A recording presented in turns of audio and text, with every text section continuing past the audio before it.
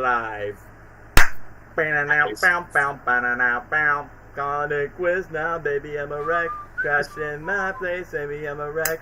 Ooh, are we going live now? We're making sure the connection doesn't break. And someone just dropped the call. There we go. Make sure. Are we going live now? Streaming live now. Yeah, the stream is live now. Sony Pictures. We might love them too much. Just making sure. Got the notifications. Back to school. Back to school. Back to school. Okay, yep, we got the best fan in the chat right here, Cameron, because, you know, Cameron's a true G. We got Cameron in the chat right now, just making sure we got the promotion. Cameroon. To Kirk Cameron, be the Kirk. That is the whitest, that is the whitest rap since FC Search. Tom makes song can rap better than Kirk Cameron. That is the whitest. Yeah, no one's gonna get that reference, but I freaking love that quote so much. That is the whitest. Anyway, yeah, put the link, promo. Okay, back for another tier list stream. For those that care or don't care, most of you are gonna swipe either way because all of you are losers except Cameron. Cameron's goated.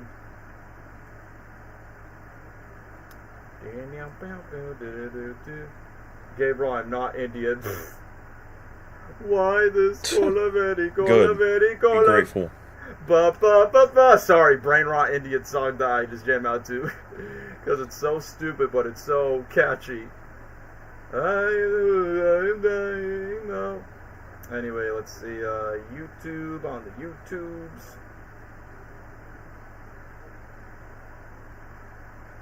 So, making sure we're all good to go.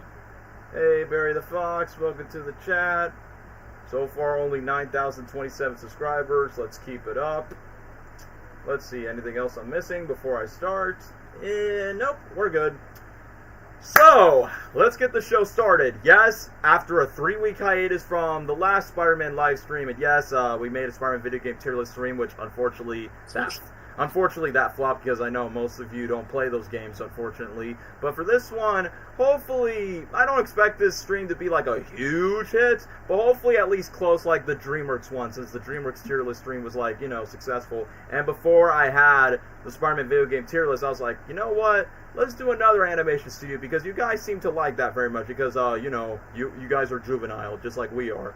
But for us, I'm like, well, and what makes sense to go with Sony, because we did Pixar, we did Dreamworks, and now we're going with Sony Pictures Animation. And since recently, since there's a lot of people online glazing about K-pop Demon Hunters, and since that counts as a Sony movie, that's why we're including that to the list, because right now it's the talk of the town. And what I usually do with these animated movies is like, well, let me just at least rewatch some of these movies, whether from beginning to end, watch a couple of clips, or I don't know, just get my best recap, my best memories of these films. But luckily for Sony's movies, thankfully it's not as long as Dreamworks, because remember we have to split Dreamworks into 2 parts, which that wasn't fun at all, because they made like, what, over 50 movies more than what Sony and Illumination could do. So for right now, we're only sticking to the Sony movies. So from all the way from open season to Demon Hunters to a 2D animated R-rated film that features dogs and their cojones being cut off.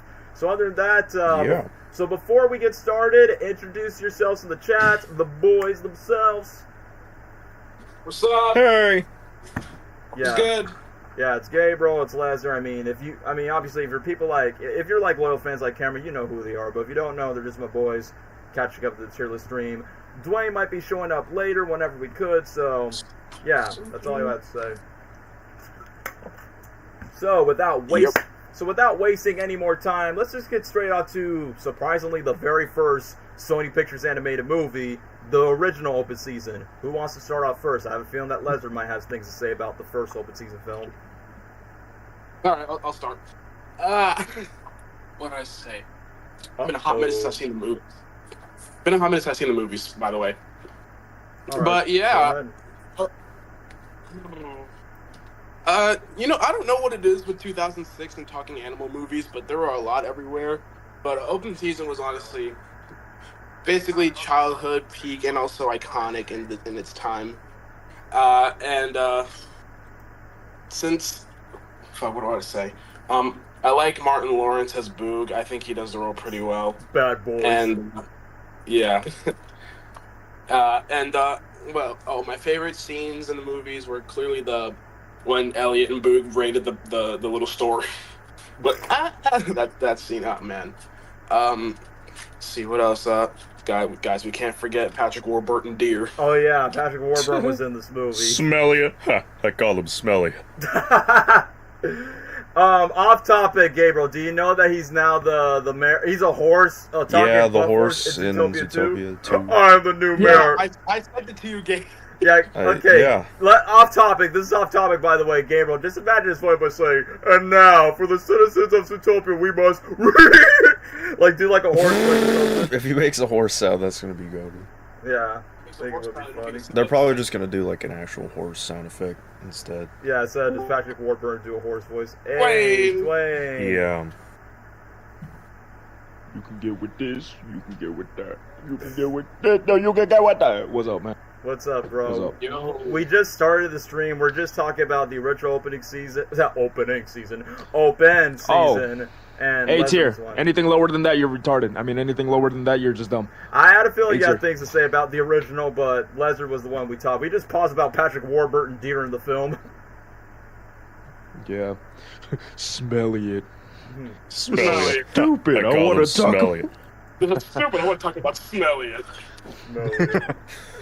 So yeah, you talk can. about smelly it. Sorry for breaking off topic. You can continue, Leslie. No, yeah, I don't. agree with Ken. It's an A-tier movie. All right, so A tier for you. I guess that's all I have to say about the film. Yeah, I like the film. I mean, it's random because, like, since this girl has a band living with her, this dude is, I don't. It's just a wild movie, literally. But yeah, So, yeah. yeah. I would think of more stuff, but I don't know. I can't think right now. Somebody put in the chat after this, do Illumination list or Cartoon Network. Nope. So, Yeah. thinking about it, I'm not saying it's a guarantee, but Cartoon Hello, guys, and Daniel. Cartoon Network will be way too long, just like the Nickelodeon one, but we'll see. The Illumination one, we won't be kind to every single film produced on that list. Hell no. Yeah. Hell no. All of them, most of them in F tier, bro. Ain't nobody want to be talking about no Despicable Me 4, That'd be bro. a We ain't quick doing one. that. But yeah, Mario's the 5-minute stream. Mario's the Yeah. only S tier movie. Damn, man. But Mario anyway, and maybe the first Despicable Me. yeah, pretty Yeah. much. What about the Actually, not Lorax? Despicable Me. Okay, anyways, we're going off topic. No, stream. Shoot that person's idea down now. How about shoot that person? Period. Yeah, that one. Yeah, kill him. Boys, we got him. Do it like how Okay. Paul got shut. No, I ain't moving. I ain't moving. Computer's going slow. Open season. Yeah, I guess you I don't. Gabriel. When it comes to these movies, I haven't rewatched them in a long time, so my memory isn't fresh. Yep. But the first open season I remember watching quite a few times. I think something about the animation style was like silly, but like kind of worked in a way. It wasn't bad, but it looked silly, and that's what they were going for. So can't complain. The villain just looks stupid to me. I can't take him serious. When he freaking went the right in POV of front him running over my Elliot. truck. I like the scene where they like show his house and it's kind of like meant to be scary or whatever. You know he was effing his gun. I'm sorry. Yeah. But the villain was funny to me. I like the emotional attachments they have with Are you dead at? what's her face? The redhead girl. chick. Yeah. Yeah. What was her name again? Maria. Beth? Beth? I think it was. I don't know. Yep, you're right. That's just right. It is Beth. But you know, the emotional stuff with her and yeah, Boog. I don't know. She was all right. The funny scenes, you know, like the supermarket scene, and they crash over and start dancing and stuff. That's iconic. It reminds me of a viral clip. I know what you're talking about. There was an actual bear walking into a store, and it just reminded me of open season. Patrick Warburton, his character, just like any of his characters, was hilarious. What's the the love interest of Elliot's name? The Giselle. other deer. Oh yeah. Wood. Hey. I'd open her season. Oh, Yeah. I'd book inside her. No. Yeah. I don't know what to really say about the movie. It's just kind of all Stop. over the place. It's meant to be silly. A Looney Tunes movie on crack. Yeah, it's just kind of wacky, just kind of all over the place. It's not like in a bad way. I don't think it was really bad. I thought it was, for a kids movie, animated movie, it was good. It was entertaining. Voice acting was good. The humor and everything, just they did it right with that first movie. I'd put it A tier, I guess. Alright, well, since everyone's being equally fair with this, well, given the fact that this was Sony's first animated film, I remember I saw promos of this movie everywhere at the malls. At the mall. Yeah, literally at malls, billboards, and I literally thought when I was a kid, I thought it was a Dreamworks movie, honestly, because it kind of got the vibes of that. And the way I see it's like, it's basically Sony's answer to like having their own Madagascar franchise, but it's not going to be as funny or as iconic as Madagascar, which unironically, we've already talked about that in the last Dreamworks stream that we did earlier this summer. So either way, it's like, well, it wasn't like, a nice experiment for Sony for what they try to do. And I think since the very beginning when they produced this movie, but also produced like their future Sony films, they don't want their films to either look exactly the same when it comes to their style. I mean, look how far they went with Spider-Verse and K-Pop Demon Hunters, where not exactly the animation style is too similar like what Disney, Pixar, and DreamWorks done, where you have a little bit of a samey vibe to it. But as for Open Season, I say it's a pretty solid movie. A pretty solid movie that, if you just want your turn off your brain, dumb, fun type of movie, then this is just the best way to go for it. Martin Lawrence as Boog. That was honestly my introduction of knowing who Martin Lawrence was before Bad Boys. Same goes for Ashton Kutcher, where he's like that typical white boy from every 2000s romantic comedy film, and now he's voicing a freaking deer. When I was a kid, I'm like, are they just ripping off Shrek and Donkey? This is where I reside. Because when I was a kid, I was like, wait, didn't they call Elliot a donkey at one point? It's like, yeah, he's basically just white donkey if you can't afford Eddie Murphy, if that's the case. But either way, as we continue on, I like the porcupine where he goes like multiple times. The villain was actually quite funny as well. And yeah, I would say this is going to be a no-brainer. Like, even though they milk the crap out of these direct-to-DVD sequels, this is the only good open season movie in my opinion, because at least it takes a bit more of the emotional stuff a bit more seriously when Boog has to say goodbye to Beth. You said the only good one? Yeah, the only good one for now. So what? You're gonna be debatable like the direct-to-DVD sequels? I think I'll say there's one that's. I think Open Season 2 is pretty good. We'll get to. We're not too far away from Open Season 2, so it's not gonna be like, all right, we're not gonna wait a long time just to get to that. But crap, what else am I missing? Yeah, basically, what do you expect from like a usual turn off your brain wacky type of movie, just Looney Tunes on crack or Yogi Bear on crack, if that's want to be more accurate. Sony's Madagascar, but overall, pretty solid movie. So I would say I would agree with the boys, just A tier. Guess that's how it is. Wait, could I say it? Could I say it? Yeah, you go ahead, Wayne. I thought you did. No, actually, yeah, no, A tier. I love that movie when I was a little kid. I remember having the DVD out a lot. I remember the DVD games on it. Oh, yeah. It was pretty cool. I don't know, A tier for me. I really like that movie. It's like a guilty pleasure. Like I don't even think that's an actual bad movie. People call it a bad movie. No, it's not actually not. Yeah, I cannot. Now, say if the we're same for the talking about the sequels. other movies, but yeah, that one's not bad. It's not a bad movie. I enjoyed it a lot. For what's it called? Sony's first animation movie, pretty good. Yeah, So, a pretty that's all I solid gotta say. start for their studio. So now that we're done with open season, I actually rewatched this movie recently, not too long ago, just to recap it. It's none other than Surf's Up, my dudes. Anyone want to talk about Surf's Up? Cody! Yodi! Cody. Teresa. Yeah, where Tank decides You're doing it wrong. making it love with the trophy. But yeah, is anyone going to talk about Surf's Up? Who first? Yeah, is either going to be me or Dwayne or Lesnar? I can go first. Yeah, you can go ahead, Dwayne. Didn't watch it too often when I was younger. Same. I actually don't even remember watching when I was younger. I didn't watch it until it was like on Netflix or whatever, like maybe a few years ago, and I was like, dang man, this is pretty deep for a kids movie. But I enjoy it a lot. I like the documentary type feel that the movie has. Shia LaBeouf, dude, he's in Transformers, dude. In the same year, Chicken in Joe. 2007. Yeah.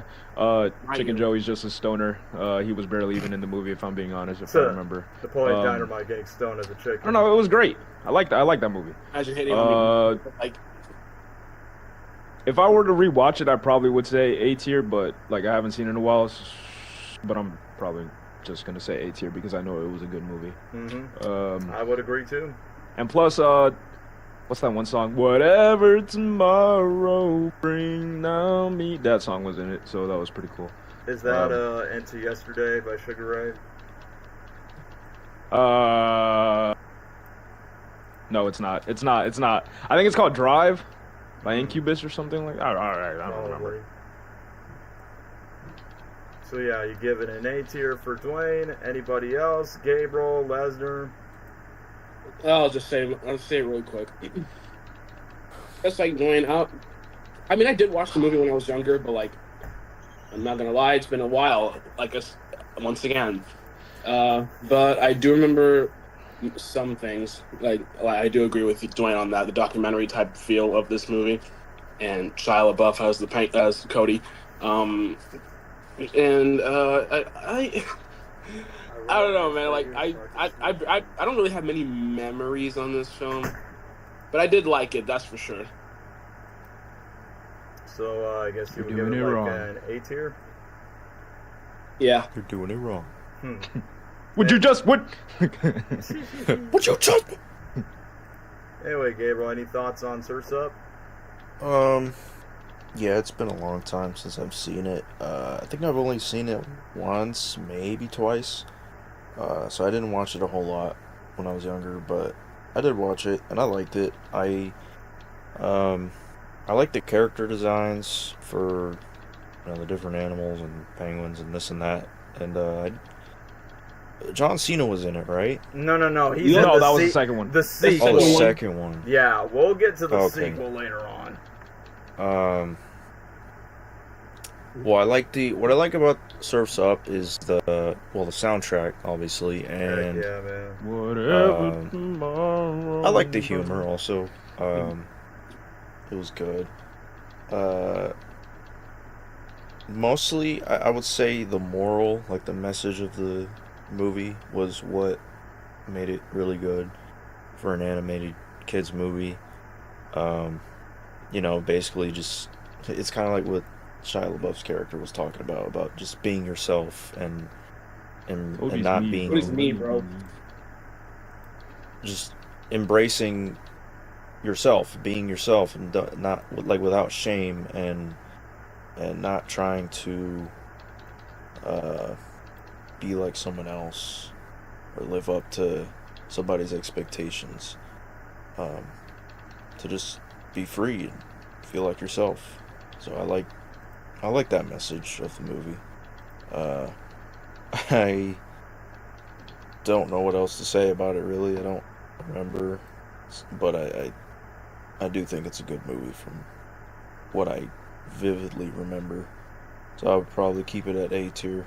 Alright, A tier. Well, I'm going to get to my review, but let me just read these random comments. So, are you planning to do a video game movie tier list when Mario Movie 2 comes out next year? Yeah, I'm honestly going to wait till there's more video game adaptations to add on, like FNAF 2, Mario 2, yada, yada, yada. Then I'll just make a whole one. Probably might delay that, maybe somewhere 2026, 2027. I'll think about it in the meantime. I have not seen Surf's Up. Yo, bro, you're missing out, the peak soundtrack that the movie has. I mean, personally for me, when I recently rewatched the movie literally not too long ago, the first thing that pops into mind is, Welcome to Paradise! Once when, Cody and Chicken Joe were just checking out, and then Chicken Joe has a heart tattoo. I mean, even though, yeah, it's a kid's movie, but the one thing that's kind of funny is they still leave a couple of adult innuendos where they were staring at the penguins' booty and then get the tattoos on, or the main villain Tank is like, this is Teresa. So I'm like, yeah, bro definitely just makes out with his trophies in his spare time. But other than that, what makes this movie different is, like, even though, yes, every animation studio tries to milk their best, like, make every talking penguin movies. I mean, DreamWorks Penguins of Madagascar, Warner Brothers with Happy Feet. Even Pixar was going to do that with their upcoming Hoppers movie, but they're like, we've already done penguins before, let's just switch the beavers. So, what makes Surf's Up different than usual talking animated penguins? Well, they kind of make a mockumentary, documentary type of movie where they kind of treat it like it's a reality TV show where you got big name actors. You got freaking Shia LaBeouf from Transformers. You got my boo Zoe Deschanel voicing the female penguin. You got Jeff Bridges voicing Z, who's like the mentor. And then, you know, plenty of like big name actors around that time. And I already talked about, you know, Green Day's Welcome to Paradise. They play Holiday. And the song from You Gotta Get What You Give. It's like, if you're like a millennial or at least like a Gen Z, you will get like, you know, the soundtrack vibing into your eardrums wherever you could. But other than that, the one thing that's really cool is the fact that, one, the comedy's like really on point. Like the one funny moment when Cody's trying to compete with Take, like multiple times where they put on camera where he goes, ah, throughout the waves. So I think the comedy's like pretty smart for what it is. Like keep it like, you know, silly for the kids, but then a little bit more for the adult innuendos. Like there are expected some nasty poo-poo jokes, but you know, it is what it is. But overall, I do like the message of the film of, you know, sometimes not all about like being the best version of this other surfer that was like superior before you or your rival against you. It's like sometimes you just gotta follow with your own spirits and, you know, just find your way, just, you know, find your morals and basically just find like your own purpose, like if you're going to be onto the competing game, you know. So that's why in my brain I was like, yeah, this is honestly a pretty good movie. And I will say this, like, it's definitely one of those good movies that should have stayed standalone until the sequel exists 10 years later, but we will get to that. But other than that, this first movie, it's a good summer 2007 movie that actually feels relevant around the time. So, yeah, I guess without hesitation, it's already an A tier. So, even though, yes, Open Season is good, but I personally say Surf's Up is a better, you know, movie comparison to Open Season. Like, Open Season is turn off your dumb brain, while for Surf's Up is like, yeah, just get into, like, you know, the summer vibes. Even though it's funny that Chicken Joe's voiced by Napoleon Dynamite, where he's like, oh, yeah, go tell Lonnie she loves you, bro. It's like, yeah, that bro definitely smoked marijuana probably on his chicken concoct, you know? So, yeah, so Surf's Up is definitely an A tier. But now, the first sequel. Good. Yeah, so the first sequel that's direct to DVD is Open Season 2. And yeah, take it away for anyone who wants to talk about Open Season 2. Dude, that movie is peak, bro. The villain? Oh my gosh, that little fur, white little thing, bro. Oh, hell yeah, bro. I love that movie, man. That's voiced by Marty McFly's dad from Back to the Future. Oh my gosh, that makes so much more sense. It Dude, does. that movie is gas, bro. I do not care, man. Like, okay, it's not gas, but like, it's a pretty good movie. Like, it's a pretty funny sequel. I'm not even gonna lie to you, man. Well, I remember liking that movie a lot. I like the concept too of like these damn wild animals at a dog park, like a dog water slide. I remember like thinking that, oh my gosh, bro, this is like the ending of Toy Story 2, man. No way, type thing. I don't know. I enjoy that movie a lot. I'm gonna give it a B though, because I know that's probably just my nostalgia talking, but I remember liking it a lot. So, give it a B. So, nostalgia bias reasons like, alright, the sequel's not as terrible as I remembered. So, alright, pretty Dude, valid. freaking peak, man. Watch it on YouTube, dude. It's now free to watch, so yeah, there you go. So, Lesnar, any talk on Open Season 2? Nothing. I mean, I did watch it years ago, but I barely remember anything from it. All I remember is that they're at like some sort of water park or something. And a bunch, you know, shenanigans and crap. I don't know. What would I really rank it? I mean, I think B tier is acceptable because I don't. It's not my favorite, that's for sure. But like, then again, it ain't too bad. Alright, so nothing much to say. So let me just see. I just saw Open Season 2 years ago, and I thought it was peak fiction. Alright, so Dwayne is not the only one in the chat. Gabriel, what about you? Do you remember anything about Open Season 2? I do remember watching it. but it's been too long. So nothing much. I think got interrupted. Oh, we got interrupted. Well, anyway. I heard a knock. Well, forget about it. Let me just move on. So, I did not expect that small dog character, I think his name was Mr. Weenie, that actually got more screen time in the sequel compared to the first one. He was just like a running joke in the first film, but now they kind of gave him more to do. It's kind of funny that I think the guy who directed the sequel... I'm back, sorry. Alright, Gabriel, you go back. Yeah, I don't remember much of the sequel. I do remember the villain being that white dog or something. Yeah, the poodle. Ugly freaking creature, but was kind of funny. So Bro crashed out every 5 seconds. yeah, he'd get mad at everything. Yeah. But it was kind of funny. It's really other than that, to me it was kind of I do think the first movie was better, but to me the second one kind of felt the same, on the same level of humor and it just felt the same, same brain rot kind of movie, turn off your brain kind of movie, which is the whole theme of open season. Yeah, as a which is franchise. fine. But I liked the first movie's villain better. I liked the story a little better. Second one was still fun. It was silly. Yeah, I don't know.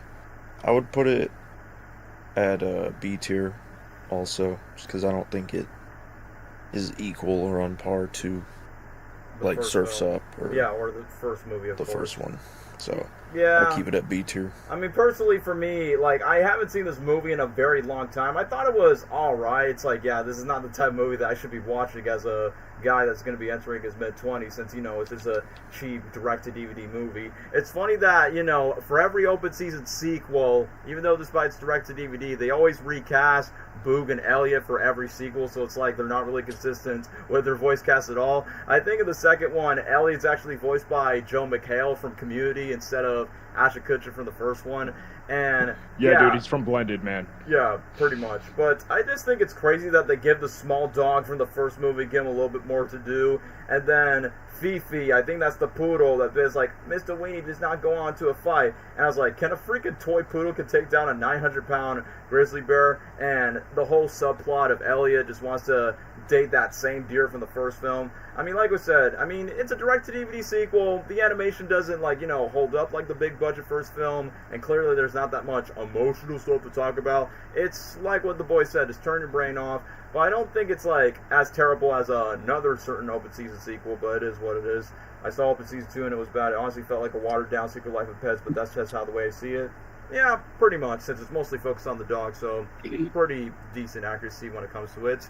So, yeah, I guess B tier will be fine, just to, play it fair. Personally, I would rank it a C, but you guys chose being well, there's 3 votes, so B it is for this. Whew! So, do you want me to start glazing about Clyde with a Chance of Meatballs, or one of you want to speak first? Because, boy, I have a lot of great things to say about this movie, especially since I rewatched this one not too long ago. One of you can go. Alright, I was going to say, because once when I go on glaze mode, I'm going to ramble about it for so long. Nobody? No. Yeah, no Dwayne, no Lesnar. Freaking Madagascar 2. Someone? Anyone? Someone, anyone? You, sir. What, are they muted right now? Okay. I'll go. So cloudy. The first one. I love this movie. It's one of those things where you see you see food and media, and immediately you just want to have it. I love how over the top the animation is, and how likable all the characters are, and also Officer Earl, Mr. T, love that dude. What else? Andy Samberg as the baby, the overgrown baby. Yeah, that one. And how everything just went to chaos, how it's good in the beginning, but how everything just went crazy in the end. And when they go to where did they go? Space to get the thing. And yeah, it's not like any other movie I've like ever seen before. If I'm gonna be completely honest, and that's what I love about it. It's honestly like it's very unique in its way. And also, "Raining Sunshine" by Miranda Cosgrove, banger. I had a feeling you were going to mention that. Yeah. Literally during her iCarly Prime days at the right time. Sam Sparks. Yep, I was going to get to that. Yep, you got it. Yep, So, where would you With rank and it, without the Lester? glass. Yep. Ay. Dude. You know what? Mm-hmm. Ah. I love you, Anna Faris. Okay, look, I love this movie, but I'm not too obsessed. I would put it at like I want to say like I think A tier is good. All right, Like, all right. I'll let it slide. Yeah. A tier is good enough. It's good enough. I got more to say, but A tier's fine. It's fine. So, anyone else want to go before I go to Glazing mode of why I go detail by detail why I love this movie? A tier from me. I remember it in theaters. I liked the movie a lot. Yeah, that's about it. I don't know. Really? That's it? I mean, I don't know. I don't want to drag. I mean, that's I think fine, it's a but good you movie. had a couple of words about the first two open season movies and Sir Sub. I'm like, wait, seriously? Because I That's think it? I have like more of like an attachment to open season. Because I remember like vividly having that movie on replay a lot. Well, But that's with, that's how I feel with Clyde with the Chance of Meatballs. So that's the major difference between you and me. Uh-oh! Yeah. What is up, everybody? Glad I'm wearing a diaper. That's my only son, Cal. I don't know. I can only describe how I feel about the movie by I quoting got it. my I own you. Love that line. It's so quotable. So, so I guess Dwayne put A. Gabriel, do you want to go next before I start glazing? This one is a little bit hard to rank because I don't know. I guess I would put it A because I don't think it's S tier, but I don't like I do really like it. I liked it more. Gosh, I love open season, but I think I like this one a little more, just a little more than open season. It's more creative. Cloudy with the Chance of Meatballs has a really good animation. I love the art style. I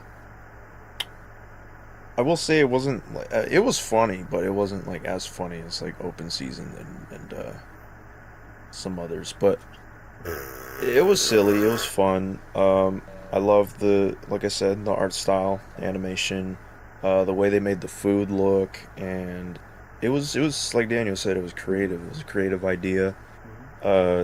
For it to be freaking raining giant food and just food everywhere. This is a fat person's dream, all right? Yes, I wouldn't get that though. Big batch dream, dude.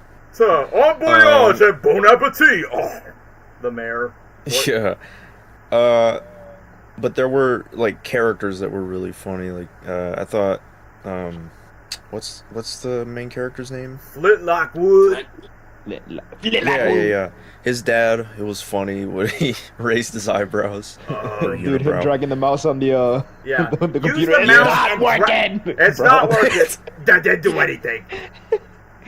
It's No, not what was doing that? anything. Crap. The scene. It was the scene. It was like a montage of Flint Lockwood like trying different experiments in his house or whatever. Balder.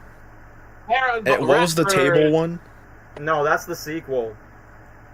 That was the sequel. What the heck? Yeah, that's the second movie you're I talking barely about. remember the sequel, so I don't even remember that. Hmm. Never mind. This movie's an F tier. No. He's right. No. No, because you don't have good memory.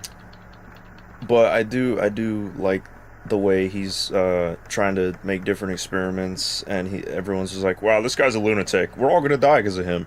Yeah. But And then they smooch off of him. Yep. then later on, they see, "Oh wow, his stuff actually works. That's crazy. Wow, you're a genius." It's like real life. And yeah, fame and fortune, you know.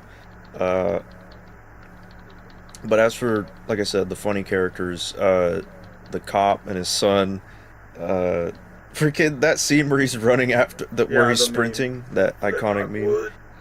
I always see memes of like there was one where it was like him running, but there were multiple of him. Yeah, multiple That's, options. yep, I know what And you're talking it was the one where it's like I- when you open your window and a bunch of mosquitoes fly in or something like that. Mm-hmm. I don't remember It was that. something stupid, but I love that part of the movie. It's iconic.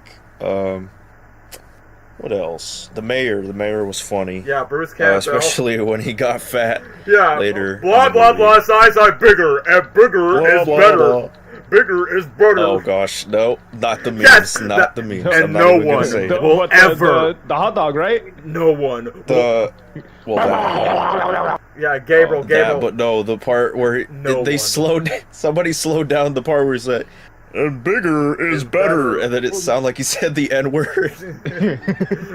Gabriel. And bigger. Gabriel, let's not forget. better. Gabriel, don't forget the and no one will ever Yeah, like no you. one will ever like it. It's your choice. Choice. Choice. Bruce Campbell, nail it, man. It maintains That character was tradition. funny. Yeah, that was a good villain. Baby Brent. Also, like there were a lot of funny characters. There were, Oh. oh. I was like, wait for me. It was just stupid. This is stupid. Stupid humor, but I loved it. It's like gotta give a shout out to Lego Movie. It's that kind of humor. Yeah, that because I Phil love. Lord, Chris Oh, Miller, isn't that the duh. same?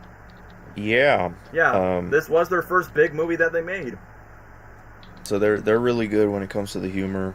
especially with These animation. kind of animated movies. I do also like the chemistry with Say it. that Flint Lockwood Yeah, and Flint and chick Sam. Just say classes. it. Flint and Sam. about. Yeah, I I want don't that remember relationship. names. All right. Yeah, but I want the relationship. Yeah, after second day of class. It's the Yeah. best. It's the best But representation. the chemistry with them was good. I don't remember much of the music or the soundtrack, but I do. yeah, I don't know what else to say really. It was a fun, creative movie. It was silly, and I liked it. I really did.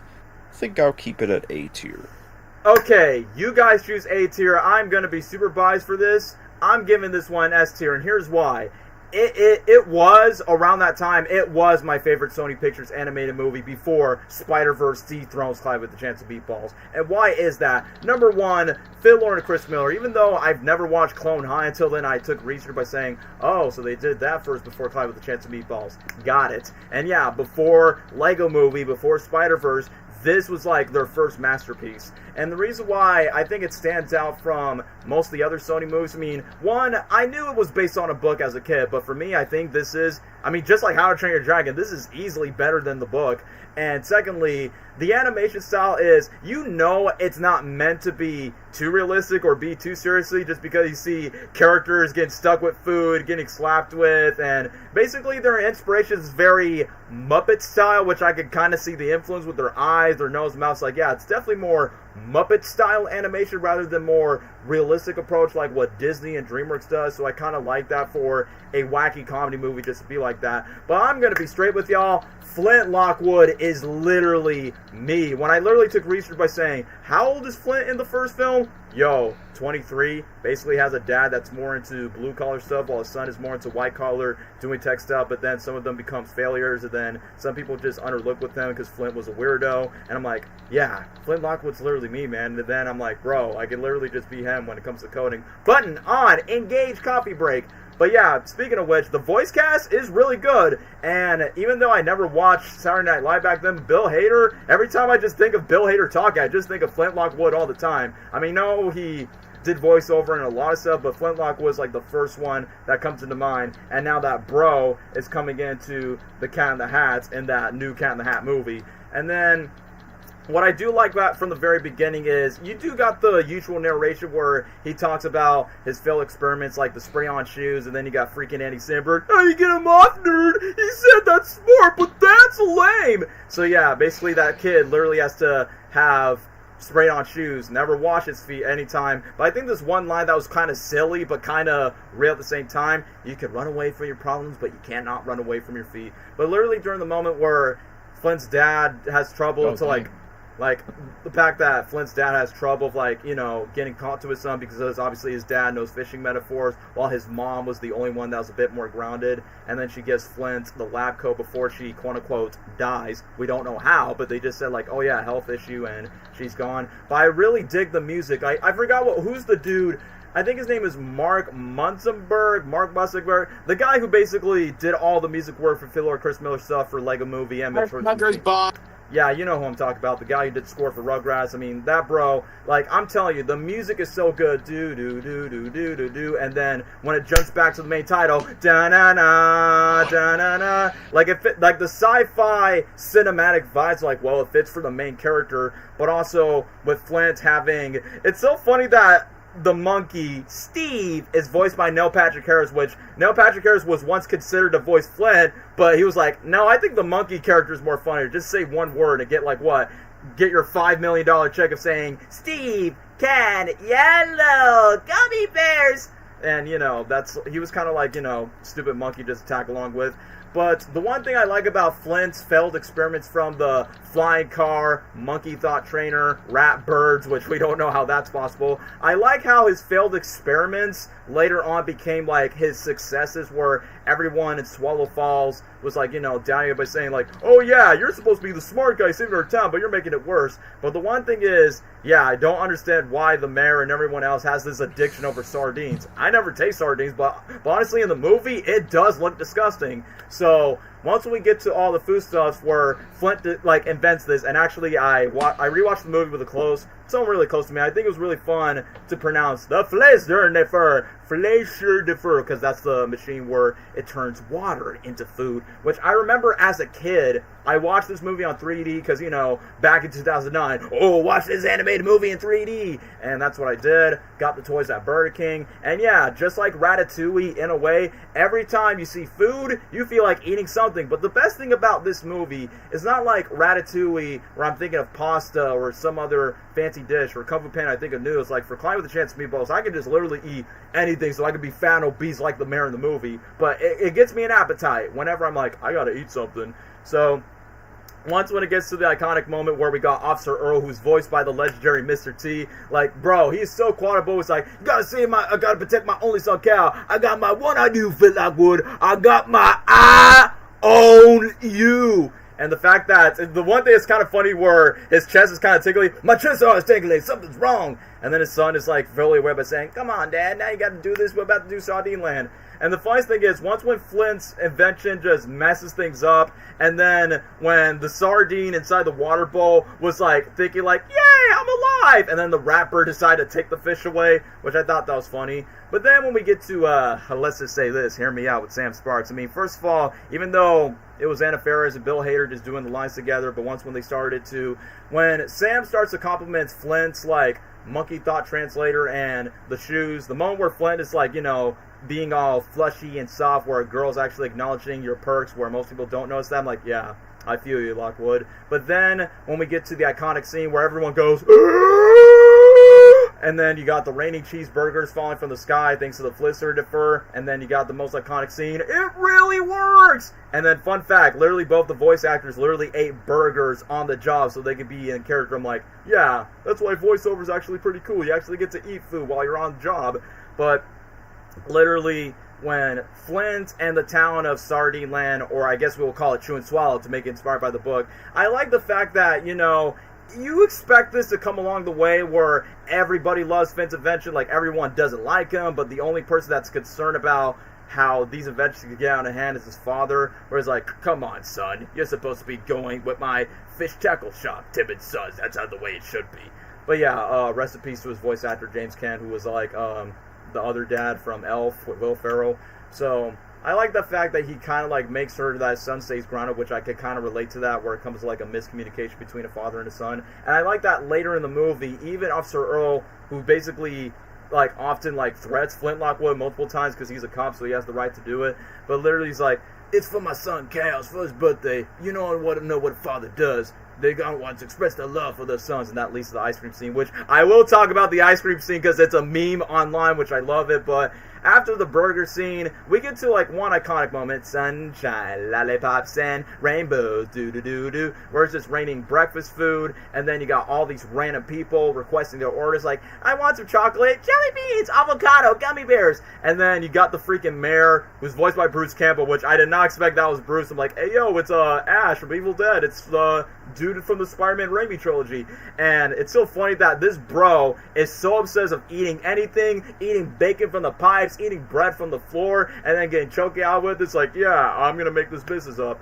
And then literally when the adventure was slowly but surely getting out of hand, which Flint basically explains it all. I mean, the movie does have a little bit of that 2009 humor where you got Sam and her cameraman Manny looking at a cat video where Flint is like literally describing the adventure for like 3 hours and then do the process and yada yada yada. But then the moment that I find delicious but also quite romantic for a kid's movie is where Flint and Sam went to a giant Jello moan. And I remember when I was a kid, I'm like, oh, I remember I used to like eating Jello, but I usually like the red one. But once when they start bouncing the trampoline, I'm like, wow, first of all, the animation looks great, the Jello looks delicious, and number 3, this Flint and Sam's relationship is the perfect depiction of autistic people loving with each other. Yeah, dare I say it, they are definitely on the spectrum, and they like each other for being nerds, and I respect that.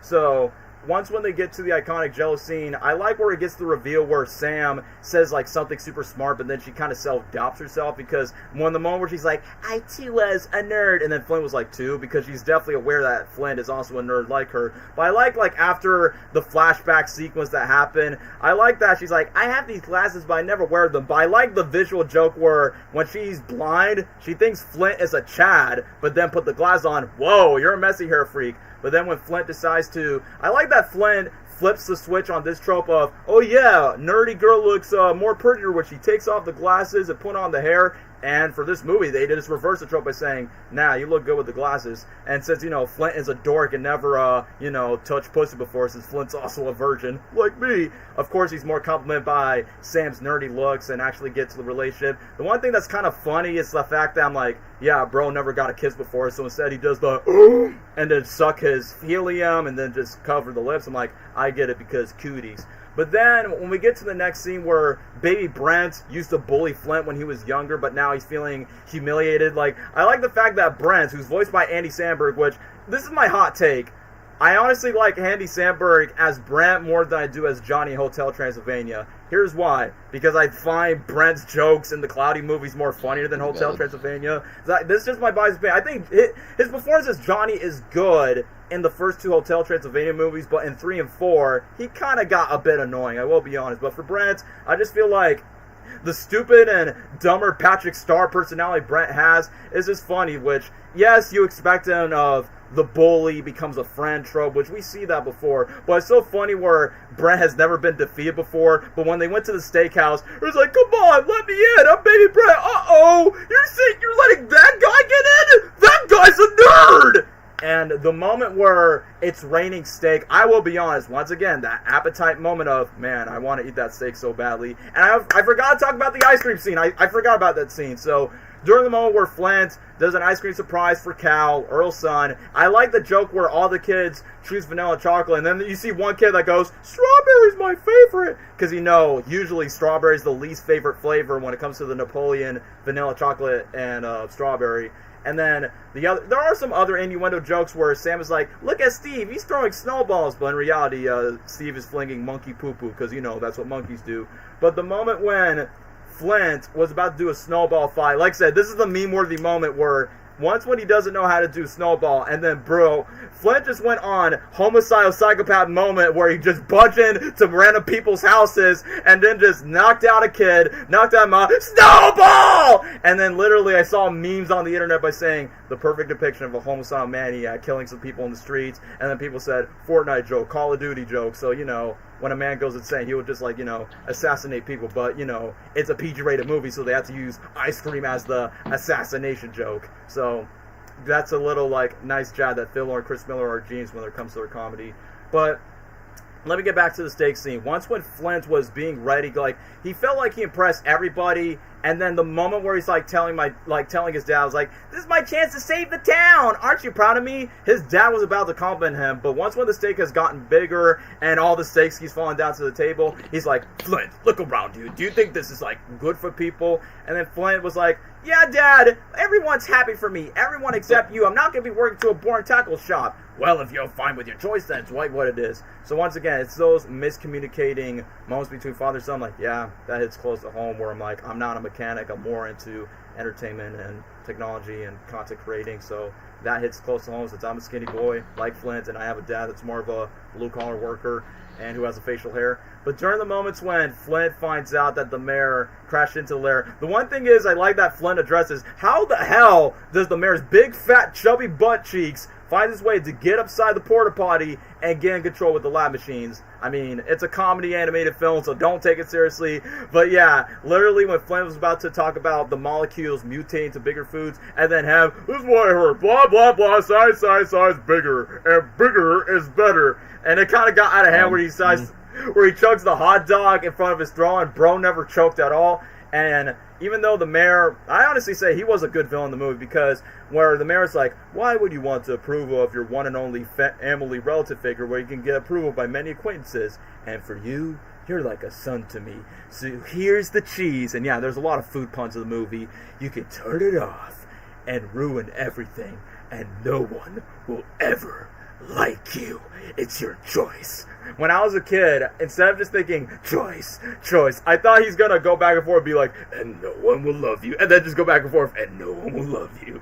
But yeah, it was kind of funny when Flint was doing the spaghetti special, the spaghetti tornado. The bro's face was like, food, horny for food. Like the mayor's look. And then for once, when Steve is actually having a brain, he's actually concerned of what's going on, even though Steve is a stupid, dumb monkey, but he has a good heart.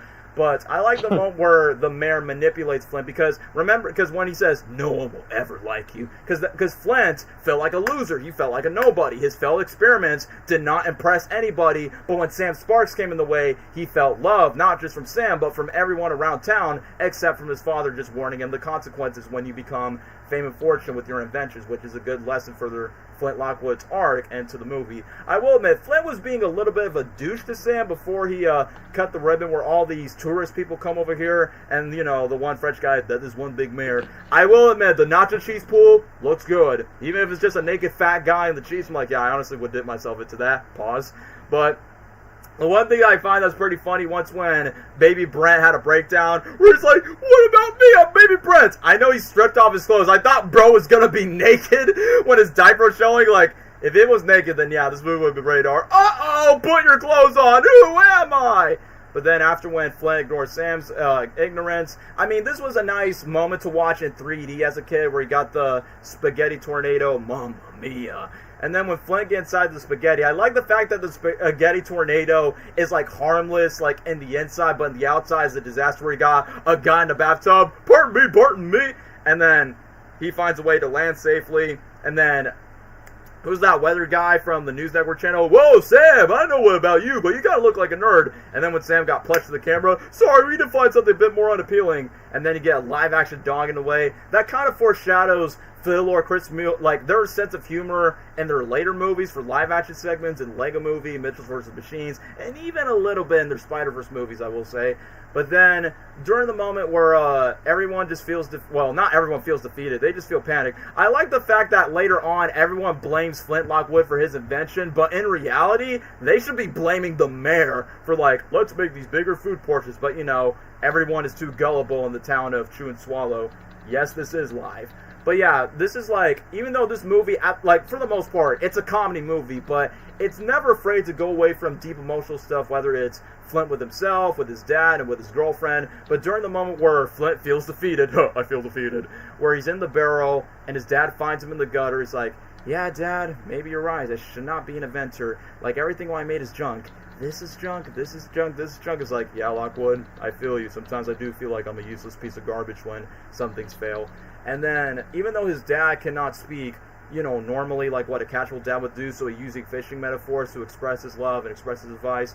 And with his fishing metaphor, he's like, you know, when it rains, you put on a coat. Dad, you know I don't understand fishing metaphors. And then it calls back to the beginning of the movie where his mom, when she was alive, gave Flint Lockwood the lab coat, and then his dad has nothing to say, and then it gets Flint Lockwood locked in to get back in his A game and reuse his failed experiments and decide to do something with it. So, like I said, I know, silly comedy movie, but it definitely has some inspirational moments by saying, yeah, I feel those locked in moments, even if it's just with a skinny guy with a stupid dumb monkey. And then literally when Officer Earl had his best to like defend Flint, where he's like, yeah, it's not just Flint Lockwood's fault, it's our fault. I gotta protect my own son. And now it's of our order, and now it's time for all of us to pay the bill. And once when Flint Lockwood step out, I'm gonna slap him in the face. And then once when he slaps Flint, he still like apologized by saying sorry.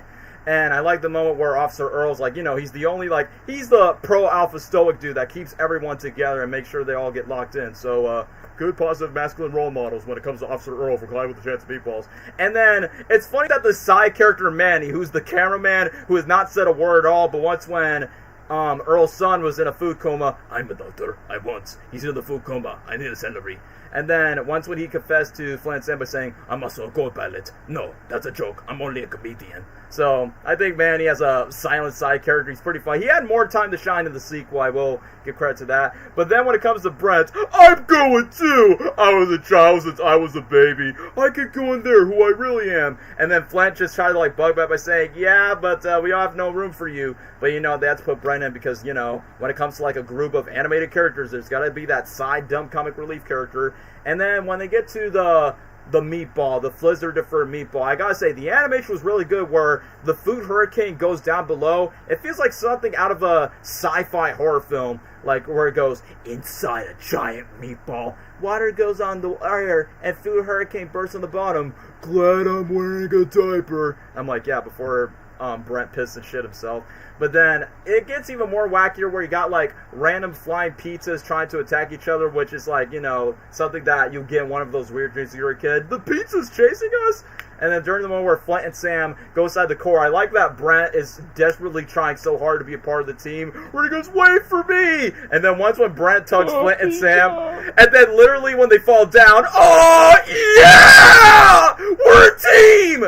Like, I will be honest with y'all, Brent is definitely like one of those friends that I know at school that is fat, but also trying his best to fit in, but yet it's like, basically the Patrick Star of the group. That's the best way to say, Brent, stop eating that pie. Yeah. What's that? It's pretty valid. And then, I agree, man. And then once when they get to the French fry oil, I mean, this is going to be pretty relatable to your mom or dad if they're, it doesn't matter how old you are. Like, during around this moment where your mom and dad doesn't know how technology works and you have to teach them to it, but the worst thing about it is you got to communicate to them. So this moment where Flint is telling his dad to like use the mouse properly, like, yeah, I can relate to that where my dad doesn't know how to edit stuff. Use the mouse and drag it. It's not drag it across the desktop. Multiple things fall out. That didn't do anything. You know what? But yeah, I just thought that was pretty funny. And then, this is kind of creepy but hilarious at the same time where you got man eating chickens, like these chicken breasts, like literally just crawling up like they're freaking gremlins or something, and then they duck down, and then Brett's like, hey, this guy's kind of cute, and then freaking eats him inside the guts, which, it's bad, but it's kind of funny that one of his chanclas was like choked out. But then during the moment where Flint and Sam thought they were doom and gloom, during the moment where he's like, Dad, thanks for taking me straight. And I will be honest, the music from Mark, you know who I'm talking about. The guy who makes the music for the music when his dad gets out of the food before the food goes over the lab. Like, the music, like I said, silly movie, but damn, it has some slight inspiring moments when it shines. Da-na-na-na-na-na-na. And even though his dad sent the message, but in reality it was the cat video, so that was the big mistake. So of course, he's not going to know that because he doesn't go to the lab at all. But then the funny moment where Brent accepts his new identity, where he goes, I'm not baby Brent anymore. Get that diaper out of it so that bro's completely naked underneath that chicken breast. I'm Chicken Brent, and I'm contributing to society. Front kick. I don't know, I just like Andy Samberg. And I think there's one funny meme where, I think they play the Chowder theme song, you take the moon and you take the fun, where he's flying chickens in the chicken breast. And then I forgot that Sam was allergic to peanut griddle. And I remember back then Flint was like, I'm not actually allergic to peanuts. I'm just saying that to you like me. You think having more allergies makes you attractive? Yeah, when I was younger, I was like, yeah, if I agree with the same girl, she'll like me. But no, that's not true. You have to be different you have to be a contrast to the girl in order for her to like you. So it's like, all right, you're not just a male version of me, but with a ding-dong and a bong. So after that, when Sam gets peanut allergies, thank God most of us don't have that. I mean, I feel sorry for anyone that has peanut allergies. But during the moment where Flint literally bites off when Flint bites off the licorice, I thought he was literally going to die after that. I was like, bro, you have no idea where you're going to land after the griddle. And then, yeah, during the moment where she's like, I like you, okay? Like, as a friend? No, like you. You autistic, nerdy people just say love, or else you will say lice if you're Sid the Sloth. So other than that, I like that at the ending where... Oh, I forgot to mention where Steve has this habit of ripping mustaches. Like, he rips Flint's dad, and he's like, mustache, mush. And then Manny, with no eyes, looks up ahead. And then the funny thing is we see all the food storming around the world where you get New Yorkers rain with mustard. I asked for extra mustard, and then the next one is cream pies and cream pies and Mount Rushmore. What else? Sandwich of Paris, and then luckily a non-racist joke in the China Wall. You're about to be crushed by a giant corn. Congratulations, 2009, not making stereotypical jokes with that. And then the pretzel landing to the Office newsman where he's like, yeah, storming around, and what the what? And then during the moment where, Sam and Brent get saved by Manny, and yeah, gummy bears. I think because of that gummy bear scene, I kind of like, you know what, I want to taste gummy bears now, why Steve likes them. I think gummy bears are good, but they're not like my favorite candy snack, but they're sweet. But during the moment where Flint's trying to take down the Flizzner, I like that the email that he got from his dad, he thought it would be the cat video, but then that didn't work. But then when Flint noticed his spray-on shoes from the very beginning in his lab coat, it's like, once again, like Flint's previous failed experiments later on become success to, save the planet, save the world.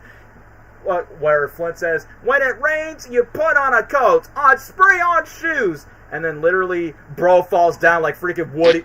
Bro falls down like Woody from Toy Story 2. You know what I'm talking about. I don't want to play with you anymore. Flint had that type of emo when he falls down before he makes his quantum. I do not remember any of this. Well, that's why I'm glazing. That's why I'm glazing this movie, just to glaze the crap out of memory. So after that, Flint saves the world, and I will admit, it does get a little emotional where everyone is saved. And then when Sam tells the dad by saying, I'm sorry, but his son doesn't get around. But then when his dad got a little emotional, was like, no, not my son. Even freaking Steve, who's stupid in his brain, but his heart is in the right place where he thought Flint was dead.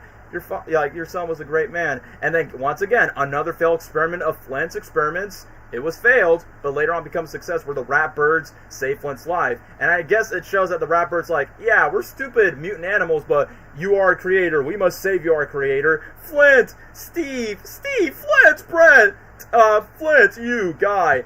And then the heartwarming moment, I will admit, I kind of shed a tear during this moment where his dad is trying to express, but then Sam put the monkey thought translator on his dad. It's like, yeah, I mean, I'm not trying to be down bad, but Sam is such a freaking keeper, man. But either way, where the dad is trying to translate through his mind without fishing metaphors, where it's like, you're talented, your experiments are quite creative. If your mom was alive, he would have told us, I told you so. Just to let you know, fishing metaphor means, I love my son. I love you too, Dad. And just like Brian, we start tearing up. I'm proud of my son. And then Sam... And then literally the moment where Flint and Sam were trying to do the kissing. I like that in the background. You see two kids like, ew, kissing. But instead they did the non-lip lock, double bubble in your mouth. And then when they have their quote-unquote kiss, out of nowhere, Brent's like, yeah, I'm a chicken. And yeah, I forgot to talk about the mayor. So even though the people in Chew and Swallow were so stupid by saying, technically this is the mayor's fault that just milked the success of Flint's Flipster defer machine. But the fact is like, see you suckers, au booyah, and bon appetit. Bro ate the entire sandwich and then literally is floating in the water and just eat the entire pretzel cell. Be like, this is not how I think it'd be. And then flash forward to the Miranda Cosgrove song. It's raining sunshine. In the credits, it's really cool with the animation. Kind of gets a recap of the mayor gets arrested, then they made Chew and Swallow. But the one thing that really sucks about rewatching the credits again, the second movie basically just retconned that credit sequence, so I wouldn't consider that canon to the first film. I will talk about the sequel later on. But overall, I find this movie dare I say, slightly inspiring to me at least, because Flint Lockwood's literally me, man, in this movie in particular. But other than that, it gives me a good appetite for the food. For Phil Lord and Chris Miller's first success before Lego and Spider-Verse, this was like their first masterpiece that they directed and write, and the comedy's like on point where it's unpredictable, it's meta, it's witty, it's fast-paced, it's really clever, so yeah, I'm gonna be biased. I mean, everyone said A tier, but I say, because I already mentioned this before, it is my favorite, like, Sony animated movie before Spider-Verse exists. I'm like, yeah, I think I'm going to put Clyde with a Chance of Meatballs on S tier. No, not Smurfs. We're not going to include Smurfs. So you're gonna put it in S tier? Yeah, I'm putting Clyde with a Chance of Meatballs. Bruh. Yeah, that's what I'm saying. I'm glazing the heck out of it, because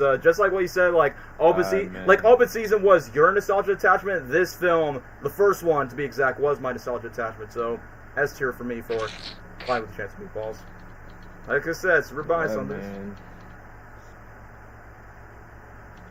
Not saying it's like the best animated movie I've ever watched, but from Sony standards, from Sony's catalog, I'll put it on that list.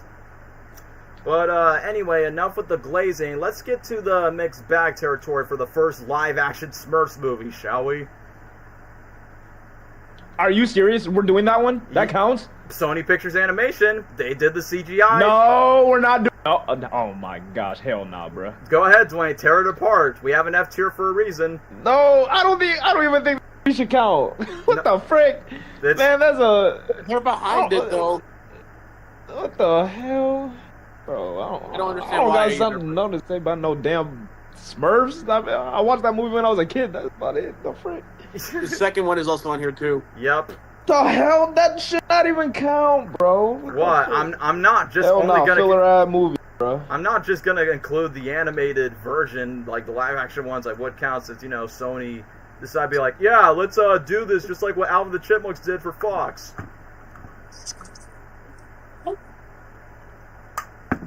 So where would you rank it, Dwayne? Put it.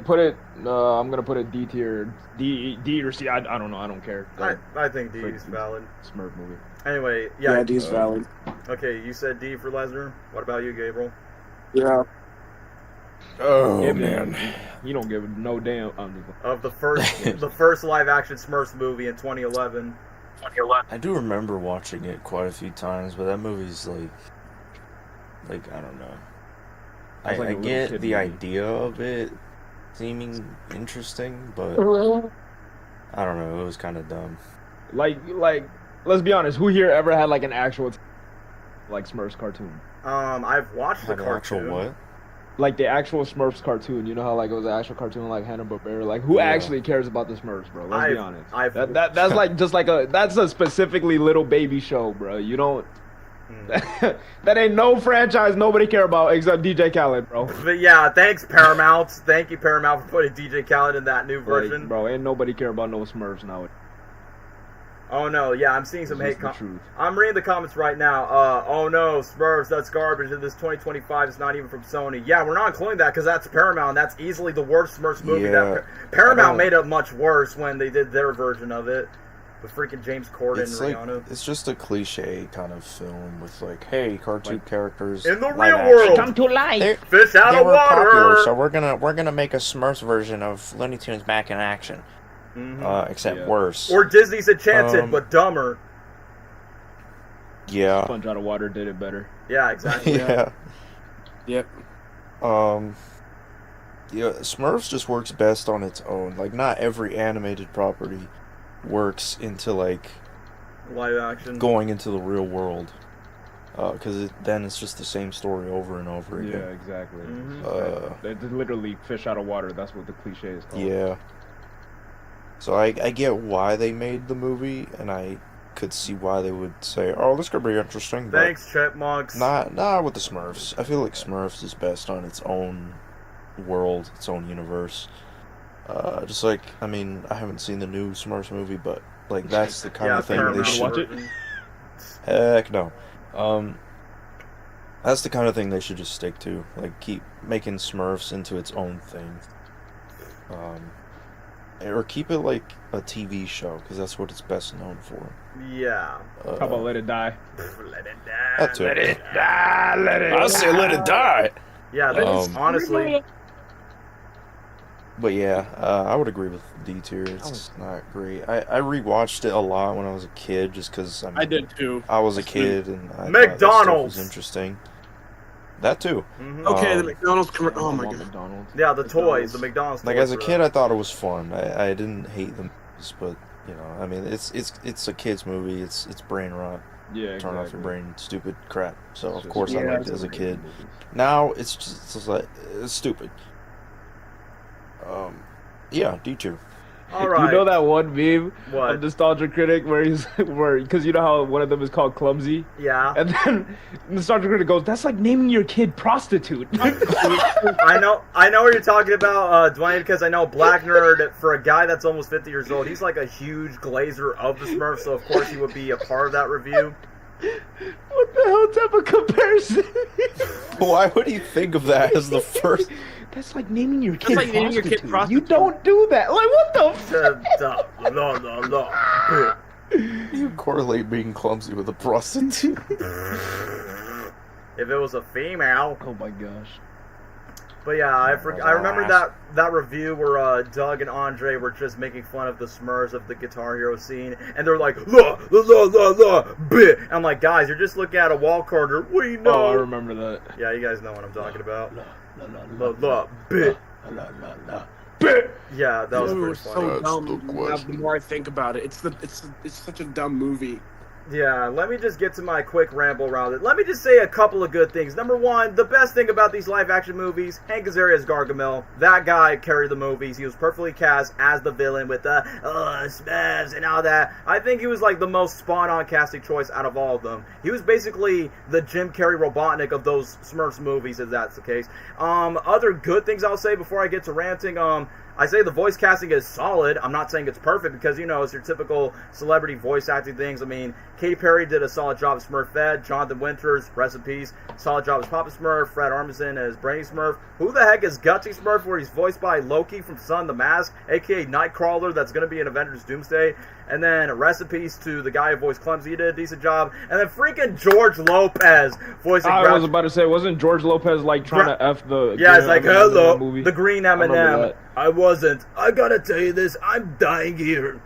Because, you know, George Lopez was pretty famous around that time. And yeah, you got your typical celebrity cast members. You got Neil Patrick Harris. You got Sofia Vergara. I mean, yeah, Sofia Vergara's hot, don't get me wrong, but she was not needed to be in the movie when it comes to that.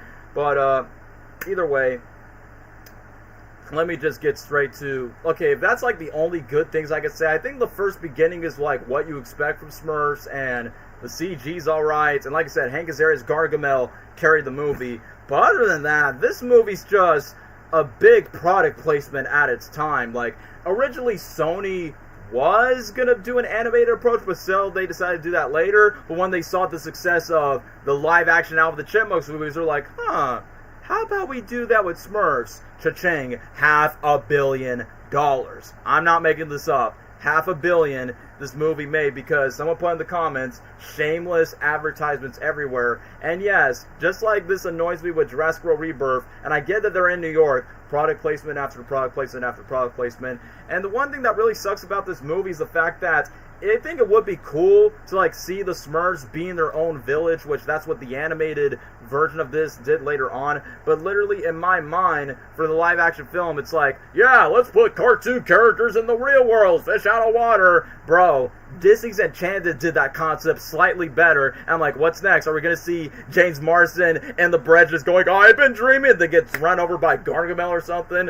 So, I don't know, man. It's like, they just wasted the concept of like, well, let's just use this intellectual IP of the Smurfs. Let's make them burp up soap. Let's make them say Smurfity Smurfs or Smurf with Neil Patrick Harris. Let's see them beat up Neil Patrick Harris. And you want to know what sucks? The director of the Smurfs movies, and Dwayne, hear me out, is the same director that gave you the live-action Scooby-Doo movies. But yet the Scooby-Doo movies, by comparison, but that same director is easily better. But yet makes a crappier version of it with Smurfs. So that's quite of a shocker. I mean, the one thing that is... No. I mean, at least for live-action Scooby-Doo, at least they got James Gunn as a writer for those movies, but for these Smurfs movies, 1 and 2... Yeah, at least that movie was actually good. But for the Smurfs movies, Yeah, there are multiple. Yeah. There are Jalen likes Smurfs movie a lot. He said he said that's his favorite Sony animation movie. Actually, I heard that. Like I said, the only thing that carried this movie was freaking Gargamel, where he's like, I will admit, the porta potty joke was kind of funny. Somebody did the terrible dark magic in there. And then, where he's pissing on a random bucket, and the rest of it, here, I'm dying in here. First I must find my Smurfs. And then literally just putting the machines and then freaking torturing Papa. And then the moment where he gets run over by the school bus. Azriel, are you dead? And then where he goes like, how dare you beat the great and powerful Gargamel? And then Azriel just gets like hit and whatnot, so... Yeah, like I said, this movie cares about a freaking blue moon, and it's like, what is this supposed to be? Some freaking Blue Man Group sci-fi type of parody? But other than that, it's definitely the type of movie that's kind of like a babysitter type of film. It's like, if you just want background noise, that's what the movie is. So, Smurfs movie as their first attempt, it's just, like I said, it's just nothing but a giant cash grab. A cash grab that says like, hey, remember this cartoon that we can make in the 80s, and now we can make this real because Chipmunks did it, Scooby-Doo did it, Garfield did it, so... Yeah, what else can I really say? It's D tier. I mean, it's not. Yeah, let's move on to a better movie, bro. Sure, better. Open season 3, which Don't say that. Yeah, I'm dead. No, we skipping that one. No, we're not doing that one. Just rank it. It's a tier list. Let's say something bad about it. F tier. That's it. I agree. Leslie Gabriel, any comments on Open season 3? I'm gonna Open say season 3. That is that movie sucks. It does. I'm gonna be. I've said this before. Anything with circus stuff, it's boring. It's just Madagascar boring. 3? Yeah, Madagascar 3 makes it at least a bit more entertaining than this. Madagascar 3 is at least the weakest out of the Madagascar films. But I'm just saying, Madagascar 3 is at least entertaining than this piece of trash right here, Open season 3. Well, yeah, because it's Madagascar. Like, yeah, freaking. I mean, there's like very few characters that are like likable compared to Madagascar, and then in this one, it's just like all the characters suck, and it's boring. Circus stuff it's boring. Yeah, I didn't have a good time with it, even as a kid. Batman does it okay though. It's okay. It's okay when Batman. Well, that's different. That wasn't even. That's like brief. That's not the whole damn plot. Yeah, I don't know. F tier, garbage. Yeah, so easily a stinker in the open season franchise. The only thing I actually liked about this movie was the beginning, On the Road Again, where they did their own song cover of On the Road Again. But other than that, this is definitely a baby movie, man. It's like, yeah, if you're one of those idiots that says like, oh yeah, this is better than Madagascar 3, it's like, nah, just go rewatch freaking King Julian fall in love with a Russian bear and freaking Katy Perry's firework play at the end with sequences. This one is just by itself another, even though it's direct to DVD, but just another cheap cash grab. The voice acting is not that good. The animation is pretty weak. The characters, including like what, Boo gets a girlfriend for some reason, very forgettable. And yeah, like I said, I just think the Open Season 3 is like easily a waste of your time. And most of you are thinking like, is it the worst Sony animated movie? Honestly, I can't believe I'm saying this. It's Open Season 3 definitely makes like what's another movie? It makes the Emoji Movie like a masterpiece by comparison, but I'm just saying, like, we'll get to Emoji Movie later on, but at least Emoji Movie has better visuals, while Open Season 3 is just complete bear deer dookie. So yeah, F tier for Open Season 3. So, Leslie, you already comment about Open Season 3? I don't... That's all he needs to say. No. I only watched it as a kid, and then never again. But I will say, the amount of times like this movie would air on Cartoon Network constantly, and I would watch it. It's kind of my nostalgia talking, but it's kind of nostalgic to me in a way. But I'm not saying it's good. But I kind of remember some things about it. I don't know, man. I was a kid. I'm just watching the movie. If I watched it now, I probably wouldn't like it. Yeah, if you watch it now, probably not. But now that we're done with this we just went to the bad cash grab era of Smurfs and Open Season 3. Now we're going to the British era. We're going to the British era of Sony Pictures with Aardman Studios. So yeah, What movie is this? Arthur Christmas, you know that one, their fully CG animated one. But Never yeah, seen it. well, DreamWorks. I mean, to be fair, DreamWorks had their history with Armin, so Sony's like, yeah, we should do that too. And yeah, a lot of people says, oh my gosh, Arthur Christmas is so underrated. But like what Lesnar said, I never seen it. It's not. That's why it's underrated, because not a lot of people watch this film. Even their next movie after Arthur Christmas is even more underrated by comparison. So, has anyone at least seen... I've seen Arthur Christmas maybe at least once or twice. So I have at least a few things to say about it, despite only seeing it, like, what, twice? But not, like, rewatch it every year? I've seen the first 10 minutes on Cartoon Network. Yeah. That's it. And then for Gabriel, I guess, just like you haven't seen it at all? I remember this movie being promoted, but I've never seen it. I think you have once, Gabriel. You have once with me, with Angel around that time. I remember as a kid. I did? Yeah, as a kid, you were like, really? All this Christmas adventure for a bike? A bike? That's how you were as a kid. Like, seriously? Just a bike for one kid? Oh my gosh. Mm-hmm. Yeah, I mean, I clearly don't remember anything about the movie, but yeah, I don't even know where to put it.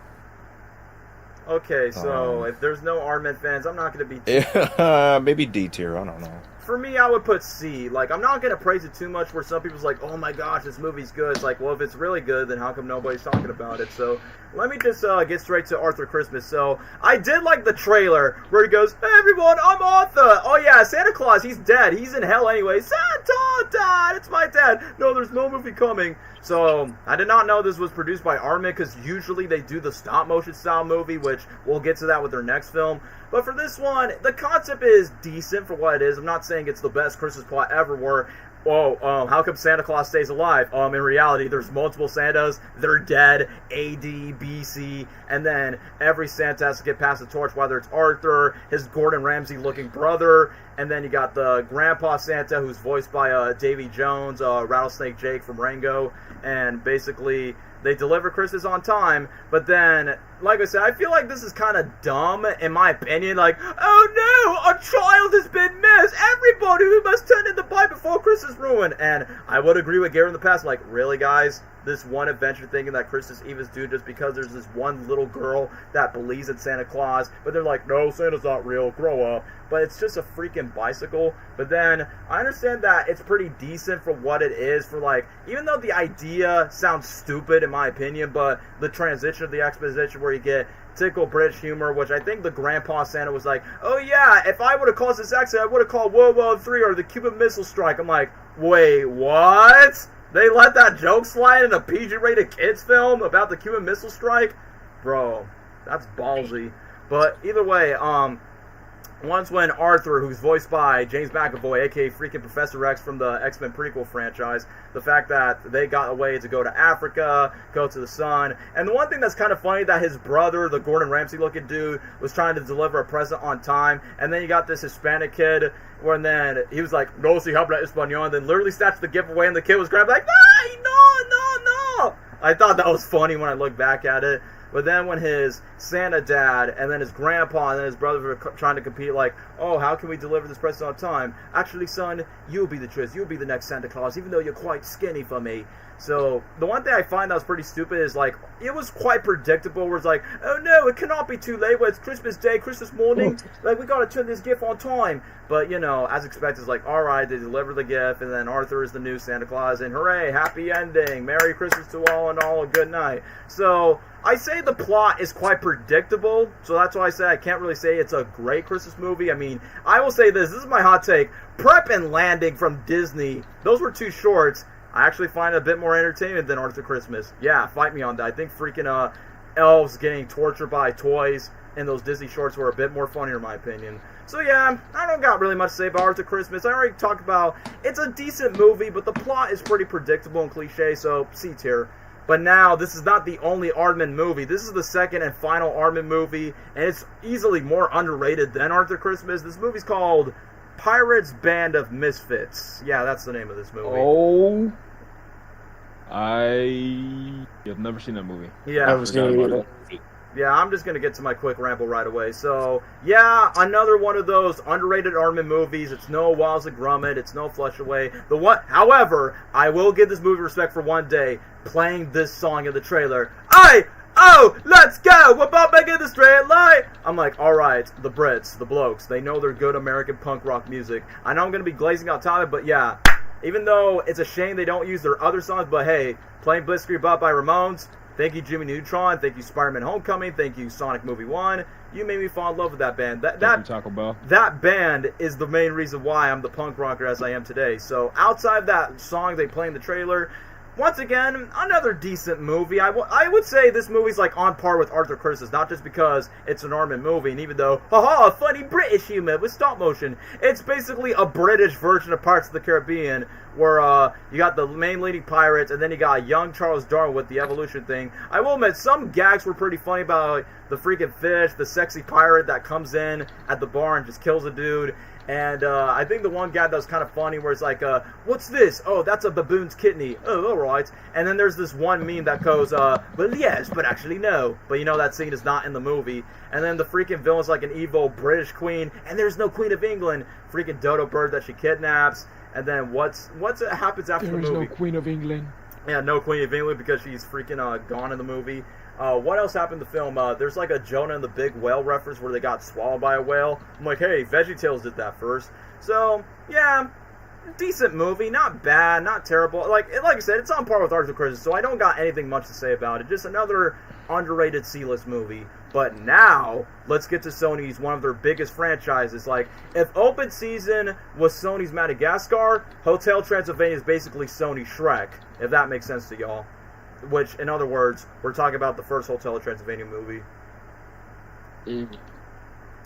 Anybody wants to talk about the first Hotel Transylvania film back in 2012?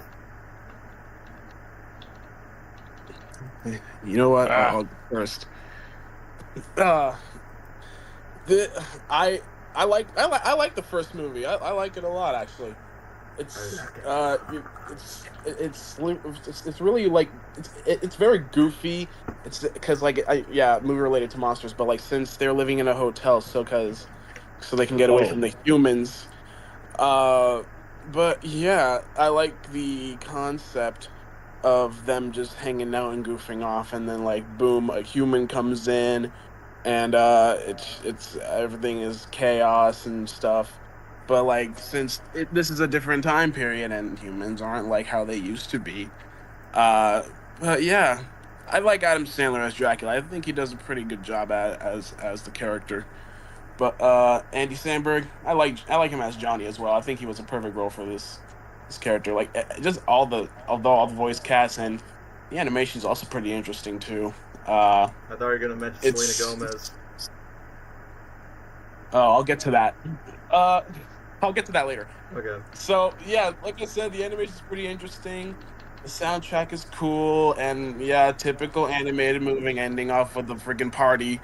Although that movie did it okay. Yeah, it did. And Selena Gomez, I need her. I need Mavis. I need her. Come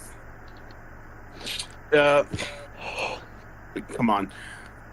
But yeah, where would I rank this? Screw it. I like to put it in A tier, if that makes sense.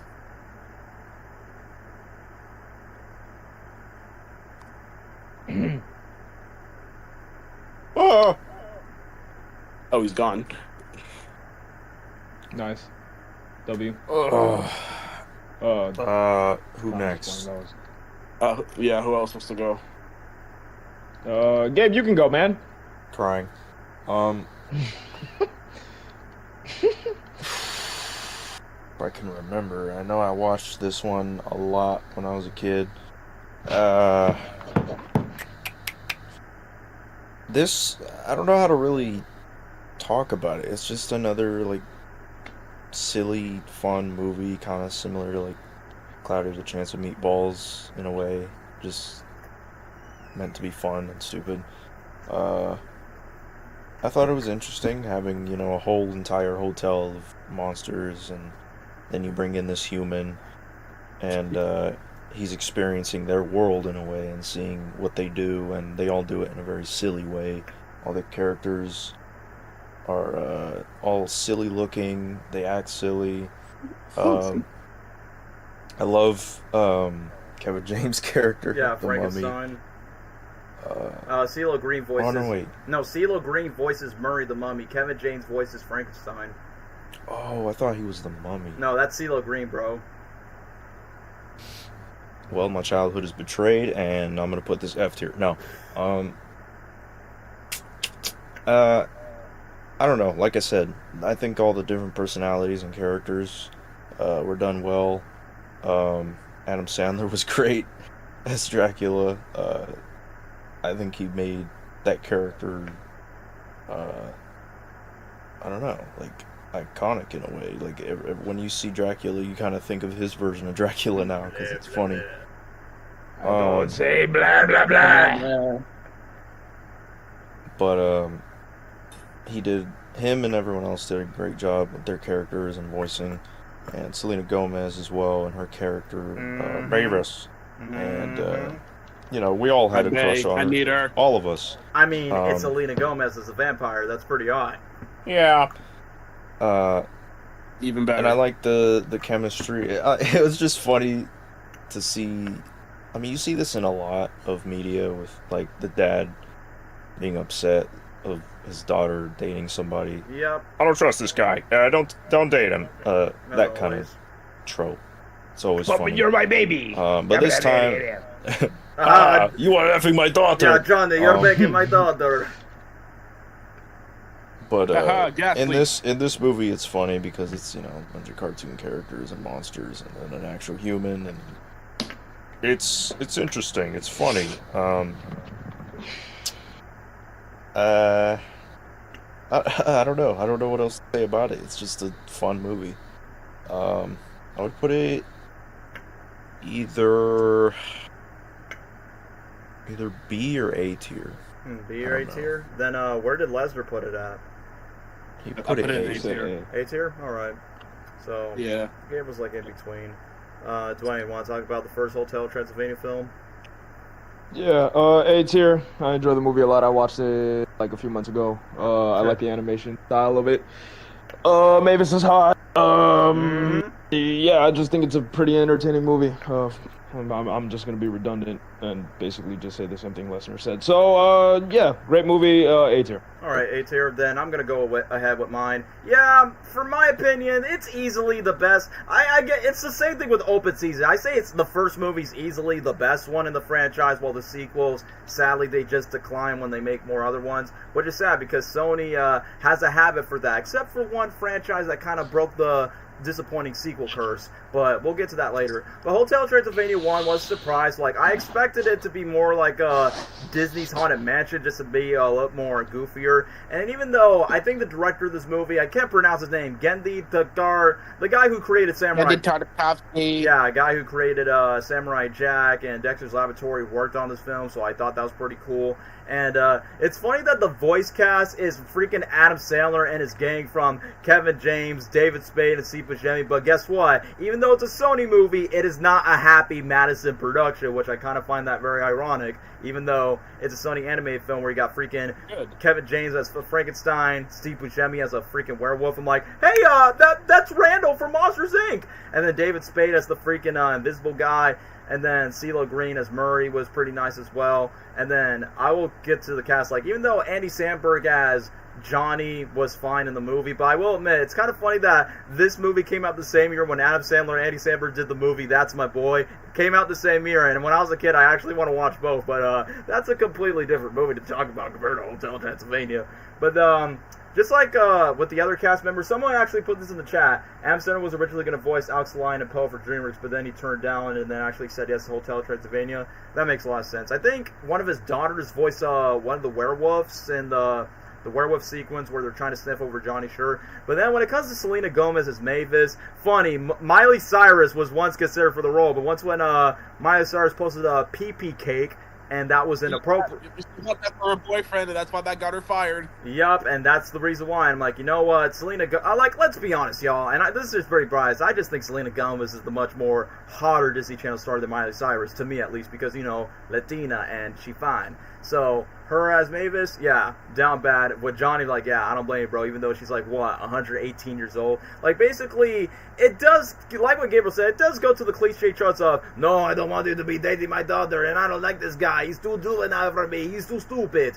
And what else? The other trope of, but Daddy, I love him. And the other trope of, but Daddy, I want to be free. I just want to be like Rapunzel and just explore all the world. So, like, we've seen these tropes before in many Disney movies, so it's not like a, oh my gosh, what a twist.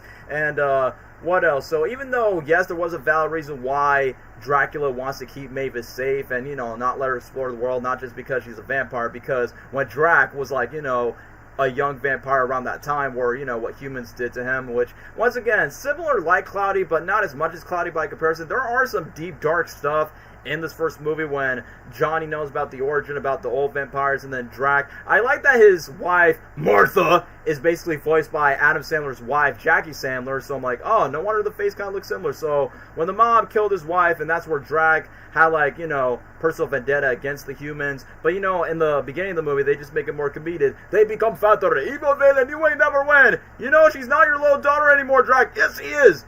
But yeah, it's kind of funny that from this first movie, and Lesnar would point this out, every Hotel Transylvania movie except for the fourth one, Adam Sandler always wins for best voice in an animated movie because of the first three Hotel Transylvania movies, 1, 2, and 3. So it became the start of that. I mean, it's been a while since Adam Sandler has done anything voiceover since what? Yeah. Since what? Eight Crazy Nights of the, hey, I'm having a seizure.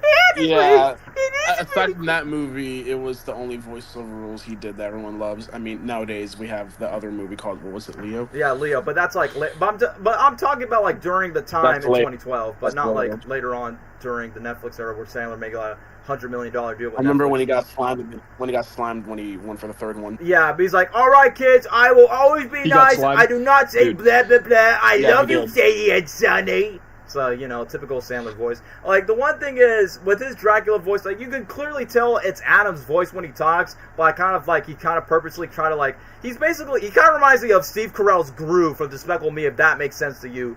But it said, instead of just taking over the moon or making the Shriek moves, like, no, take the humans away from me. I do not say blah, blah, blah. Ooh. So yeah, I think it's pretty funny how the way Sandler does it. But I get that later in the movie, Johnny bonds with Sandler and basically bonds with the other monster, and Frankenstein says, oh yeah, he's my bright-eyed cousin. And then you got the freaking chef who's voiced by John Lovitz, the dude from The Critic, but also another friend of Adam Sandler in the production, because of course, if you're in an Adam Sandler movie, he has to bring his friends in every production he works on. But other than that, I'd say, like, during later in the moment where there was, like, some nice puns, like the scream cheese was honestly pretty nice, and then later on, during the moment where they're starting singing, where Murray's trying to shake his freaking mummy tushy in the party sequence, which I thought that was pretty funny. And during the plot twist reveal when Drac decides to... Alright, who's playing the audio? Is it Lesnar? That was me. Alright, it's My fine. phone No, it didn't wasn't wanna me. Shut the hell up. Alright, just make sure. But I just want to skip to the plot twist reveal. Like, I like the fact that the fly... Oh yeah, I forgot to mention where they're trying to do like a mannequin thing. Hands, the vomit, the throw up. No, that's not even a clue. I like that they put LMFAO's I'm sexy and I know it, but they don't put the actual name I'm sexy and I know it. They just skip straight to wiggle, wiggle, wiggle, wiggle, yeah, wiggle, wiggle, wiggle, wiggle, yeah. So it's like, come on, y'all. Us 2012 kids listen to that song. I mean, the TV spots for the first movie was everywhere, man. They were sponsored for the Nickelodeon hotel that I went to when I was younger, and it was just promoted everywhere around that time. So once we get straight to the finale scene of, you know, where the truth is revealed, where the fly reads the chef by saying, oh yeah, behold the human.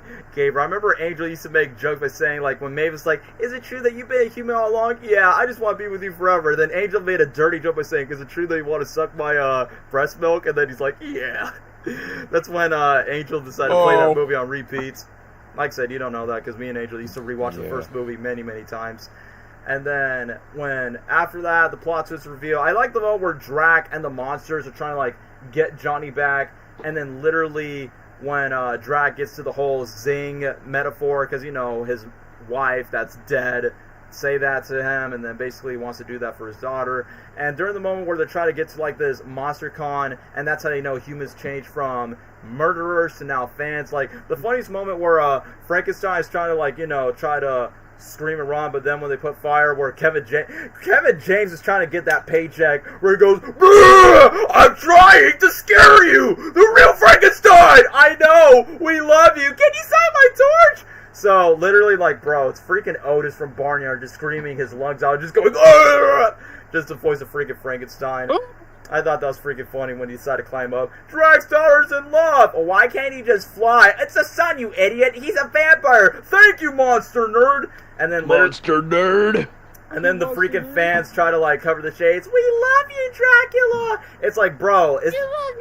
Like, literally in my mind, it's like... People left there watching Nosferatu. Because literally, when I was watching Hotel Transylvania by saying, are they basically just rehashing both Shrek and, in a way, Monsters, Inc., where, like, monsters coexist in society, and, like Shrek, fairy tale creatures deserve to be a bit more love. And like I said, just like Gru from freaking Despicable Me, Dracula has a change of heart, and then hypnotize the pilot by saying, my dear boy, I'd like to talk to Johnny. Now, if you guys please, since we're dead, be taking the flight off. Quit all your whining. I'm all burning in the sun here. And then after that, Johnny and Mavis have their kiss. And I will admit, the song in the finale kind of slaps where I like that Johnny references the Lion King out of nowhere. It's like no, because Simba and the Lion King. And then we get to the iconic meme-worthy moments like, well, if you cast Selena Gomez, you know she's going to sing at some point, 'cause you're amazing. And let's get to the meme-worthy moment where Adam Sandler starts rapping. He's like, Drag, you're here. No, I want to hear it. So let's see how you sing it. For the sake of the wedding ring. So, obviously, Adam Sandler just dropping the beats and then rapping off in the beatbox. Oh. And then you got a freaking Becky G song at the end. I want an Italian and your body in love. And then you got like a 2D end credit sequence. So I'm like, yeah, this movie is not like a top tier, like best anime movie I ever saw, but the animation steals the show, even though it has that Toy Story-ish type of quality. You get what I mean? Like the sequels get better animation, but then kind of has that like that OG CG filter. But other than that, it's like, yeah, I say the first movie definitely has some in-depth moments whenever it tries to take to. I won't say I won't love it as much as Climb with a Chance of Meatballs because I'm not that gothic, but since, you know, the voice cast is good, the story's actually pretty solid, there's some pretty silly comedy gags, both physically and verbally. I just think it's easily on an A-tier spot, so I would say, like, I already said it earlier, like, yeah, I think it's the best Hotel Transylvania movie out of the four, but we'll get to the sequels later on. I'm a monster. But yeah, speaking of sequels, y'all, yeah, we're going to the sequel train. Whether if you like these sequels or not. Yup, the sequel. Wait, who's next? It's not a good one. It's Smurfs 2. Smurfs freaking 2. F tier. Smurfs 2? Yup. F tier. F tier. Wait, there was a goth Smurf though, so it's okay. Say what? No. It was a goth Smurf, so it's okay. Oh yeah, with Christina Ricci as freaking Vexy, and who's the dude from Spider-Man Far From Home? The black teacher. He's the hackest guy. Oh, Pockapita. I said Pockapita. Yeah, he's Lesnar. He's voicing that guy. I was gonna say, look up the song from that movie. It's called it's like Britney Spears something. I'm not gonna lie, I think that's a song you'll like a lot. Yeah, that song.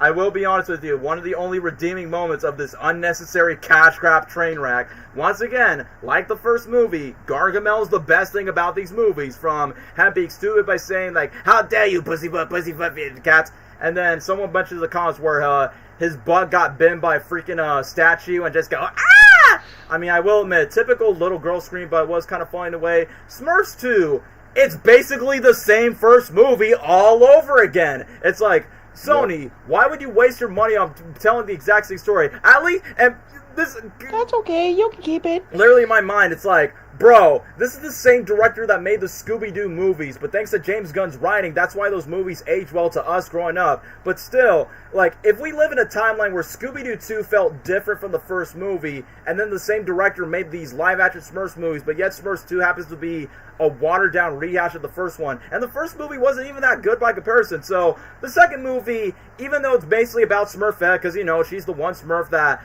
the franchise is going to keep on milking, no matter if it's Katy Perry, Demi Lovato, Rihanna, whatever, but the whole point is, oh yeah, created by Gargamel, I could be like one of the Smurfs, and I thought it could be evil, and then the rehash plot elements is like, yeah, instead of just taking Smurfs to New York, how about we take them to Paris?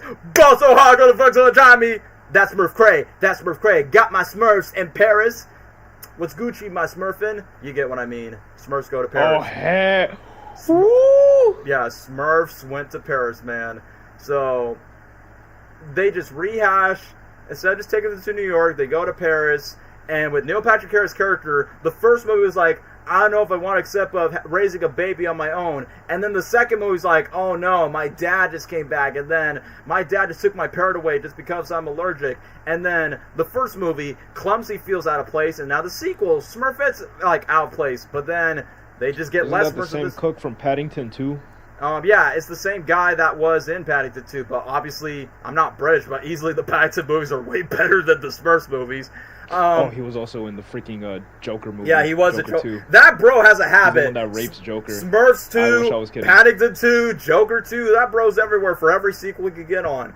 But I will admit, when he turns to a duck, I will admit, that was kind of funny. It was kind of funny where he's like, what the quack is that? And then he's trying to save the Smurfs. Bro was kind of naked. And then freaking Vandy's like, I don't know what to say, but I've seen unspeakable things there. I'm like, alright, this movie's garbage, but there were at least some small funny jokes here and there. But then when it gets to the predictable plot of... Okay, another funny moment I will say I like is where George Lopez is... this is a common trope for every live-action hybrid movie. Human screams. CGI character screams. Like, you know, you're supposed to laugh at that. But I will admit, the joke was kind of funny where Grouchy's like, help! I'm hiding in the dark that smells like corn dogs! Like, I honestly thought that was kind of funny. And the freaking boy, what movie was he from? Oh, The Boy was freaking Good Boys, that one R-rated movie. You know what I'm talking Boys. Mm-hmm. Yeah, Good Boys. And he was freaking CGI Flounder from live-action Little Mermaid. But so, like, Nostalgia Critic made a joke about this where he's like, yeah, this is the kid's script. Daddy, you fixed him, because I saw Nostalgia Critic's review on Smurfs 2. But either way, You all good. But yeah, predictable plot. It's stupid that they decided to cut the Smurfs group to be 4. Like, oh yeah, we could get back George Lopez and the 2 dead actors. And yeah, funny enough, the voice actor Papa Smurf, this was literally his last movie before he passed away the same year. So, kind of sucks. Dang. Even though he Unfortunate.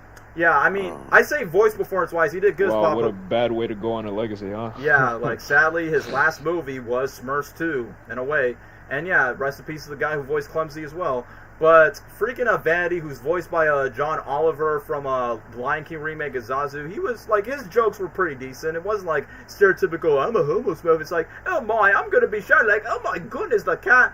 But either way, the final act was quite disappointing because there was barely any action in it. Like, the Smurfs get captured, they take the essence, Neil Patrick Harris and the dad destroys the magic, and then all the CG characters fly away, Gargamel's ass gets beaten, and then after that, Gargamel and Asriel are no longer celebrities, they get back to the house, and the only redeeming quality of the movie is the freaking Britney Spears song that she wrote for her kids. Ah, mama, baby, don't be shy, and be my ooh la la. I like that song. I will admit, yeah, that song does slap from this. Like, it's one of those movies by saying, I don't like the movie, but I like the song. Like, for instance, Venom 3, I don't think it's a good movie, but I do like the song Give Me One Last Dance.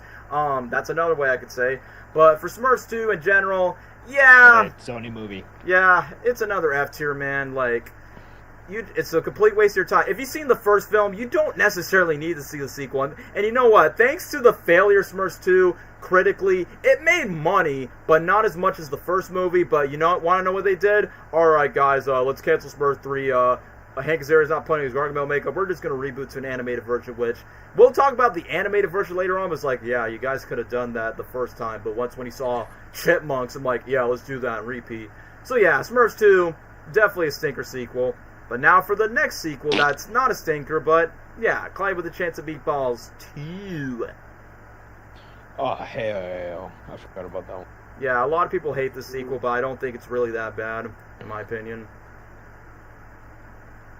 You know what I remember the most out of? What? I remember going to GameStop right before to pick up Jack Skellington for Disney Infinity. That's what I remember the most out of that movie. Because, you know, this game came out the same year when Disney Infinity launched. So, anyone has an opinion for Clyde with a Chance of Meatballs 2? Aside from butter. It's a little... I don't know, I guess I can go. I remember it, not vaguely, like not a lot, but I just remember thinking it's like one of those just little cute sequel movies. Like, I don't know, it's just not the first one, you know what I mean? Yeah. But it's not like the most terrible movie I've ever seen ever. It's not that bad. It's just like a nothing burger movie. Hmm. Like, you just watch it just for extra content. It's Yeah. not really anything else. I would give it like, yeah, I'm gonna give it a C tier. All right, that's fair. I feel like B is a little too agree. high, but like, I agree. All right, Lesnar, since you spoke, how about you go next?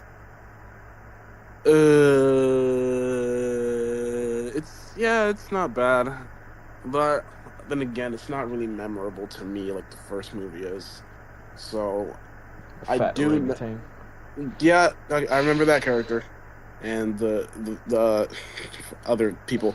Yeah, I did enjoy. The only thing I remember from the most of that movie is literally in the poster, the freaking strawberry. Mary. And all right, he did not like that. He did not like the strawberry. He did not like the strawberry. He did not like I'm gonna mute. That's fine, bro. Okay. But yeah. I do remember. I remember Chester V. I remember I remember the orangutan. Barb. I remember all the talking mutated foods and yeah. And everything just, I mean, it's like I said, not bad, but it's just not memorable to me like it is to the first movie. So I do agree with C tier. Okay, C tier for you. Someone put in the comments, I hate Cloudy 2. You take the first one and replace the food with food animals. Yeah, because I've seen a lot of people hate the sequel, but like I said, I don't think it's that bad compared to Open Season 3 or Smurfs 2. So, Lesnar Dwayne says C. Gabriel, what about you? Any thoughts on Clyde with the Chance of Meatballs 2? I don't think he's at the mic at the moment. Alright, then I guess I'll go next. So, yeah, I guess I'll just take along so people are not bored, just wait for Gabriel. So, let me get straight to mine. So, yeah, as someone who loved the first film, the sequel, it's alright. It's not as great as it was, and I think there's a main reason why the sequel's not as good as the first one, because Phil Lord and Chris Miller they didn't direct this, they didn't write this. The only position they did is like, the producer, like they see the production, but they're not like in charge of the writing. So I feel like the humor doesn't slap as hard as the first film, and I don't think the emotional scenes don't even hit as hard as the first film. Like the whole, your failures becomes your success, where in this case is where some people can see the beauty of your weird side, but also the miscommunication between a father and son that hits more than what protecting food animal life. Which I get that the sequel's kind of like a metaphor by saying save the animals, but in reality these are just food mutated into animals in a way, just named after food puns. And I will admit some of them are a little on the nose and some are pretty clever. Like let me just think of one. Flamingos, Taco Dio, Supreme, Hippo Potatopotamus, Watermelephants. What's another one? Cheese Spider, Butter. I like the Butter Frog. Mosquitoes, Peanut Butter and Jellyfish. And here's the one that boggling my mind: Shrimp Pansy. So wait, but shrimp is actually based on a real life. Shrimp is based on a real life animal. And decided to make it a shrimp. Wait, then what is that supposed to mean? I don't know. I will admit that moment was kind of fun. The movie, dog. That's kind of funny that Steve is like the chimpanzee tries to steal Steve's translator. Chimpanzee Steve, and then push that freaking food animal hybrid out the way. Shell off Steve. So I will say the sequel. I'll say one thing that the sequel does better than the first one. At least the side characters got a lot more to shine than the first film. Like you get to know more about Earl, which sadly Mr. T's not voicing him. It's Terry Crews, which is honestly a good replacement. I'm like, wait a minute, Andy Samberg and Terry Crews and Cloudy 2. Oh, I get it. Brooklyn Nine-Nine reunion. That's the joke of it. But I like the fact that the side characters got a lot more to do. But the one thing that disappoints me about the sequel is the fact that they just retconned the first movie's ending. So instead of try to make True and Swallow rebuild, they just go directly from the first film. They kind of took a Toy Story 4 to direct by saying, oh, so we're not going to get the whole Andy montage for Toy Story 3. They just like, all right, I guess on to the next story. And then out of nowhere, Flint has but then Flint has a new idol named Chester V, who's voiced by the worst Shaggy voice actor, Will Forte. And namaste, your ideas can change the world. I could not take that bro's voice so seriously. Where he starts a little bit talking more like this because I'm a dork and I have so much OP. I am rich, I'm famous, and I have a monkey, what do you call it? Orangutan that's voiced by Mabel from Gravity Falls. Say goodbye, Barb. Ew, okay, first, shut up. I will admit, his voice kind of got... I mean, I get that Will Forte's a talented voice actor, I mean, apart from not being Shaggy. So you're telling me Wile E. Coyote's lawyer was such a douchebag to Bill Hader in the second film. That's interesting to know. But, yeah, I get the point. Like, the one thing that really disappoints the sequel is I wish that we would have stayed in Chew and Swallow, but it says, like, all right, Flintlock Wood, I'm going to take you and your friends to a rich neighborhood where they all got jobs. I will admit, the one gag that was pretty funny from Officer Earl, where he's like, or his son decided, like, tags along with them, and he's like, I have chest hair, that look just like mine, wait a minute, that's some chocolate frosting, tell your mom you gotta grow some more. And then Cal puts chocolate frosting, zips it up, and then he goes to the customer and just says, sup. And I thought that was kind of funny. And what was Manny doing? Trying to get like a baby cow out of a mother cow's anus out of nowhere, and they let that joke slide. And then Brent, who accepts his identity as Chicken Brent, not Baby Brent. I like that he always goes, "Bagot-oh!" this time, where he gets like hurt or gets slapped on. But I get when everyone else evacuate the Chew and Swallow Island, because they just pay, like, every typical survival type movie, like, oh my gosh, referencing to Jurassic Park, don't move, the vest and all that. It's like your basic survival island type of movie, but, you know, it's with food, like, holy crap, this is totally bananas, I was gonna say nuts. We are totally toast, this is easy as pie. I mean, don't get me wrong, the food puns were fine in the first film, but I feel like the food puns kind of went too out of hand in the sequel. And like I said, because Phil Lord and Chris Miller did not write the script for the sequel, you want to know what's surprising about the sequel script? It's written by the same writers who wrote Spider-Man Homecoming, and I'm like, well, that makes sense. Sony, that's why. But either way, once when they went to the island, I will admit, one food pun was actually kind of funny where Earl sliced the cheese. It was like, alright, looks like somebody just cut the cheese, and then it just makes a fart noise because, you know, cheese makes you gassy. But then when they get to the marketable food, Barry, where it's kind of funny that the guy who voiced Barry is the same guy who voiced Pinocchio from the Shrek franchise. I'm like, oh, I didn't know that. So not only Pinocchio wears ladies' underwear, he's a freaking strawberry minion, where he basically takes the key. And I feel like the joke that was kind of funny was when Barry starts screaming, everyone screams, ah, ah, oh, ah, and then Manny was being silent, and then comes back to the strawberry, woo. And then it gets to wacky shenanigans. The one thing that I don't like about the villain plot twist is, even though in the beginning we knew that Chester V is the villain to us, the audience, but to Flintlock, well, he's like, but he's my idol, we share the same wedgies. And even though, as much as I say Flint was literally me in the first movie, I mean, I will be honest, Flint was being a little too out of character in the sequel at times, where even, like, his girlfriend, which I will admit, okay, I'll say one thing, Sam is much more hotter in the sequel compared to the first movie. I'm just saying, with the ponytail and the glasses, too good. Love me some snow buddy chicks with that glasses. And by the way, I noticed that I noticed that her outfit is inspired by what's that character's name? Laura Dern in Jurassic Park, Dr. Ellie Sattler. Yeah, that's the reference of what her character looks like in this movie. Yeah, paying a homage to Jurassic Park. But yeah, she was hotter in the sequel. That's one thing I'll say about Sam.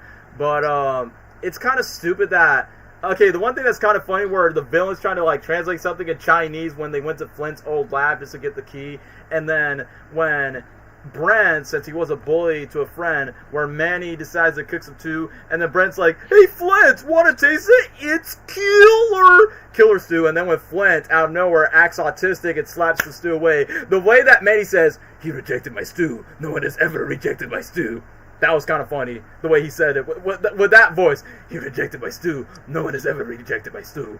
So, during the moment where we get to the more cooler moments of the movie, like the taco dial spitting out guac, sour cream, and all the taco condiments, and then they realize, like, oh yeah, it's like freaking How to Train Your Dragon all over again. Oh yeah, these beasts, these animals, they're not as bad as we thought. They're just being oppressed by Chester V. And during the moment where they knew the plot twist that the cheese spider was like, try to web up and eat all these human people, where it's like a giant cheese spider try to, like, eat humans. And then when they notice that they're not wearing the orange vest that they're putting on, I like that when Manny puts on the computer, it's like, wait, what's the Lift Corporation? What's evil? Not evil. But then when Chester V's like, you know, henchmen freeze them all. I like when they destroy the camera, Manny just tears up and then they freeze that bro. And then the one fitting license song they put is the yummy, yummy, yummy, yummy, na my tummy. It's that type of song that you'll hear in your preschool days. And another thing I also want to point out is the fact that literally, I forgot to mention that the dad wants to tag along with them, and he's like, I was born on that island, I would die on that island. And then he decides to, what did he decide to do? Like, I was born in this hole, I died in this hole. Similar to that hedgehog porcupine in Ice Age 2. But I think he teams up with these dill pickles that, like, they usually talk like this. Like, let me demonstrate. The director shows that they talk like, the voice actors basically, they put water and they gargle like this. Like, I'll show you a demonstration where they talk like,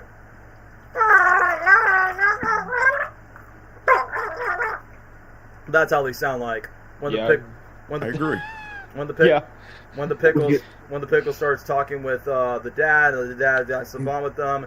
But then when it gets to the stupid part where Flint and these tiny little marshmallows become innocent, and his Flizzerdifer that was the enemy in the first film, now the Flizzerdifer is like an ally in the second film. And then plot twist, oh yeah, Flint Lockwood, I'm gonna kill all these food animals, but you're my idol. Well, you die, Lockwood, because you're that gullible. But then during the moment where Flint and his dad actually got empathy towards the food animals, or foodimals you want to call it, and then out of nowhere, when the strawberry tries to explain where Flint's friends are kidnapped, like the one thing that really caught me off guard is where all the foodimals were going, "Nah-woo, nah-woo, nah-woo," and I'm like, why is that? And then when they realized the TV, the remote control television for the first film, glitches where Flint goes, "Nah-woo." So basically, you are our creator, you create us, we praise you, almighty nah-woo. So that's what it is. But that's when Flint's trying to communicate to the foodimals, the fact when the strawberry, or in this case Barry, the way he talks, sounds like freaking Eric Cartman from South Park. I'm not the woo, I'm not the man, so yeah, the voice kind of caught me off guard. I almost forgot, in the first film, they got Miranda Cosgrove, but in the sequel, they got Cody Simpson singing the song, la-da-dee-da-da-da-doo, la-da-dee-da-da-da-doo, I think I'm gone, I think of you, la-da-dee-da-da-da-doo. And there was one Cody Simpson song where his dad... okay, you know it's always funny when the dad switches his eyebrows and mustache. Dad, we're going fishing, and then his eyebrows switch on and his mustache goes like... Yeah, I could get to that moment by saying, yeah, Dad, we're fixing cars now. It's like, yeah. It's kind of like where Flint and his dad accept their differences. Like, his dad's the fisher, while his Flint is like the brainiac nerd science guy. And then they just get to the lab, and then every single animal knows, or foodimal knows, that Flint is like their creator, so they keep saying, "Noo-woo, noo-woo." And then when Barry teleports the animals, and then you got the pun, "There's a leak in my boat, Flint!" And then freaking Space Jam song plays in the background, do-do-do-do-do-do-do-do.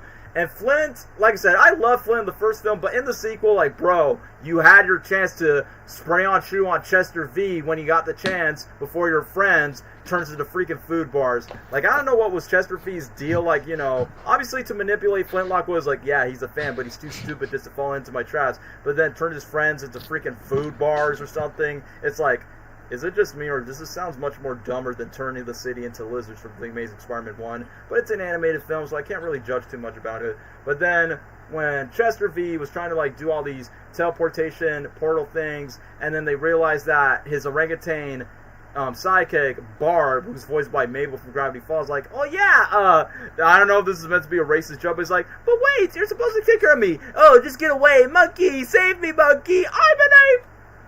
I don't know if that's... I survived for 10 minutes. That's what I thought, so. And then the freaking celebration button that Steve decided to break out. Celebrate, party now.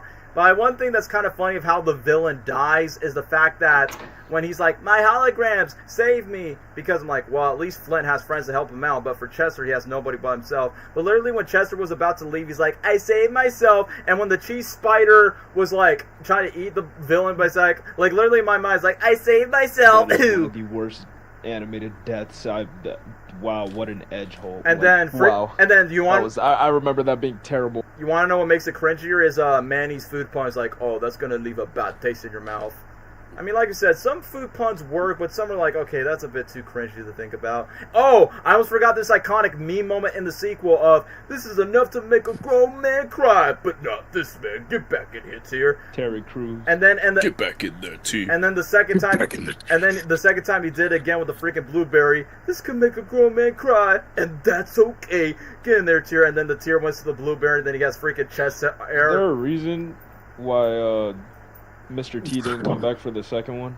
You know how he voiced him in the first one? I think there's maybe it was Terry Crews in the second one. Maybe it's because of the script. Maybe it's because of schedule conflicts. I don't think Terry Crews was interested around the time and why. Yeah, this movie's ass. Yeah, probably that could be the. Wait, Philo and Chris Miller are now writing the script. Spider-Man Homecoming writers. Yeah, I'm out of here. So let me just skip to the ending. Spider-Man Homecoming writers? Yeah, it's not written by Phil or Chris Miller. It's written by the same writers who wrote Spider-Man Homecoming when I looked it up. So yeah, pretty crazy. Wow. But then, wow, Homecoming is such a better movie. Yeah, it is. Even though Homecoming had like 6 writers, but I still liked it. But anyway, back to the ending. So the freaking orangutan tags team. I thought that freaking ape is gonna be freaking naked when she removed the vest. But other than that, I like the moment where Flynn is trying to like bomb this down to catch his first fish, and then it gets to the Cody says the song la dee da da doo. I think of dawn, I think of you. Because even though this sequel, I will admit, even though the sequel, because even though I will admit, even though the sequel did make more money than the first one, but I'm kind of shocked that Sony was like not gonna prioritize this franchise since the Clive with the Chance of Meatballs books made more stories than just one. And I remember Phil Lord and Chris Miller revealed that the third movie was going to be called Planet of the Grapes, which VeggieTales did that joke first, so I think if they would have made a third movie, it would have been like, I don't know, grapes invading the planet to then Flynn and his friends go to space. I mean, I don't think it's going to be as exciting as the first movie, but it's a canceled sequel that never happened. But either way, I say this was a solid closure for the Clive with the Chance of Meatballs movies. I mean, I personally would prefer the first one to be standalone, but I would say as a sequel, it's not that bad. It's not great, but it's not terrible compared to Open Season 3. And shout-outs to one fan-favorite moment, Butter, the freaking Butter Frog. Still quote that to this day, Butter. So, yeah, probably with the boys, probably like a high C tier. I prefer it more than the Armin movies, but I say it's decent as a sequel. Just not, good as the first one. So, I would agree. Yeah, I guess, Gabriel, you're the only one that hasn't spoke about Cloudy 2. No, I would just... Yeah, no, what was he saying? What? Yeah, I would have done the same. Or something like that. Yeah, I would agree with, a C tier. That movie wasn't the most appealing to me. I just watched it because, hey, it's a sequel to the first one, and I like the first one. At the same time as Hunger Games. Yeah. I don't know. It's just meh. It's alright. But now, we're not done with the sequel train yet. Now we're going to Hotel Transylvania 2. That's the next sequel on our list. When it comes to the sequels of Hotel, I don't remember anything. Yes, you do. You remember them. No. Mm-hmm. You remember the second one, that little ginger kid? Yeah, that Mavis and Johnny clap cheeks for. Haha, Johnny, you're making the mother. I want to clap her cheeks. I mean, yeah, but I want to do that too, I don't remember anything. Mm-hmm. It looks like my grandma's boobies. And I haven't seen like the newer ones. The best either. joke in the sequel. So, who's gonna speak first? Yeah, Lesnar, you got it, dude. Yeah, Lesnar, Hotel Transylvania 2. Wait, I want to get my... I lied. It was the same year, I remember, same year as the damn Peanuts movie, damn Age of Ultron. Yep. So I remember going to go see that movie. Yeah, bruh, I don't know. I mean, I can appreciate the movie. It's fine. Like, I think it's okay. But I really liked it when I was younger. I think I liked it more than the first one when I was younger, but obviously the first one is the best one. But that was when I was younger. I was like, I don't remember how old I was in 2015. 11. So, yeah. I'm trying to think.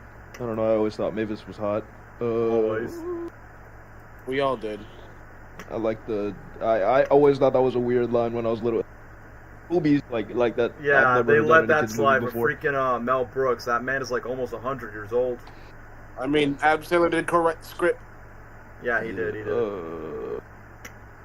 I remember that one meme part where Dracula is like, Nazi cuckoo, Nazi cuckoo. I remember that. Freaking, that part. and then the freaking Dude, 60s Joker, Cesar Romero's Joker in the clip. Yeah. The one, like the one scene I always quote with my friend Danny. Where we always go, "Hey, dude, man, I'm a dude, man." But he says it in Spanish. He says, Oi, Goomba, you're a Goomba. he does something like that. He does something I forgot, but he does that, and it's just funny that animation part in that specific scene is just hilarious. Yeah, B tier, I guess. Oh, so yeah, Was it higher B tier? than. So you said it's on par with Open Season 2, but higher than Cloudy 2. Oh yeah. All right. Yeah, sure. Seems fair for you, but Lesnar, were you gonna say something about Hotel Transylvania 2? Yeah, I'm with Dwayne on this one. I'm not. As a kid, I kind of liked it more than the first one, but I still think it's a good movie. I think it was more fun. Yeah, I think it was more fun and more like funny since Mavis and Johnny literally banged, and had a kid. Should have been me. Should have been me. No, I was gonna say, It should have been me. No, it's me. No. Sit on me. What? Tag team. Hey, just like you can't No, keep I'm you okay. can't keep your hands to yourself when Selena Gomez says so. That's some elite I mean, horchata the right water there. Yeah. But My future wife's gonna find this live stream. Yeah, if she knows my existence. okay, so this is YouTuber who's a friend of ours. No. But anyway, continue with the Don't. movie. What was I gonna say? Yeah, I like how the whole is since it's more like a little like I don't want to say road trip movie, but they do go places to like teach the kid Dennis to be more of a monster because he's not one yet. So the guys take the kid onto like multiple locations, and then they go to this little camp, and they freaking burn the camp down. They burn the camp down, and Dracula throws him off the roof. And then Mel Brooks, the vampire, comes in and he starts doing stuff. I like that character, if I'm gonna be honest. And then later the fight scenes with the other whatever the things are, the flying bats. Man bats. Say that again. Yeah, Batman. Man bats. Yeah, for Batman. No. Kirk Langstrom. Hi. But yeah, that's what I enjoyed a lot from that movie. Again, Adam Sandler does a good job as Drac. Everyone does. Kids' Choice Award winner. Does a good job as their characters. Won a Kids' Choice Award for this. Yeah, but now, I mean, I still like it. But then again, I'm not gonna glaze over it as much as I did as a kid. So why don't I just say I want to say B tier, if that's good. I say B tier is good that's fine. enough. So, yeah, I honestly would say B tier too. But if Gabriel doesn't have much to say, I could go on with my review of Hotel T2. Gabe? Yeah, he's I'm gone. eating burger. Hamburger. I'm gonna skip all these sequels because I got nothing to say. You got it. Okay, I love you. So let me guess, Gabriel. I guess you're gonna wait till Spider-Verse. With your profile. No, Gabriel. I guess you're gonna say that like wait till Spider-Verse by saying wait me up till Spider-Verse is here.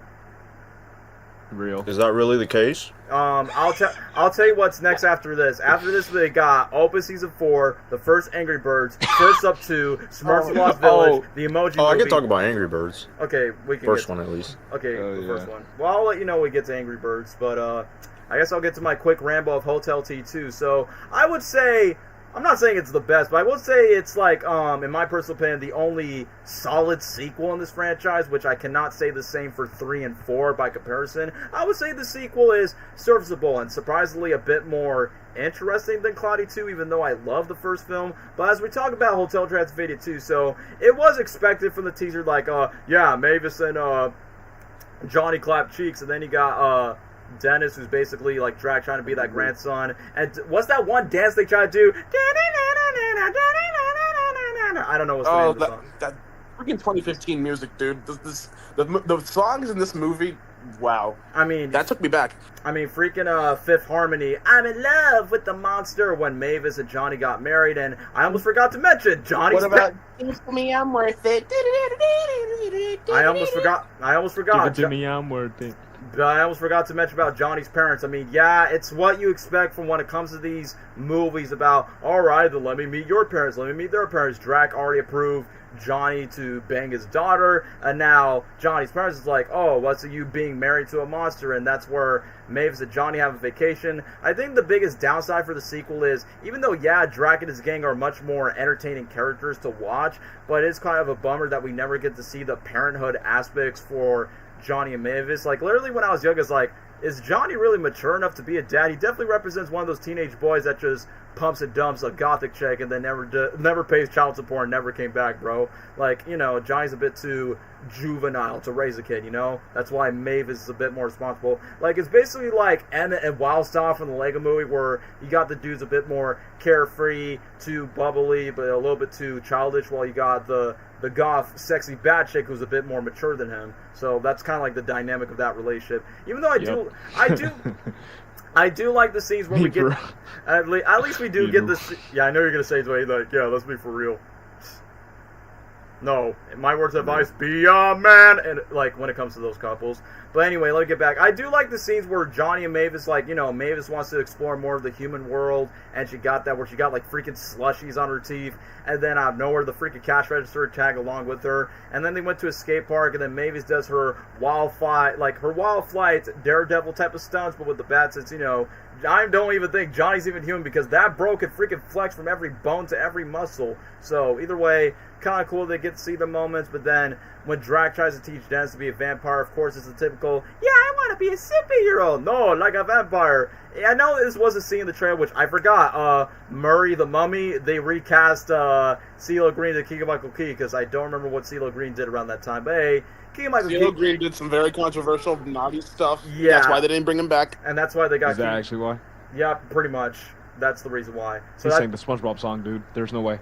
Yeah, but for Keegan-Michael Key, it's kind of funny. Like, I think there's one moment where, what's the Jello monster's name? Blobby? Yeah, Blobby. The funny moment when Murray just went, ah! Where his toilet paper roll goes down. And my brain is like, is that what Keegan-Michael Key's going to sound like as Toad in the Mario movie? And I was disappointed that he did that scream for the Mario film. Like, that scream as Murray Hotel Transylvania 2 could have been the blueprint for as Toad as Mario. Because bro can literally scream that high.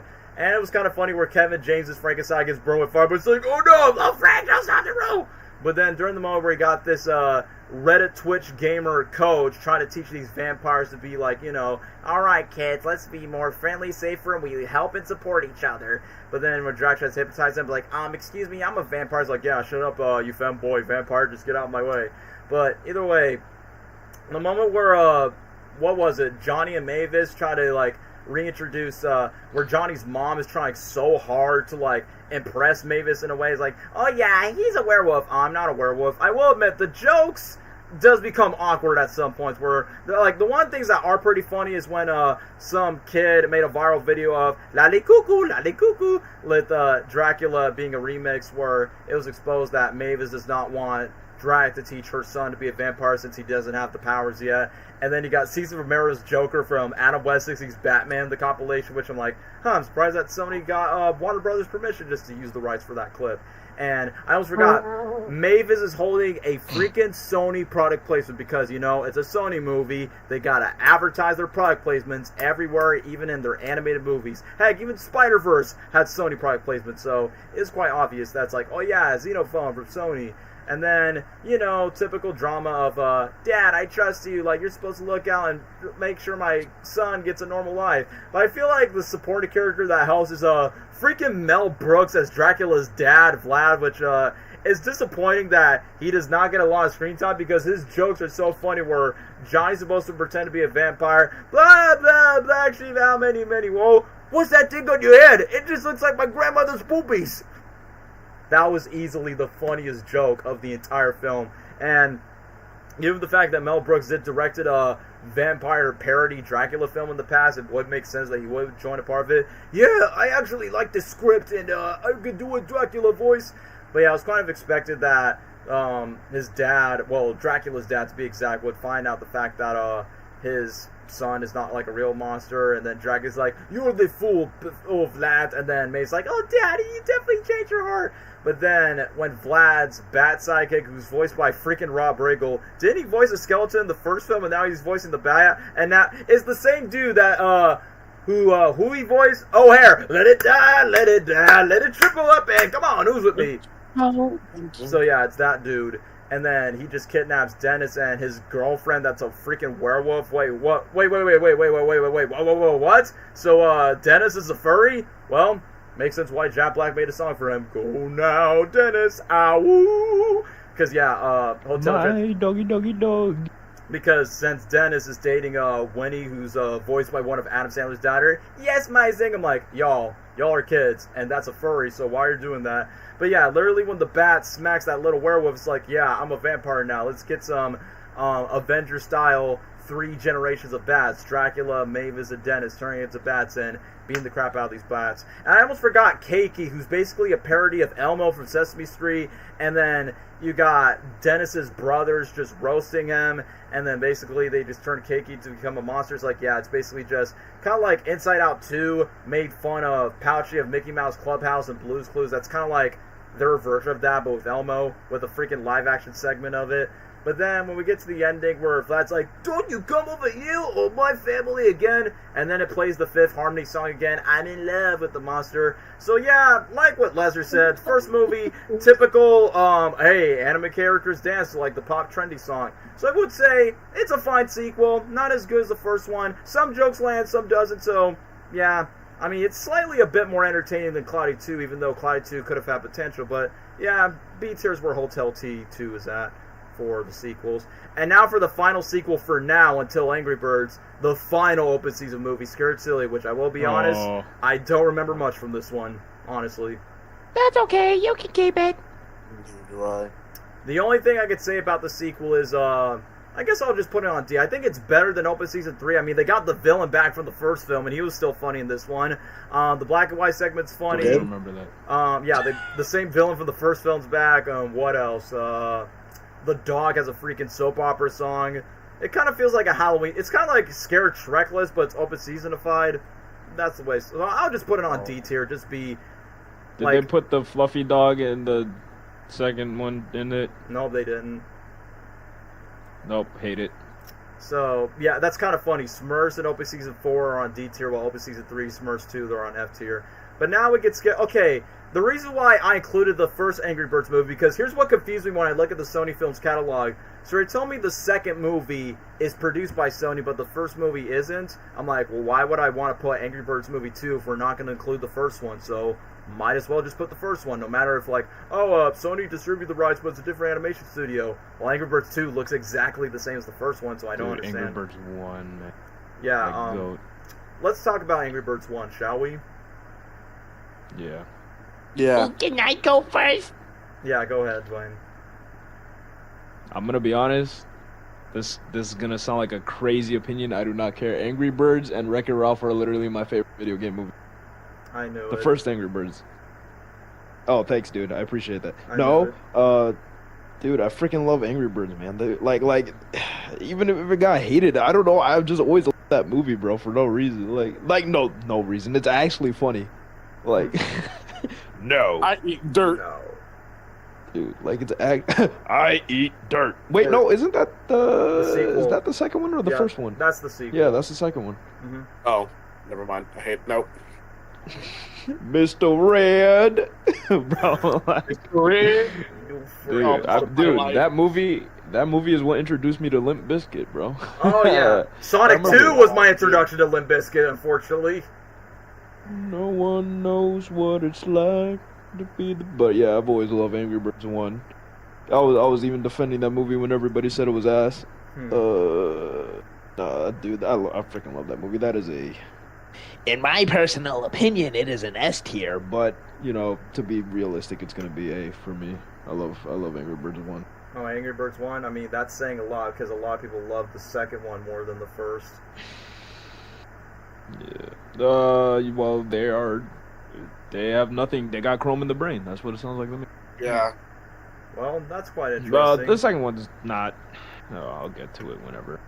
Yeah, we'll get the 2 eventually once we get to the Spider-Verse place. But yeah, A tier is a pretty bold one, so pretty good to say, Dwayne. Lesnar, I guess you want to talk about next about the first Angry Birds film? Yeah, I did. Yeah, I mean, then again, a pretty good video game movie. I love playing the game growing up back then on my Nabby tablet. Went to go see it. Dude, you had one too? Yeah, I played it on that. Dude, yeah, I had a Disney Navi tablet. There was a Disney. I had a regular red one with that red. Yeah, that one. Good morning, Redbird. Redbird. Good morning, Redbird. I remember that. But yeah. Yeah, I played that game a lot. Yeah, I played that game a lot on there, and when I went to go see that movie in theaters, it was an experience. Like, I did enjoy. I like Red. I might put it on right now. I might low-key watch it.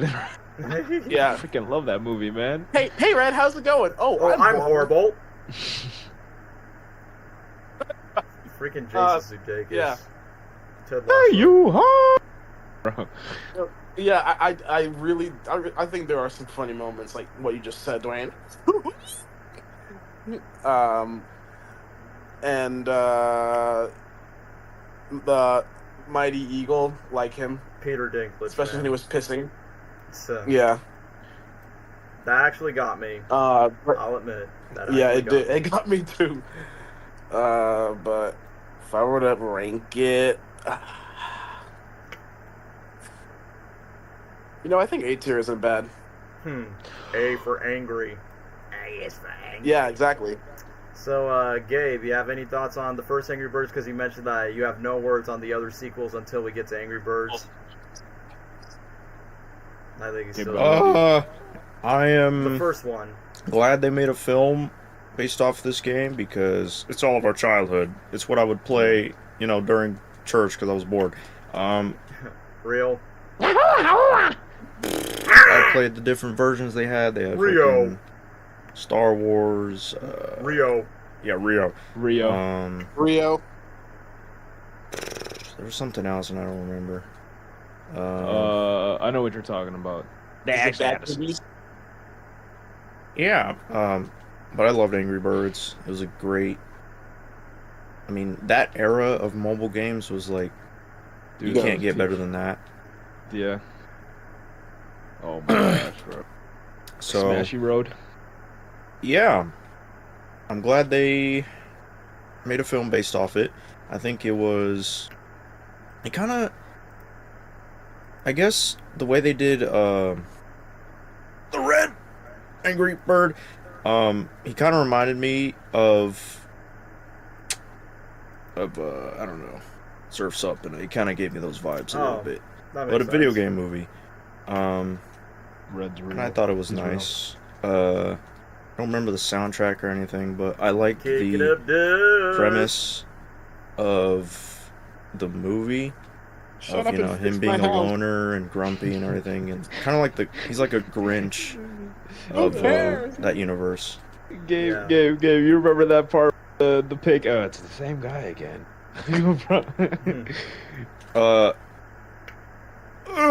I hardly remember. What is it? Oh, it was like the scene where he was on the stage, the pig, and then Red just kept shouting at him, "Shut up and fake!" Oh yeah, I do remember that. Yeah, and then he goes, "See, that's bro, I love him in this movie, man." He goes, "Yeah, it's the same guy."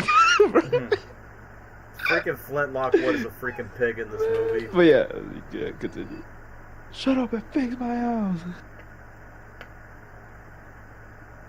But yeah, I like the premise of the film. The humor was actually funny, because of how out of pocket he was against everybody. Like I said, he was like a Grinch of that universe. Oscar the Grouch. I freaking was this the first or second with Downward Dog? First movie. No, this is the first. Yeah, first one. Yeah. I remember seeing that all the time in promotions and stuff, and I don't know. It was just a silly film, and it made me like more hyped to play the game again. Yeah. I don't know. I don't know what else to really think of it. I would probably put it.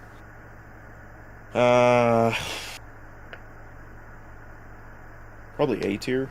All right, everyone's choosing A tier because that's what everyone's thinking. So I will go with my thoughts, but first, yeah, Dwayne is like the same thing. Like, people thought this movie was bad when it was first introduced, but given the fact that this movie came out, didn't it came out around the same time when the Ratchet and Clank movie came out in 2016? But the saddest thing is the fact that atrocity. Yeah, the saddest thing is about that movie, it feels like you're watching cutscenes than just an actual adaptation. While Angry Birds, which is true. Yeah, because they use the movie cutscenes for the actual video game. So because in my brain it's like, well, at least Angry Birds, at least they try to take a more creative approach. I mean, even though yes, Angry Birds is like what you expect, like who is the most funniest comedian or who's the funniest Saturday Night Live comedian that would run the show and actually be worthy to sell tickets, and that's where they got Jason Sudeikis, Josh Gad, freaking Olaf's voicing Chuck the Bird, Danny McBride. When I was young, I always confused Danny McBride and Seth Rogen because whenever they scream, they kind of sound the same whenever they scream. When I kind of tell it. Yeah, so no wonder they were both at Sausage Party. But other than that, Bill Hader's a freaking pig, like the main pig. So I'm like, bro just went from freaking Flint Lockwood to I am a pig. What's a pig? And when I was a kid, I never would have thought Bomb would like be one of the main characters of the movie. I thought it would be the little bluebirds, but to be fair, there's like, what, 3 in the original game? And then Maya Rudolph, who's like freaking Matilda, I'm like, yeah, that woman's like, she was like the original Awkwafina, where her voice is like everywhere in every animated film, but at least her voice is a bit more tolerable than Awkwafina. But I like that Terrence, who's voiced by freaking Sean Penn. He has no lines whatsoever. I don't think he even gets to say a word at all. He always goes, Terrence? Yeah, Terrence. Yeah. But yeah, Terrence, my goat. Dude, oh my gosh, I remember crying laughing. You know that one scene playing his backstory and there's just a bunch of police sirens, bro? There he goes. Yeah. They don't even explain what he has a history, dude. He just has a history. Yeah. Dude, have me crying. Like the fact that Brawl's definitely maybe committed a lot of crimes of murder. But I think at the very end when the birds were singing, he just goes, rah! And then when Matilda was just kind of thirsty over, he goes. So Sean Penn still gets nominated for an Oscar just for doing that same line again and again. And the funniest thing is about Angry Birds is there's a lot of adult jokes in this movie that will fly over your head. Like, there's a lot of bird puns, but also a lot of bird cuss words, like where Red goes, oh, pluck we start replacing those kids. Yeah, where Red goes, oh, pluck my life. And then when he does his prank with the Angry Birds, oh, what do you know? It's a boy. And what's another one? When the birds go across the street, oh, I never know this woman has bird control. So I'm like, yeah, birth control joke. And then Chuck, I think Chuck makes a joke by saying he likes birds that lay eggs and don't lay eggs. I'm like, wait, let's get busy. I'm like, wait. Yeah, what? That's what I was talking about. Get busy. I was like, wait, what? Gabe, you remember? Would you steal anybody's kids? You would look like you would. You look like you would. Let's not forget one moment where Chuck talked about his backstory where he got a speed ticket. You got this song playing. Whoop whoop! That's the sound of the police. Whoop whoop! That's the sound of the police. Yeah, I'm like, yeah, pretty interested. Put some gangster shit on your kids' movie, man. But yeah, this ain't no ordinary kids' movie where they have so much adult innuendos where it kind of feels like this movie's made by Dreamworks and not Sony, just the amount of adult... Like, I think there was actually one moment where I think during the pig performance, I think Chuck said, language! I'm like, hey, that's what Captain America say. And then, since, you know, this movie has a habit of having a lot of celebrity guest stars voicing these birds and pigs and all that, you got freaking country musician Blake Shelton singing a country song, it's some desert desperados kicking up dust, and that's it, we're gonna be friends. So yeah, I never expect a random country, these singing pigs, singing a country song for freaking first Angry Birds. But then, when we get to Red's origin, and then when Chuck and Bomb are trying to, like, do the Mighty Eagle call, like, coming for you! Like, you know, it's kind of giving me, like, a little bit of that Shrek Ice Age dynamic of those comic relief characters, and then you got that one grumpy one. You've seen it before in Shrek and Ice Age, but then when Chuck and Bomb, like, swim into Mighty Eagle's pool, and then even though this joke was already spoiled in the trailer, like, I thought this joke will end up being stupid just for the sake of haha gross out humor, but the fact they drag it on where Mighty Eagle's pissing and just goes and then just flash back to Chuck and Bomb regretting for what they drink. And okay, you wanna know what's my favorite part of Mighty Eagle aside from the ending? The song choice he was dancing to. Bam, bam, bam, bam, bam. Wild Thing. It's a song by Tone Loc, aka that bro from Ace Ventura: Pet Detective. Yo, Ace in the house. But Wild Thing, yeah, a song about sex and a kids movie. You know, I get paid doing the wild thing. I will admit, I jam out to that song. That song makes me feel like a pimp at times. But anyway, back to the movie. So Peter Dinklage was funny as Mighty Eagle, and like, hey yo, bro, I love you as Captain Gunn, Ice Age 4. So consider that in mind. But then when the pigs, like what you expect from the mobile games, they steal the eggs. And the one thing that they actually did so great, like, if you're a fan of the mobile games, you do hear the da-da-dun-dun, da-da-dun-dun, da-da-na-na-na-na-na-na. Like, they actually pay a cinematic homage to that. I will admit, the one joke that did annoy me a lot, because it's a running gag of the mime saying, oh my gosh. I'm like, bro, this is not freaking Puss in Boots of doing the oh a lot. It's like, bro, it kind of rubbed me off guard. But given the fact that all the birds... Oh yeah, Smosh! Smosh made a cameo. Anthony and Ian were like two random birds. You're right! Oh, yeah. Yeah. They were Hal, I remember. Yeah, the one of them is the bird that becomes a boomerang, and then the second one is the bird that becomes like an inflatable one. Yeah, I told you not to mess with me. It's like, hey yo, Smosh is part of this movie. And yeah, I thought that was cool. And I almost forgot, Chuck, since you know Chuck is a character that runs fast, I mean, Hammy Over the Hedge does this, Quicksilver does this, Sonic does this, the Flash does this. They go slow motion, where Chuck messes with the pigs in the castle, and then after that, the pigs actually have their failure, and then Red has his redemption arc where the smaller birds, so like, I don't know, they like sing a song like all based on it by saying, thank you for making us angry. And then at the end, you got the meme-worthy moment where Mighty Eagle's just dancing like on top of his cave, and I thought that was pretty funny. So yeah, I would say it's a video game adaptation. It's pretty solid for those that like the mobile games. I mean, it's Angry Birds. It's not really meant to be. It's not one of those story lore-driven stuff. It's like you could, like in the world of Angry Birds, you could just do whatever you want with it. And that's what this movie did. It's like, all right, let's have the IP brand. Let's have the funniest comedians from Saturday Night Live, and just make it to a movie, man. So that's what I'm like. Yeah, I think as a movie for what it is, I would say A tier definitely fits the fact for the first movie. But hey, that's not the only Birds movie for Sony. And now we talked about how good the first Surf's Up movie is, right? Not the same. For the sequel. The sequel, Wave Mania. WWE. What you just said, Dwayne? Yeah. Never seen it. I know it's terrible. So F tier. F tier. Lesnar, you go ahead. Never seen it. All I know is that my goat Jeremy Shada plays Cody in this, and WWE stars. Yeah, because Shia LaBeouf, he got blacklisted in Hollywood. We're not bringing it back, so let's bring Finn the Human. So what? I'm gonna ramble shortly. What's stupid about this sequel? Not only one, the budget's stupid. Number two, the animation looks ass. Number three, the sequel is just basically a commercial to just put John Cena, Triple H, and WWE. And the freaking Sia, what he said he wanted to do? I always want to milk a fish. And we literally see a scene where he's sucking a fish's anus, milking it, and I'm like, fun for the whole family. And the one thing that's stupid about this sequel is the fact they retconned the first movie where Cody looked up to Z from the first movie that was originally voiced by Jeff Bridges, but then his character's like, oh yeah, John Cena Penguin was my main inspiration. It's like, bro, that kind of killed the purpose of Cody being inspired by Z from the first film, so that kind of really caught me off guard. I mean, there's some voice actors that did return, like Chicken Joe is voiced by Napoleon Dynamite again, and the same guy who voiced Tank is back. But yeah, the sequel was just ass. The lava sequence was, yeah, it was alright, but you know, it's just a WWE commercial at its time. And come to think about it, guys, before I put this on F tier, we've entered 2017, aka, in my personal opinion, the worst year for Sony Pictures Animation with these four stinkers. So I don't need to say much about Surf's Up 2. All I just say is it's just unnecessary. Like, it's not as bad as Open Season 3, but, you know, just not needed to exist. But now, like we said, 2017 is the worst year, but now for this one is their one and only animated Smurfs movies before Paramount got the rights, called Smurfs: The Lost Village. And that's the next movie on the list. Just to say it shortly, fine, but forgettable. Anyone else has other comments about Smurfs: The Lost Village? Never seen it. Move on.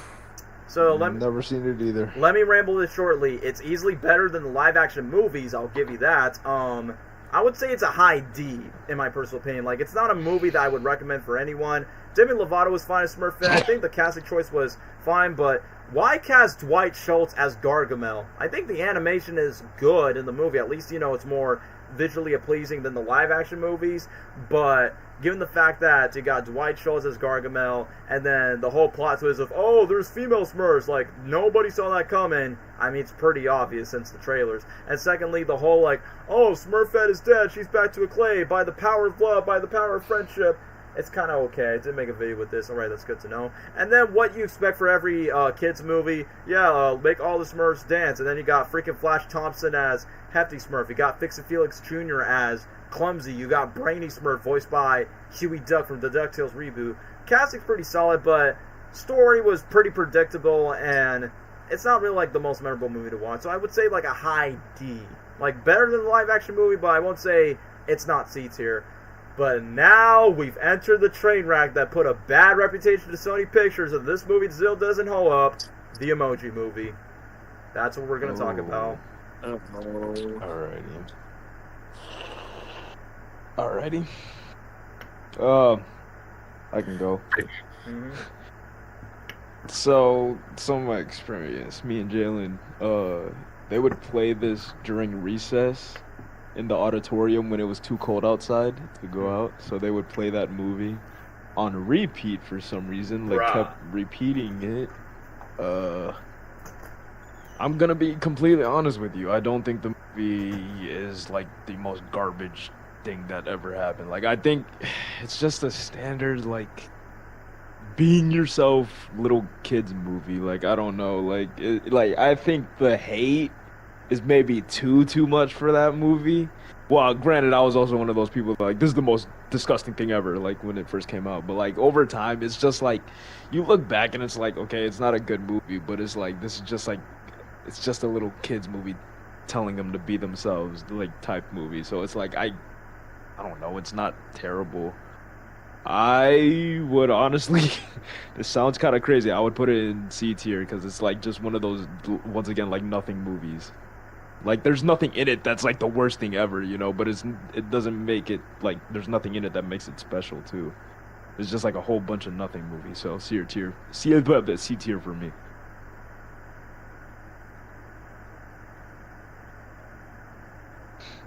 I'm glad you guys agree. You did. Oh, everybody, okay. Let me continue yapping then. TJ Miller, yeah, he's a great guy. Definitely no controversies at all. What else happened in the one good thing I like in that movie is that they played that song from Pitbull. I just wanna feel this moment. I'm not gonna lie, I had the song from that movie on repeat. I forgot what it was called. Like Emotions or something. But yeah, I remember when that movie first came out. You remember Jack's films? How much you memed the hell out of that? Yeah. Yeah. Oh man. But I don't know. It's just a little kids movie, man. There's nothing to go crazy over, you know what I don't remember much of it. I just remember people hating on it too much. Yeah.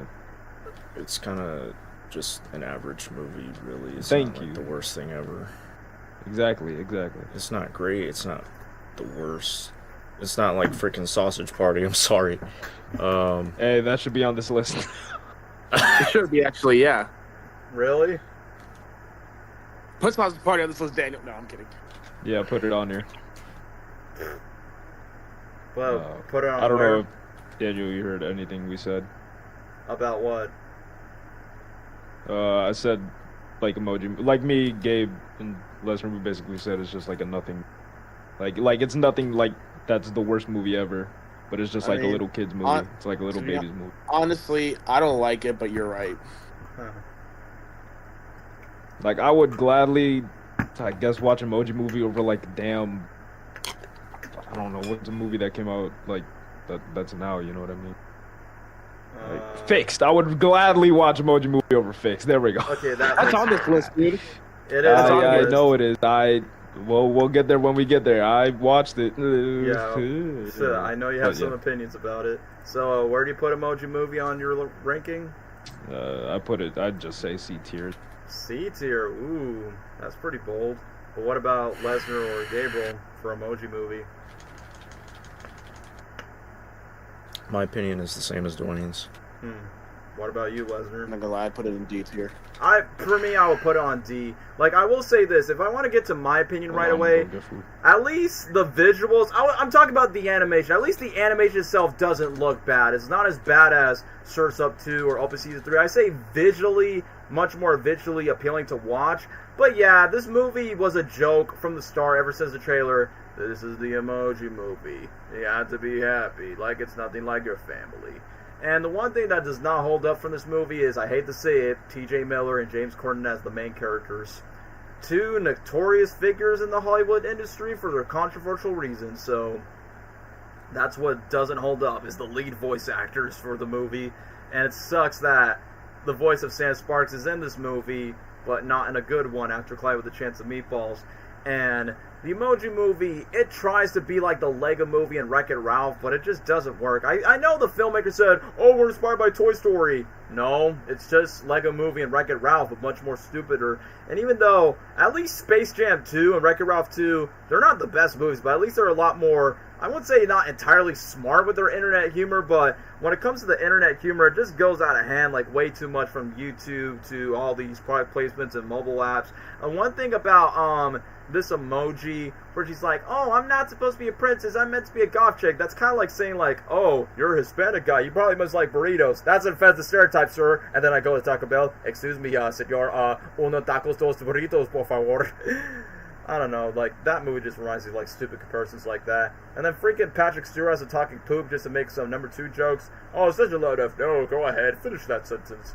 So you're saying me, like, Patrick Stewart would say yes to Chicken Little and say yes to the Emoji Movie? Hey, Professor X is trying to get that paycheck before Scarlet Witch snaps his neck in Doctor Strange 2.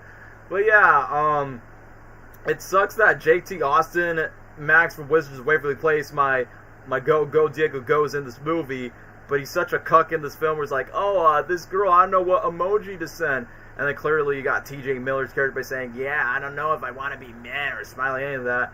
And then freaking James Corden's character was very annoying when they do all the Candy Crush stuff. And the plot twist at the end of the good woman emoji tries to, like, turn everything society. Basically just like the Lego Movie in a nutshell, but it's just like, you know, just more stupider. And then they even played the exact same song for the Lego Movie. I just want to feel this moment. Get it? Feel, because emoji. Get it? Yeah, this movie's stupid. I mean, it's not, surprisingly not the worst Sony movie, but definitely not a good movie by any chance. So, but I would rather rewatch the Emoji Movie that, I'll say this, I'd rather rewatch the Emoji Movie over Sausage Party. There, I said it. But, yeah, I'm definitely going to put this on D tier for me.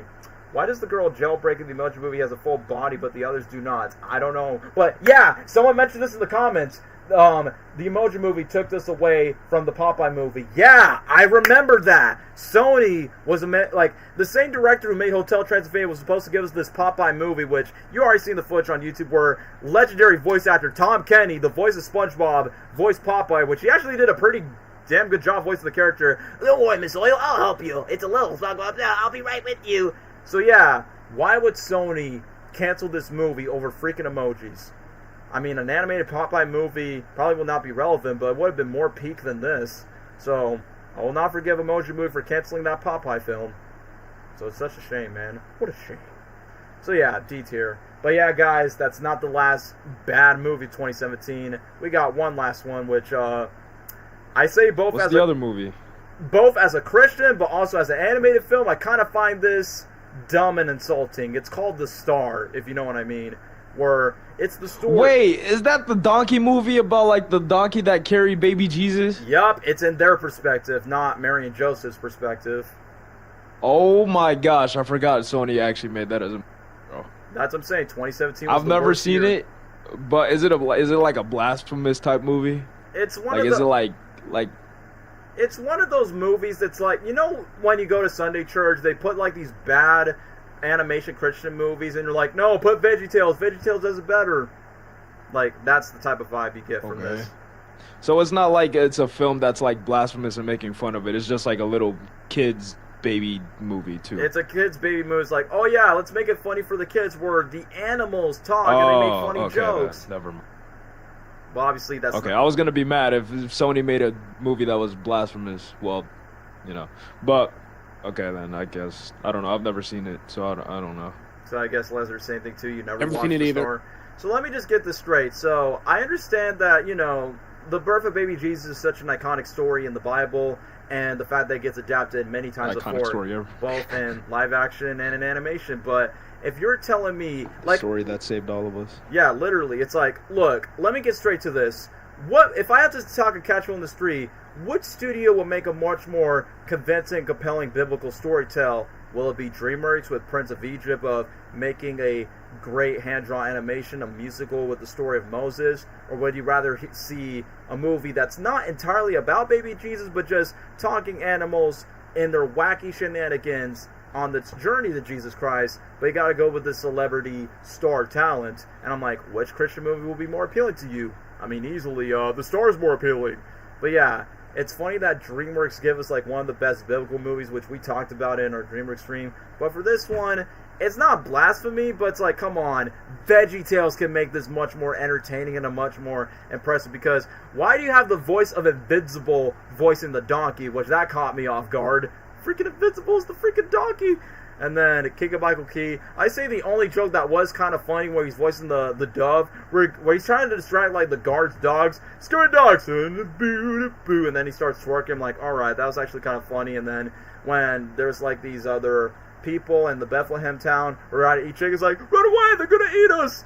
And then you got too much celebrity talent that's meant to sell. Like, you got freaking Zachary Levi as Joseph. You got Gina Rodriguez as Mary. Keegan-Michael Key's the bird.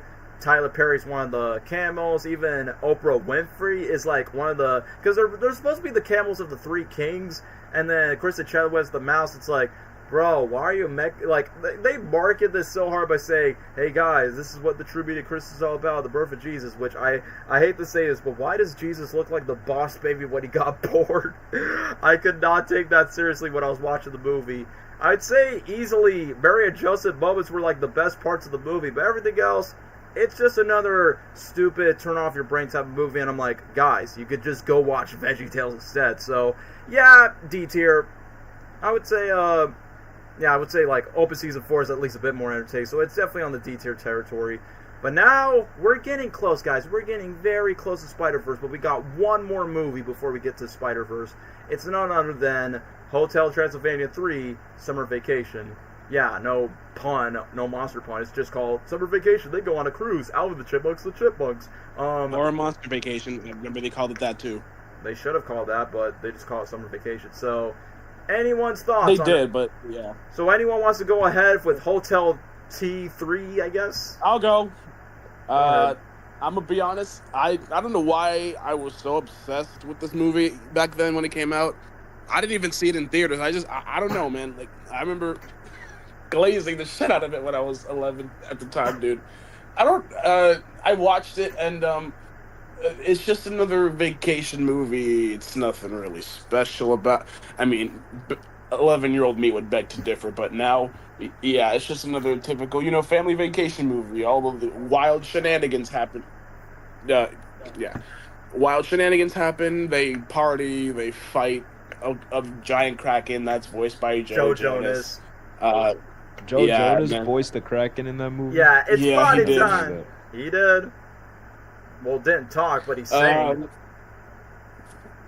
Yeah, I know the movie started off with like a flashback to years ago when Dracula's enemy, and then later in the movie, his daughter, I don't know. Yeah, granddaughter, I guess, maybe, who's voiced by Catherine Hahn. Catherine Hahn, Erica. Erica. That's her name. Yeah, the first glimpse, Drac wants to F her up. No. But yeah, as the movie went on, it was just a crazy movie with just nothing. It's nothing like too big, to be honest. Like they just do what family. Well, they're monsters, so of course there's going to be a bunch of stupid, crazy stuff. They fly on this gremlin plane to get there. Fuck gremlins. Even though, yeah. I don't really know what else to say about this vacation movie, this family vacation movie. But I mean, I will say it's kind of a fun watch because you get to see these characters do these things that you haven't seen before. Yeah, where would I think this movie would work best. I want to say a C tier. I was thinking the same. Because nothing special.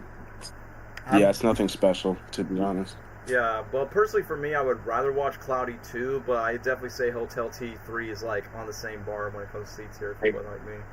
Yeah, it's just a vacation movie, monster movie, fighting movie, dancing party movie, and also love story because Drac and Erica. But yeah. Yeah. So, Dwayne, that white chick? Yeah. Yeah, the Catherine Hahn's character. Wait, is it my turn? Yeah, your turn for Hotel Transylvania 3. I've only ever seen that movie once on Netflix, and I was bored as hell watching it. So, I don't know. If it's a kid's movie, whatever. I don't know. I put it in D. And I did not. I don't give a shit. Yeah, I put it in D tier. Ain't nobody care about no Hotel Transylvania 3, bro. Yeah, like, I'm just gonna get to my quick ramble because I will be honest, the plot is very basic, man. Like, I would agree, like, C tier is, like, the best thing. Like, it's not a bad, like, I honestly would rather watch this than any of the D, F tier movies by comparison, so that's why I would put on C tier, because at least Transylvania 3 is somewhat, somewhat has watchable moments. I mean, I'll name one thing that's rewatchable, Mavis swimsuit in the pool. That's all I'm gonna say. She looked mighty fine in that black swimsuit. Yep. You got it. You got it. Yep. I honestly think wait, she was in the bathing suit? Never mind. Put it S tier. S tier. Yeah. No, mine. Black suit. I don't want to. He's like, bite me, Selena Gomez, bite me.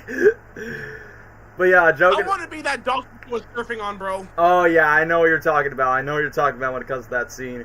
But yeah, let me just talk about the plot itself. That's not Selena Gomez, it's freaking Mavis. So, yeah, Drac, whenever an old man becomes single and lonely, I need to go dig a dating app because my wife is dead and now I'm lonely, I need to go find someone else. But then flashback where Drac fights the villain, I think his name is Van, something, I don't remember, but they were enemies back then, and then his granddaughter Erica, who is Agatha from the MCU, and I think she also voiced female Doc Ock, inspired by Into the Spider-Verse, so I kind of find that ironic. The one thing that's funny about this is, I remember the press tour of Hotel Transylvania 3, and Lester probably might remember, Adam Sandler was nowhere to be seen in the press tour at all. It was only just Andy Samberg, Selena Gomez, Keegan-Michael Key, Catherine Hahn, and I'm like, where's Adam? Like, he's Drac. Why is he not involved in the press tour interviews? And to me, with that moment where I noticed that Adam Sandler is not involved in the press tour of this movie, I'm like, Yeah, that's kind of like giving the hint of why he was not back for the fourth movie. I don't think there was like a clear reason why, but I think it was because of creative differences that he wasn't a fan of, maybe after Hotel Transylvania 3, and why he didn't come back for the fourth one. I mean, heck, even the director of the first three movies didn't come back to direct the fourth one. He just produced them. But either way, I just think the plot is too basic where, oh, let's put monsters on the cruise, and, yeah, that's it. That's the plot. They just go to a summer vacation, Drac wants to escape, and then he finds this chick that he's in love with. And it kind of sucks because Erica definitely has this Popeye-style animation, and the director wanted to make that Popeye movie. That was like his passion project, but you know, Emoji Movie exists, so that didn't happen. Surprisingly, he's still in touch with Sony, and then that bro directed the Fix movie with the 2D R-rated dog, so that's saying a lot. So, I would say the only redeeming qualities outside of, like, I guess with the addition of Catherine Hahn's character is, the freaking Kraken Octopus voiced by Joe Jonas. I will admit, the final act actually kind of slaps when the main villain was going I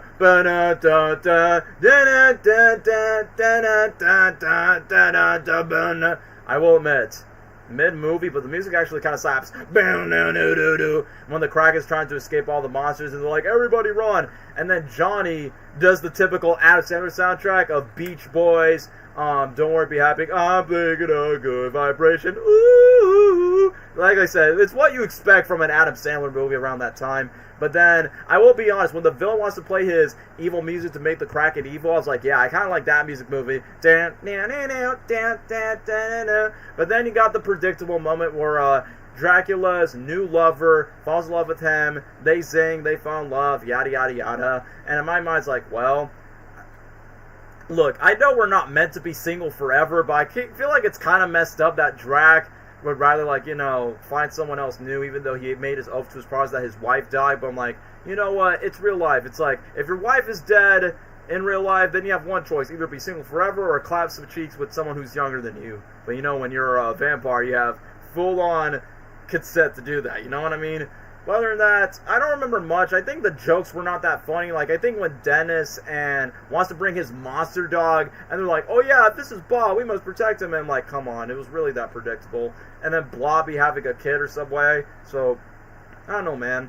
I think the movie's fine, but, you know, it's not anything as intriguing like the first two movies. I just feel like it's a summer movie. At least it's not as dumb as Alvin and the Chipmunks 3, but I will be honest with you. I wish one of these sequels, even though I'm not like a big fan of this franchise, but I feel like Hotel Transylvania could have done like other holidays. Like, look, I know they don't want to copy Nightmare Before Christmas, but I'm like, well, how do the monsters celebrate Christmas? How do they celebrate Easter, Thanksgiving, like something like that? So, I say Hotel T3 is like, it's equal with Cloudy 2. Like, Cloudy 2, Hotel 3 are like fine, average, okay sequels, but they're not terrible. So, that's all we gotta say.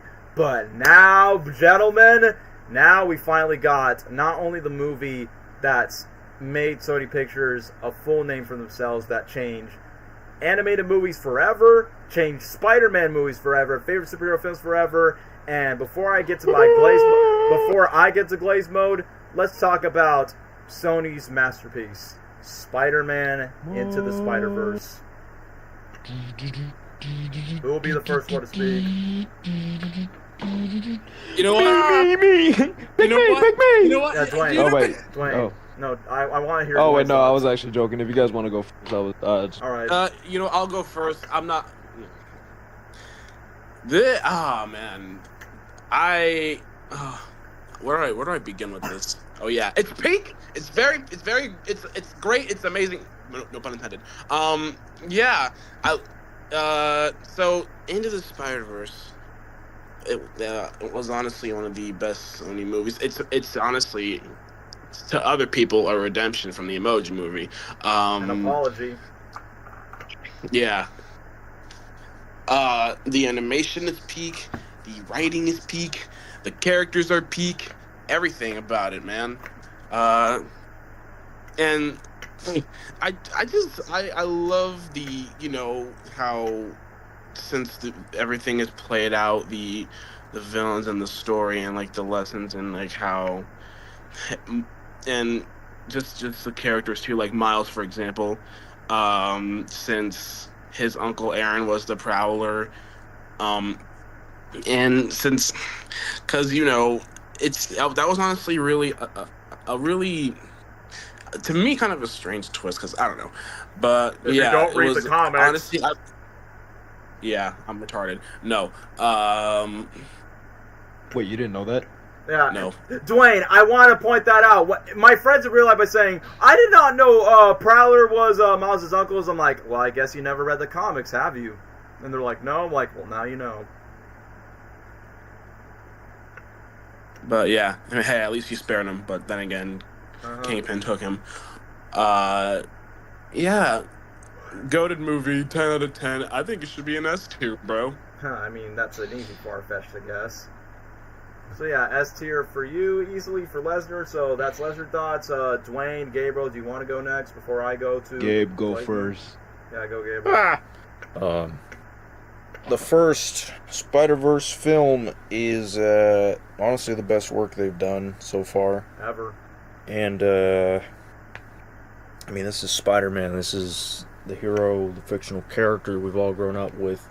And for them to make a film not just about Peter Parker, but all sorts of Spider-Man, specifically Miles being the new Spider-Man and the new main character, and bringing him to the spotlight to average, like, to the casual audience.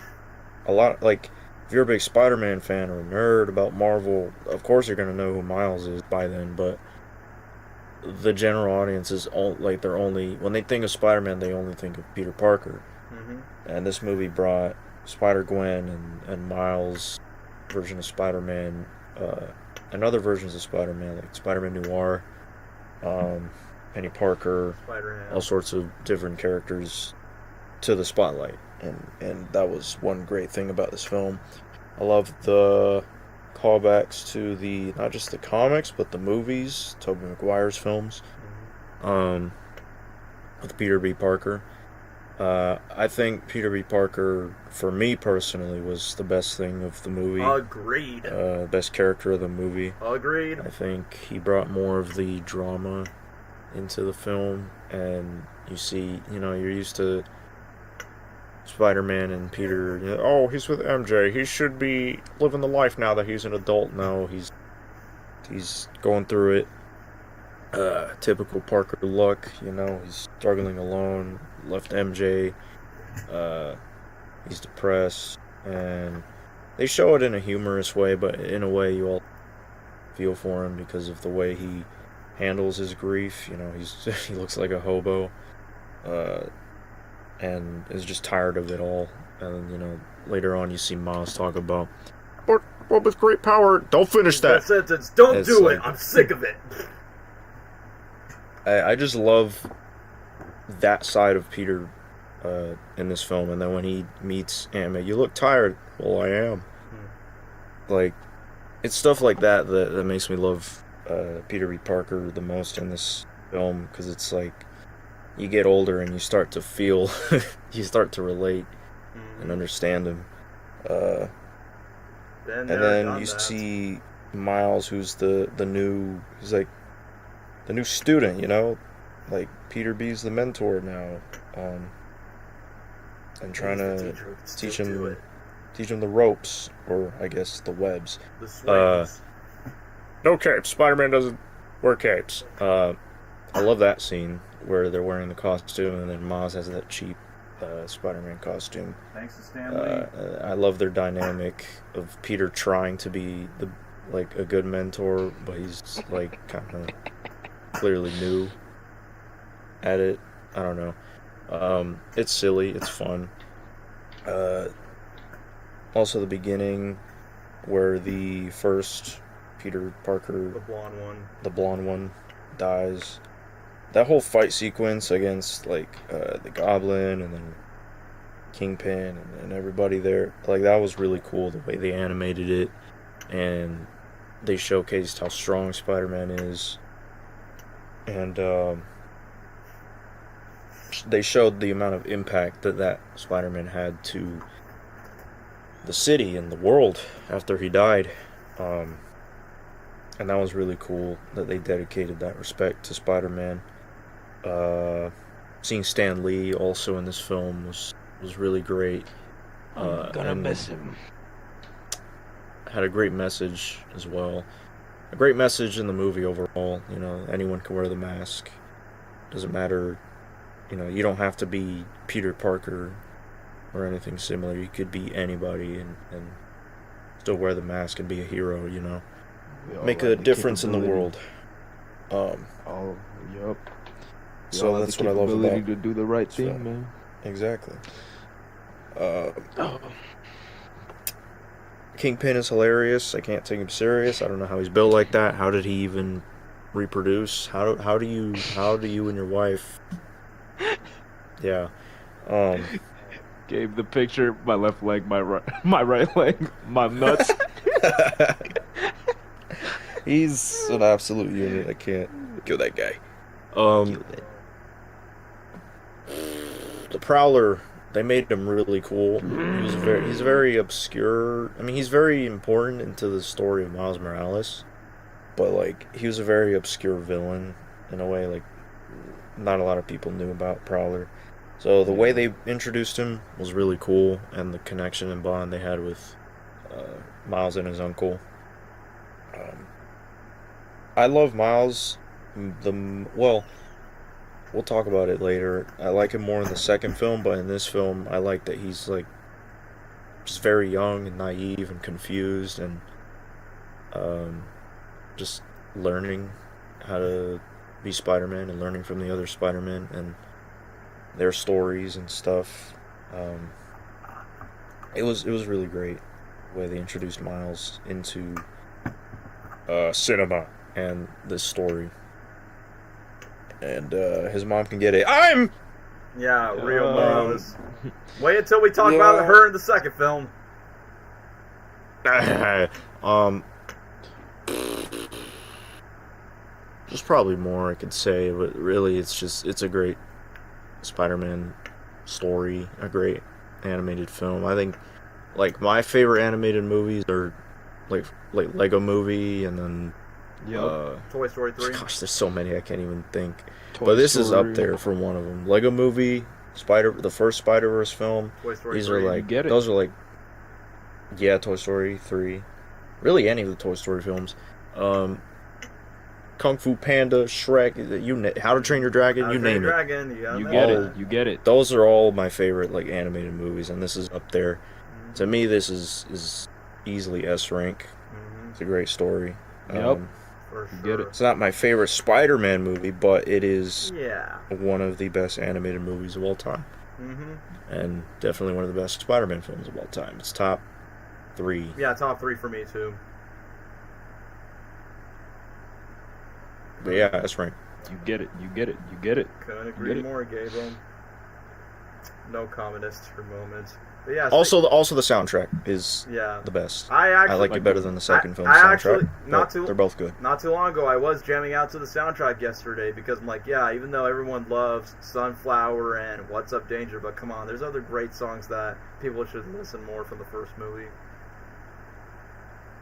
But yeah, Gabriel gets an S ranking, and now I guess the last person is just Dwayne and then me. Okay. Cracking every woman in this movie. Gwen can get it, don't care. Rio can get it, don't care. All right, Mary Jane can get it, don't care. Everybody's getting cracked. Everybody's getting cracked. Everybody in. You get it. Yeah. Yep, dude. Gwen. Yeah, you're right. You're right. Especially the second movie.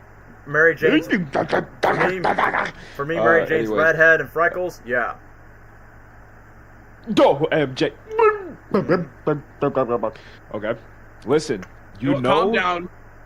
All right. Slow down there, boss. Boy. Right.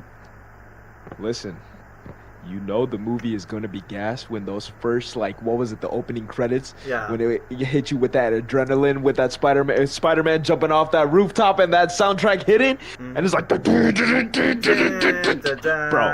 you already know the movie's going to be gas. It is not only just a love letter to, like, peak superhero movies, it's just a love letter to the comics, just straight up, man. Like the little details, the little sidebars, the Kirby crackle in the film, just the themes of being Spider-Man, what it means. It's just, dude, movie's peak. The movie is amazing. The movie is everything you would want in a Spider-Verse comic book movie, dog. Like, I really don't know what to say that hasn't already been said. I'm gonna be honest though. I want to be different. I'm gonna be honest. I think the soundtrack for the movie is kind of mid. I'm not gonna lie. No way, man. I'm about to die for saying that. I love Sunflower. That's my favorite song, but I don't like Too easy. Jaden's freaking we yeah, on the we way. on I the hate way, that song. Shut up, Jalen. I'm trying to think. I don't know. I don't like the other songs that are in the movie. Oh, actually, Hide by Juice WRLD. I love that song. My home. I listened to that not too long ago. Yeah, that Just song's yesterday. gas. Everything else is just kind of just okay, or just like I don't listen to. Like Start a Riot, I think is. That is such a I think it's like meme-worthy meme. song. I think it's a meme song. Like but I don't listen to it actually. You know what I mean? Yeah. Like it's a Who meme can song, stop but I me? don't actually listen to it. I'm trying to think. What else in the movie hasn't been said? Spider-Man Noir is probably my favorite Smells like Spider-Man in that movie specifically. Not like in general. Shut up, Jalen! Get that away! Freaking Squid. Hey! I knew he's playing the Jaden Smith song. No, man. I was gonna say, I feel like Squidward with the job application. Get that away from me, bro! Or you be quiet. Oh, the Prowler's theme is gas. I'm not gonna lie, when I first saw the movie, first few times, what was I gonna say? Every time Prowler run, it just reminded me of Foxy from Five Nights at Freddy's for some reason. Every single time. Because the way he runs. I saw the twist coming. Obviously, is because I Read the read comics. some Spider-Man comics, and yep, like it was a different. It was Hobie Brown originally in the comics, but Yeah, it was. I just remember learning it from somewhere that it was Prowler already, so I already knew the twist that was gonna happen. This is surprisingly fun fact. This is the movie I have seen the most times in theaters. I saw this movie 5 times in theaters, I bro, remember that. when it came out. Yeah, so I don't think any other movie has beat that. Maybe 6 actually. Now that I'm trying to remember, it's either 5 or 6, but no other movie I've ever seen like in theaters that much. But yeah, peak movie. I love the movie a lot. I love it. Made me appreciate Miles Morales as a character, and it made me excited for what was gonna come when it came out. So I'm trying to think of other things to say about it. I can't really think in the moment. I'll probably later something. But I'm gonna put S tier. I'm gonna give a shout out to one Peak thing. movie. I'm gonna give a shout out to Dwayne Lano. When you used to post videos on YouTube where you talk about Tom Holland Spider-Man out of the MCU, and he's like, the Tobey Maguire movies, I'm not gonna count Spider-Verse because that's only one movie, but I love that movie when you have the Into the Spider-Verse poster in the background back then. Just want to mention that. Yeah. That was funny. Thank you, camera. Anyway, now for the certified Spider-Man fanboy to start glazing. Promise I won't make it too long, but I ain't gonna promise that. So, I'm just gonna get straight off the bat. Yes, like everyone else, Spider-Man Into the Spider-Verse is peak fiction, peak animation, peak Spider-Man. It's one of those near perfection movies that you can't find too much to complain about. There are a couple of nitpicks, but it's not like oh, this movie's not as good as I remember. Like, no, this movie still ages well like fine wine. And like what I said before, this movie changed animation forever. Like, inspired Puss in Boots, inspired Sony with Mitchell's vs. Machines. Even Disney is kind of trying, but not really. But, Sony kind of inspired Dreamworks in a way just to up their animation game. And then for superheroes, believe it or not, guys, this is technically the first multiversal superhero movie before No Way Home, The Flash, Doctor Strange, Deadpool, Wolverine, yada yada yada. But it's not the multiversal. You mean Marvel? Like Marvel-wise?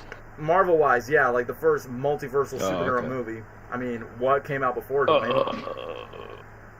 I don't know. I just feel like there's probably been a multiverse movie before that. So. But what I'm just saying is, this TMNT Turtles Forever. I had a feeling you were going to mention that, but no, that's not a movie. But Spider-Man Into the Spider-Verse, I mean, James Gunn pointed this out. I think James Gunn did say that this is his favorite superhero movie of all time, which I don't blame him. Heck, I mean, even Tom Holland himself said that this is the best Spider-Man movie in his opinion, that he even thinks this movie is better than his own MCU Spider-Man film. So that's saying a lot from one of the live-action Spider-Man. But anyway, let me get back to my opinion. So, it's not the multiversal stuff of what made this movie amazing. It's the story. It's the characters. It's the writing. It's the development. It's the way that this movie definitely proves itself that it's not a kid's movie. Like, the fact that you get to see death multiple times. Like, you get to see freaking blonde Peter Parker get smashed. Get smashed by freaking Big Fat Willie himself, Kingpin, freaking dies. Because I know that's a thing in the comics, but it's not like Green Goblin kills him in the Ultimate Comics. And then secondly, you get to see Miles getting to the Peter Parker curse of his uncle died, and then he gets to tragically become Spider-Man. Yeah, you're seeing deaths in this movie right in front of your face. That's how you prove that this movie had balls. And also, even though Phil or Chris Miller did not directed this, but they still produced this movie. So, some of the meta jokes, I'm like, okay, that's sitting up my alley. What I liked about the first Cloudy film and the Lego movie. Like, for instance, the opening sequence with Chris Pine as the blonde Peter Parker. And I did this. The Boy Maguire dance, the references to the Sozo popsicle. I'm like, hey, I like that Spider-Man popsicle when I was a kid. References to the Raimi trilogy from Uncle Ben, the train sequence, and what else? The blonde Peter Parker in the very beginning is like the representation of what you love and expect from Spider-Man. Optimistic, like no matter how many times I get beat down, I always get back up. There's only been one Spider-Man, and you're looking right at him because whether if you're a diehard Spider-Man fan or if you're a casual, you obviously know the origin of Spider-Man. You've seen it from Tobey, from Andrew, from all these other movies. But then, I like that in the production, Phil or Chris Miller said they would make an animated Spider-Man movie under one condition. If it's about Miles, we'll make it to make Miles the main star. And yeah, like what Gabriel has mentioned, like, yes, like us diehard Spider-Man fans know who he is. But for those by saying, what, a black Spider-Man? This movie's racist, this movie is woke. It's like, yeah, mostly the Gen X adults will be pissed off by saying, like, what? A black kid cannot be Spider-Man. But basically, later on in the movie, and even for what Stanley intended to be, that Spider-Man can literally be anyone underneath the mask. No matter what race, gender, or background you come from, anyone can wear the mask. You can wear the mask. And that's basically the thematic message. And speaking of which, I'll jump straight to Stanley's cameo. First of all, rest in peace to the legend himself, where that bro passed away when I was 17, literally on my 17th birthday. So when his cameo popped up when the blonde Peter dies, when Stan's like, I'm gonna miss him. Hey, we were good friends, you know. I got a tear in my eye by saying, man, I remember when this man was alive and he had his crossovers with Spider-Man and the 90s cartoon, even that awful TASM 2 game. And then, even though it's a funny joke where Miles gets the Spider-Man costume and where Miles is like, how's it gonna fit? And then Stan's like, it always fits, eventually. And I'm like, well, that's kind of like a metaphor, but also an allegory that, you know, the suit's always going to fit eventually for you to take in. And I like that line was actually paid off with Aunt May when she gives Miles the web shooters, be like, they fit perfectly. I'm like, huh. I kind of like that. Like, that's a little bit of that golden S tier writing of setups and payoffs. But the one thing that's cool about this movie is, yes, we get to introduce Miles, and what's cool about it is we actually get to see a little bit more of, like, you know, his African-American side, but also his Spanish-Latino side, where he's actually speaking in Spanish, because, you know, his down 60 mother's Puerto Rican, he actually speaks Spanish. I'm like, hey, that's so in character. And as for the voice cast, I forgot to bring this up. I mean, you got freaking Shameik Moore from Incredible Crew, my crew. So you're telling me the bro from Incredible Crew that says, it's time to watch some movies, If you would have time traveled the past by saying, hey Dan, you know he's gonna voice Miles Morales by saying, this guy going, that's not gonna be Miles. And then later on, boom, he is Miles Morales Spider-Man. And then later on, I met the bro in person, so that was pretty wild. I think every time I think of Miles, I just think of Shameik Moore's voice. And the more, like, if I read a comic book or at least like see a panel of Miles, I'm just gonna think of Shameik's voice in my head, just because. Thanks to this movie. I know Insomniac introduced Miles, but he was not Spider-Man yet. But this movie perfectly makes Miles Morales stand out of his own as his own Spider-Man. But secondly, they made him a mainstream character where it's not only just Peter Parker. Since, you know, I mean, even before Miles Morales existed, there were like other popular Spider variants from Jessica Drew's Spider-Woman, Miguel O'Hara's Spider-Man. They embrace more of that in the sequel, but let's get back to the first one. So, they perfectly developed Miles of his background, and pretty much similar like Cloud of the Chance of Meatballs, where Miles' dad is a cop, Flintlock Wood. I'm just kidding, I thought that was a fun theory. Or the funny moment where he tries to leave like the police cops, and then his dad's like, you gotta say I love you back. Daddy said, I love you, Dad. That's honestly a common thing for me and dads in particular. It's like, you gotta say I love you back. But then when Miles tries to go into his private school, I like the fact that even though it's a multiversal story, the movie still stays in its simplicity aspect. And I feel like that's what made the first movie age well looking back. Like, they don't focus on the cameo fest right away. They just focus on the main protagonist and the driving force of how we get from point A to point Z. And then when we get to the school, I think it's like, not based on Alchemist. When we went to Brooklyn, it's like, hey, yo, that's where Miles was raised in. But then when we get to Gwen, which, played by the down bad Haley Steinfeld, which I did not expect for her to voice Gwen, but hey, I dig it. And I almost forgot that Spider-Verse and Bumblebee came out the same month, the same year, so Haley Steinfeld got like 2 movies in December 2018. But it's kind of funny that when Gwen news about Miles' like cringy quote about Einstein saying time was relevant, it's kind of funny that the teacher does not notice that there's a new student, since, they kind of explain like every spider variant is not allowed to live in their dimension. It's kind of like that one quote from Wreck-It Ralph: if you die outside your own game, you won't regenerate ever, game over. And I like the fact that when we get to Miles, when he gets close to his Uncle Aaron, aka voiced by Mahershala Ali, the dude that was supposed to be Blade but he was never Blade. But the funniest moment is, my dad is usually not the biggest fan of animated movies, but my dad, he was laughing his ass off when Uncle Aaron does the hey shoulder, and then Miles does the hey. My dad was like, so I'm like, I'm surprised that one joke actually made him laugh. Like, his uncle trying to teach him like how to rizz up chicks. And I like that there's an Easter egg. Like, I think in the TV we see Donald Glover putting on a Spider-Man suit in an episode of Community. I'm like, yeah, because Donald Glover is basically half of the main inspiration why Miles Morales existed, thanks to the Ultimate Spider-Man comic creator, Brian Michael Bendis. There are a little bit of comic book Easter egg nuggets that will be like, oh, the creator of Ultimate Spider-Man, the creator of this and that, and da-da-da-da. So comic book fans, I mean, yeah, I almost forgot to say, this movie is literally a comic book brought to life. I mean, the Raimi films are the perfect comic book adaptations live action-wise, but animation, bro, it's like you were breathing to the world, from the panels to the silly jokes, from the play dumb, who's Morales, not that dumb, like the speech bubbles in the background. That was perfect, including that random white kid with the glass that goes "ee" every single time. They brought that character back in the sequel. And then the best thing about Phil Lord and Chris Miller's jokes, like they succeeded with Cloudy 1 and Lego Movies, like unpredictable jokes that you don't expect coming. Like Miles tried to do the shoulder touch and then just goes, hey, and then just mess up Gwen's hair, where she becomes like looking like a tomboy lesbian after that. But the moment when these tattletale snitching classmates get in, when Miles is trying to mess up with his sticky powers, because, we've seen it in Toby's movies and Andrew's movies of how, spider powers work, and Miles is like new to it when he got bit by the spider. And I almost forgot, when Miles is trying to bond with his uncle, do spray pink graffiti from the radioactive spider on his hand, we expect Miles to freak out, but it's so funny that he has his hand, it goes, you're dead.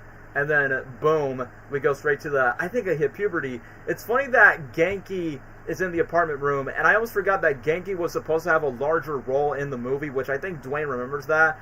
But the reason why they didn't do it, because yeah, it's in the extended version. But back then they're like, casual viewers, they'll think like, hey, you're copying Spider-Man Homecoming where Ned looks like Genki. I'm like, bro, because Homecoming stole that from Miles. They took that from me. That was on today. So that's why Genki was like muted to a silent role when it comes to that. Uncle Aaron was also Luke Cage and Coral Stokes. Yep, that is also very true as well. But I like the fact when we get to the build-up where Miles gets to understand that he thought there can only be one Spider-Man. And during the moment where we get to the epic moment when blonde Peter Parker is facing Green Goblin, which is, and to me as a kid, when I was younger, I was like, how are they going to adapt Ultimate Green Goblin, where he's more of a monster instead of a jackal with green paint? Where I think he's voiced by Jerma Tacone. Oh yeah, the same guy who cameo in Sonic 3. It's not up to me, why won't you quit? I will admit, in the theater, when Miles is trying to run away from Green Goblin and the blonde Peter Parker, it felt like I was in the Universal ride. I've been saying, am I in the Universal Spider-Man ride? Because I'm kind of getting on the edge of my seat from watch out for this villain, watch out for that. And the moment where blonde Peter, okay, this is a meme-worthy moment. I thought I was the only one. You're like me. I don't want to be. Well, you have no choice, kid. I will admit, this is such an underrated music piece. I think it's literally called The Amazing Spider-Man, no pun intended, where the music goes, da-na-na. I know it's the main Spider-Man theme for Miles, but for Peter's theme, where it goes, da-na-na, da-na-na, I'm like, okay, every time they make new re-editions of the Spider-Man theme song, they never fail of, like, you know, sounding like a Spider-Man theme. And then he got the meme-worthy theme, where we got the Prowler facing Spidey, and then freaking Kingpin. I cannot take Kingpin so seriously, bro, because, bro, heavy junkie boy. I mean, 2018 was such a big year for Kingpin, from Daredevil, the Insomniac Spider-Man game for PS4, and then freaking into the Spider-Verse, where you got Sabretooth from X-Men Origins Wolverine. Boopy-doo, boopy-doo. Hey, what's the test cell? Freaking light show, they want this. But yeah, during the moment of the fact that Kingpin wants to have a super collider to bring his wife Vanessa back and his son, but then when Green Goblin messed up the multiverse when Spider-Man got in, boom, Green Goblin is basically the reason why Spider-Verse exists, and then you got Earth 616, Earth 1610, and then it got the multiverse there. And then, even though it's quite a shame that this version of Green Goblin dies, but you know it's inspired by the Ultimate Comics, I've had to say one nitpick about the first movie is, aside from Kingpin or Prowler, most of the iconic Spider-Man villains are kind of sidelined, and I just noticed there's 6 villains in the movie. Kingpin, Prowler, Green Goblin, Tombstone, who's the other one? Scorpion, and female Doc Ock. So you kind of have the Sinister Six in the movie, but they're not all together since one of them was dead earlier on screen. So we kind of had 6 villains in one Spider-Man movie. But during the moment where Blonde Peter dies, and even though I'm like, wow, that's a pretty ballsy move that this bro is literally dying on his last breath, and he loved being Spider-Man, and then he got this iconic B moment. Hey, Kingpin, how's business? Booming! It's not always about the money, Spider-Man. It's about the Mets, baby!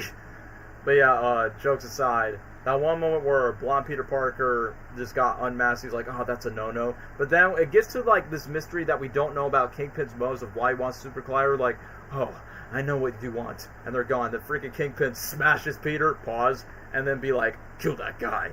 And the moment where Prowler's trying to chase Miles, like, the comic panels, the lighting from the Prowler, like, the way that he smooths into the animation, then when he gets to his motorcycle, that was peak. And then, once again, this movie gets really dark. Like, after when the announcement when Blonde Peter dies, I'm not scared of the dark. Not gonna lie, kind of felt sad by saying, bro, this is like a Spider-Man we only know for like, what, 10 minutes of the movie, and we feel bad that he's dead just because this Chris Pine Spider-Man likes the life. And yeah, shout out to Chris Pine. I did like the, oh, Spidey bells, swinging through Midtown. I'm like, that's why they hired him, just for him to sing off his vocal cords since what, Disney's Into the Woods.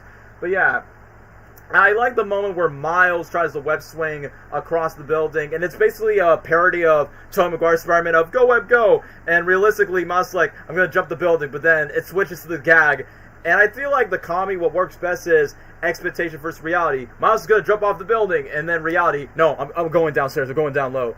And then when Miles feels bad of destroying the virus key, the goober, and then, like what Gabriel said, the best character of this movie, in my opinion, that's not Miles Morales, bro, freaking Peter B. Parker, man. I mean, look, I'm not trying to brag. I kind of feel privileged that I get to ask his voice actor, Jake Johnson, by saying, hey, are you going to be back in the sequel? Well, Daniel, I really hope so. But other than that, he was easily my favorite character in the first film. It's kind of funny that originally they were going to consider Tobey Maguire to voice Peter B as a wink-wink, but one, Sony thought the idea was too soon, and two, they want this movie to like stick to its own identity and not be connect to any of the live-action movies, but only just make references.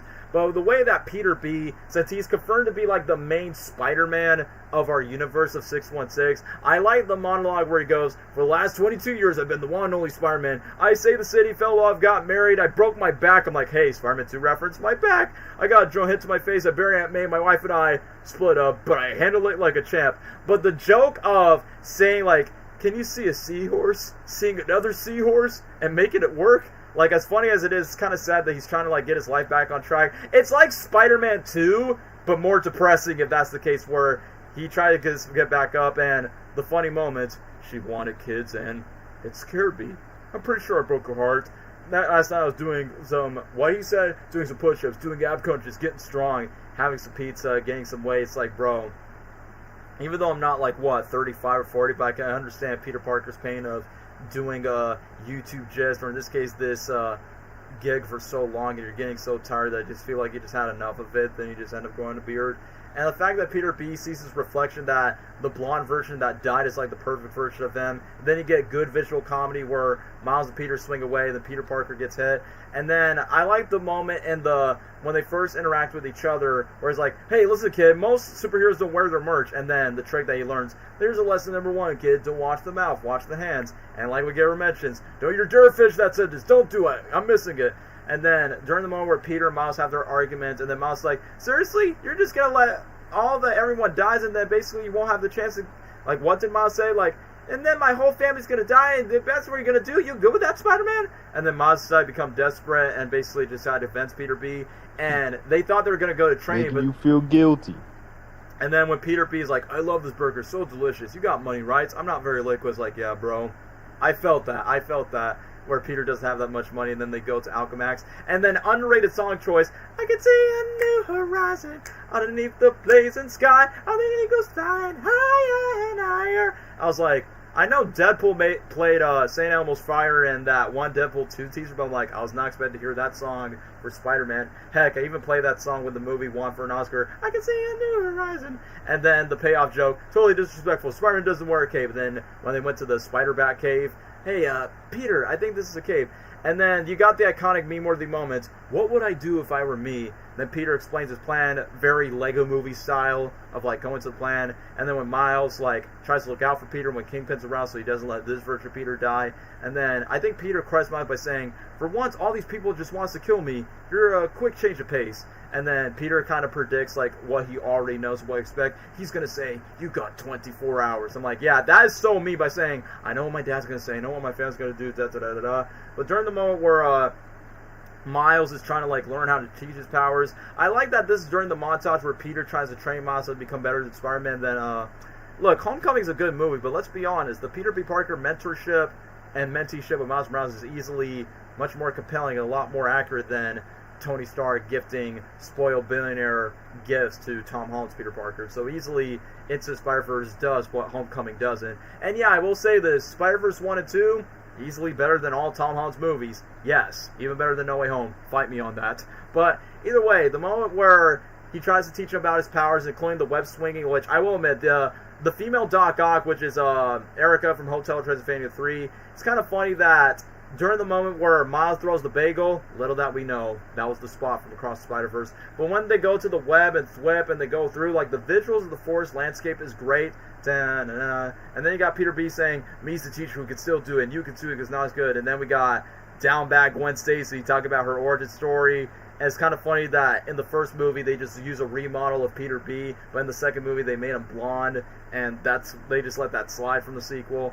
And then when we get to Kingpin's flashback, like, I understand that Spider-Man's the reason that he got his family turned back against him, but it's so funny that at the ending, Vanessa, you nursed me, please come back, please! Because, you know, that's the joke. He's a big, tough guy, but deep down inside, he's a sad, strange little man that wants to bring his wife back from a different universe. But when it comes to the female Doc Ock reveal, I mean, it was kind of a surprise since they never reveal in the marketing, but we don't know why she is who she is, but that doesn't matter. The whole point is they kind of like, oh, she's a nerdy nobody, but then she's like a worst nightmare taking down Peter and Miles. But then when Peter B meets with Aunt May, you can tell May is like emotionally shattered, but shows she's a bit more tough, and she knows that there's other spider variants that came into the portal. And when it comes to Nick Cage's Spider Noir, perfect casting where he goes like, wherever it goes it falls, and the winter smells like rain. Sometimes I just hold a match just to feel something. And then I think my favorite one aside from Spider Noir was freaking Jack Horner, John Mulaney's Spider-Ham, where he goes, can you float in the air, smell like a delicious pie? I growl, I sing, and I dance. I got bitten by a radioactive pig. And then freaking Penny Parker, I'm like, wow, you literally got Western animation cartoon, then you got an anime Spider-Girl. I like that later at the end where Spider-Ham saved Penny Parker from Scorpion. You got a problem with cartoons? And it's kind of like a metaphor where Western animation saved Japanese animation, and they kind of inspire one another. So I kind of like that allegory between Spider-Ham saving Penny Parker's life from the Mexican Scorpion. And the moment where the other Spider people are trying to, like, test Miles to make sure, like, he's not ready for it. There's one deleted scene I like where Peter B goes to the billboard, and it was a line that was sadly cut from the movie where it's like, sometimes it's not about saving the world, it's all about saving one person. And the one line that I wish that was kept in the final cut was, what makes you different is what makes you Spider-Man. I'm like, bro, why did they cut that? That would make, you know, Dwayne, you probably remember this one, like, it's basically an original song from this YouTuber called Nerd Owl of, I'm gonna do it like me. I'ma do my... Oh, yeah. I'm gonna do it Dude, like... I thought it was do my own thing, but I'm so stupid. follow we somebody else's plan. I feel like that song could have... I like that one song. I feel like that could have easily fit with the original soundtrack, but we'll talk about the soundtrack later on. I'm gonna do it like... The one, okay, missed opportunity of a joke they cut off. They were originally going to make a joke about Spider-Man turn off the dark, and it was during the scene when Noir Spider-Man was colorblind with his Rubik's Cube. Is this blue? No. Green? No. And literally, I think in that same scene, Peter B was going to talk to Gwen by saying, hey, do you know they made a Spider-Man musical that's written by Bono and the Edge? That's crazy. I'm like, oh man, I would have loved to see one Turn Off the Dark reference. The only Spider-Man movie that referenced Turn Off the Dark was The Amazing Spider-Man 2, and Jamie Foxx has a freaking magazine of the Broadway musical in his apartment when he was like worshipping the hell out of Spider-Man. But during the moment where Miles knew that his uncle was the Prowler, which, yeah, I knew that twist reveal because I read the comics. But the line that Noir says sounds like a pretty hardcore origin story. He knows, like, what is up when it comes to, like, you know, oh, my uncle's a bad guy. And then during the moment where he got half the Sinister Six crew of Scorpion, Tombstone, yeah, the only Spider-Man movie that we actually get to see Tombstone, actually. And then once when they start fighting, I like that the cushions in Aunt May's house kind of looks like the Raimi designs from the first Spider-Man film, and then literally just kick Tombstone, be like, just take it outside. And it's kind of new that we're seeing like 6 spider people facing against multiple villains in Queens. And then during the moment where Uncle Aaron knows that his nephew is Spider-Man, and Kingpin doesn't want to do the job, that he freaking shots Uncle Aaron, because that's where Miles gets to have experienced his own first canon event where he gets to know how it feels like where his uncle passed away. You're the best in all of us, Miles. And then I knew it was going to lead to a consequence where his dad thinks that Spider-Man killed his brother. And then it gets to the emotional moment where Spider-Ham even said to himself, Miles, the hardest thing about this job is you can't save everyone. And I feel like the scene would have been good, but then it got interrupted with Genki playing, Who Can't Stop Riots? And then it gets to the joke of, do animals talk in distant magic? Because I don't want to freak him out. So I kind of feel like that joke kind of interrupted the whole emotional moment where Peter, like early in the movie, is like, you can't do it on command with his Venom electric powers and invisibility whenever he gets cautious. And then when Miles decided to force it on command instead of just being genuine with it. And then this one powerful message, like, this movie has very powerful messages. I actually shed a tear watching it, where after when Peter's like, when do I know I'm ready?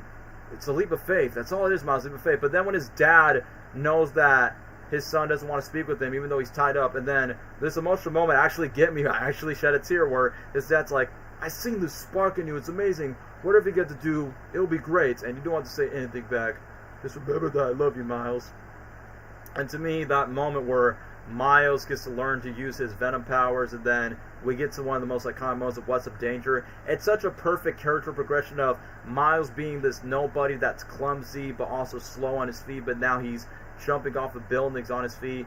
And then we get to one of the most beautiful shots in animation history of the upside down shot of What's Up Danger. And during the moment where he's about to web swing when Aunt May gives the web shooters, they fit perfectly. Can't stop me now! I'm right here at your door.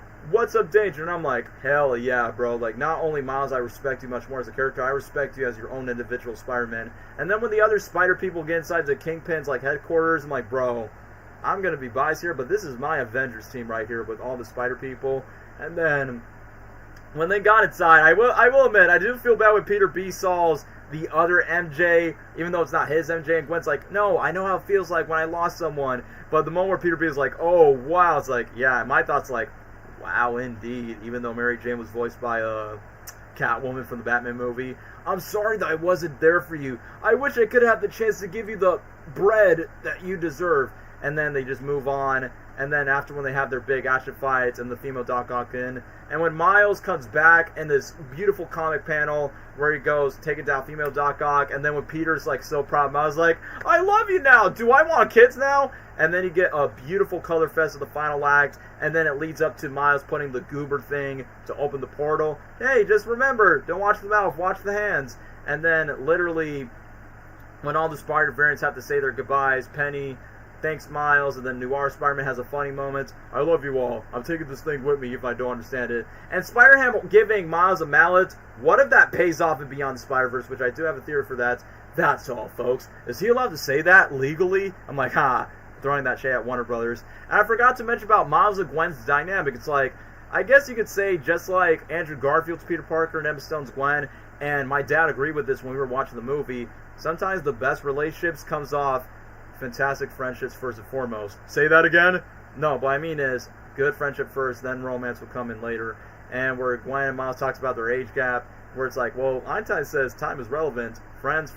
And during the moment where Peter B was trying to, like, stop Kingpin, and then Miles was like, no, I can't, won't let this guy kill you, can't let Spider-Man die, it's okay. But then Miles was ready to, like, let Peter B, because, you know, Peter B was so down on his life, but Miles and Peter helped each other out throughout the first film. Peter teach Miles to become a better Spider-Man, while Miles, like, gives Peter a leap of faith again, like, you gotta go home, man. How do I know I'm not gonna mess this up? You won't. Right, it's a leap of faith. And yeah, once again, teary-eyed, it's like, not bad, kids. Like, bro got the best redemption that he got reserved. And then bro, like, this is, like, honestly one of the best final acts in a Spider-Man movie, probably since the Raimi movies, if I'm being honest. Like, from the music, from Kingpin beating the crap out of Miles, like, you never see your family, so I'll never see your family again. And then you see his dad encouraging him, come on, Spider-Man, get up. And then it leads up to the iconic shoulder touch. And what's so cool, when he shot Kingpin hilariously through the machine, I noticed that the Flizzner Defer for Clyde with the Chance of Meatballs is in the portal sequence at the final act. So I'm like, hey, Easter egg from Phil or Chris Miller's, like, earlier production.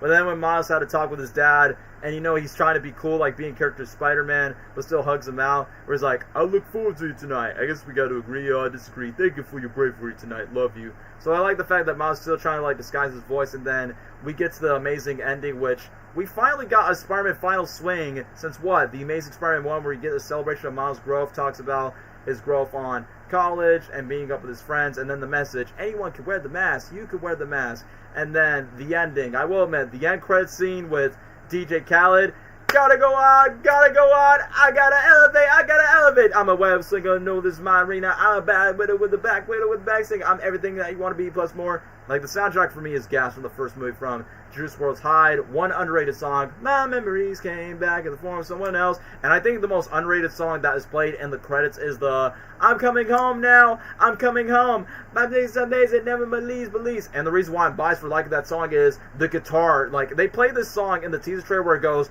bow now, bow, bow now, bow now, ba-na-na, ba-na.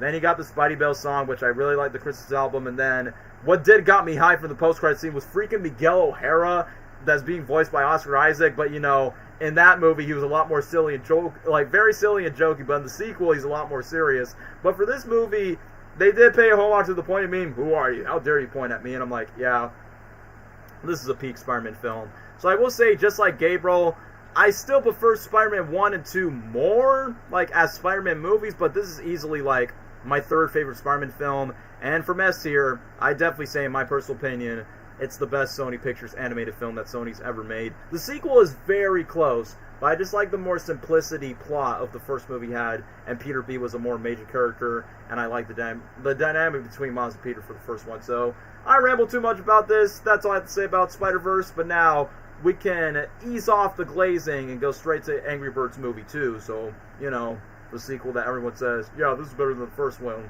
But I don't know, do you guys agree or disagree that Angry Birds 2 is better than the first, or I don't know. You guys explain your thoughts about Angry Birds 2. Man, what the hell no. Hey, listen. I don't think I've seen it. That's why Dude, you know Nostalgia Critic said the second one's better? Yeah, he did. Hell no. No. Listen. That bird with the braids can get it, okay? Alright? That's all I'm gonna say. Yeah. Mm-hmm. But other than that, I think it's, I don't know, I remember thinking it is like, okay. I think it's just alright. I saw it in theaters. I'm so sorry. No, I saw it in theaters, and then when I met Nostalgia Critic, I told him, hey, I watched it in theaters, dude. And he was like, wasn't it just so funny? And I was like, yeah. No way. Yeah, I remember that was like the conversation I had with him. Crazy. Yeah, I just think it's an okay movie. I think the movie is the first one's 10 times better. But I would probably put Angry Birds 2 in C tier. Yeah, what do you know? Another sequel that deserves that okay average sequel territory. Yeah. Sony has a habit for that, except for Across the Spider-Verse. Honestly, this movie to me was mid. It was very mid. I didn't really laugh at anything from it. Yeah, I think the funny one for me is Mighty Eagle in the sequel, honestly. Yeah, but I don't know what else to say. But then again, I don't hate it, but it's not my favorite. And I think C tier is understandable. Now I'm just gonna get to a quick ramble because there isn't really for me it's like much to say about Angry Birds 2. So I know the pigs, they want to be friends with the birds by saying like, oh, there's a third island, we definitely gotta take over. Then you got freaking Leslie Jones as the purple bird, and then you got Aquafina as a talking pig. Yeah, so we're entering that territory where Aquafina's like in every animated production. And they do play like your typical licensed songs. I need a hero. Please stop milking that song. Shrek 2 can only do it better. And it's the final countdown. I feel like Mighty Eagle, like being a washed up loser, is honestly what makes it funny for the sequel. But it's quite surprising that this sequel is directed by the same guy who created the Adventures of Flapjack, and he's even the voice of Flapjack in that Cartoon Network show.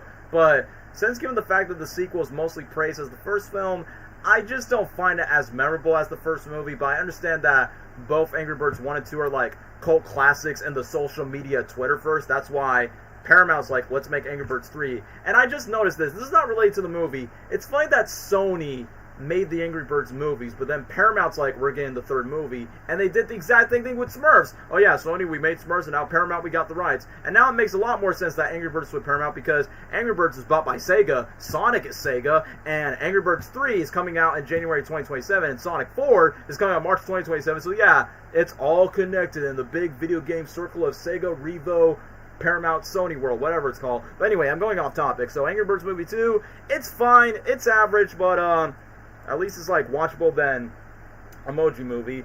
The only thing I remember was the movies where they played Baby Shark for some reason. Chuck has a sister in the film was good. Yeah, but I will honestly say C tier. There isn't really much for me to say, but I just don't think the jokes land compared to the first movie.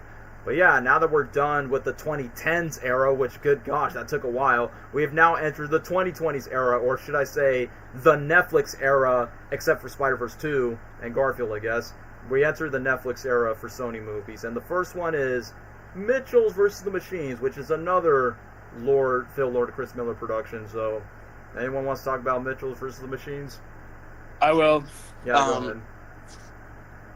I like Misfits vs. Machines. I think because this movie it's kind of like it's another crazy family like road trip, but it's actually very entertaining and all this crazy ass machines, and also like it's a very meme filled type thing.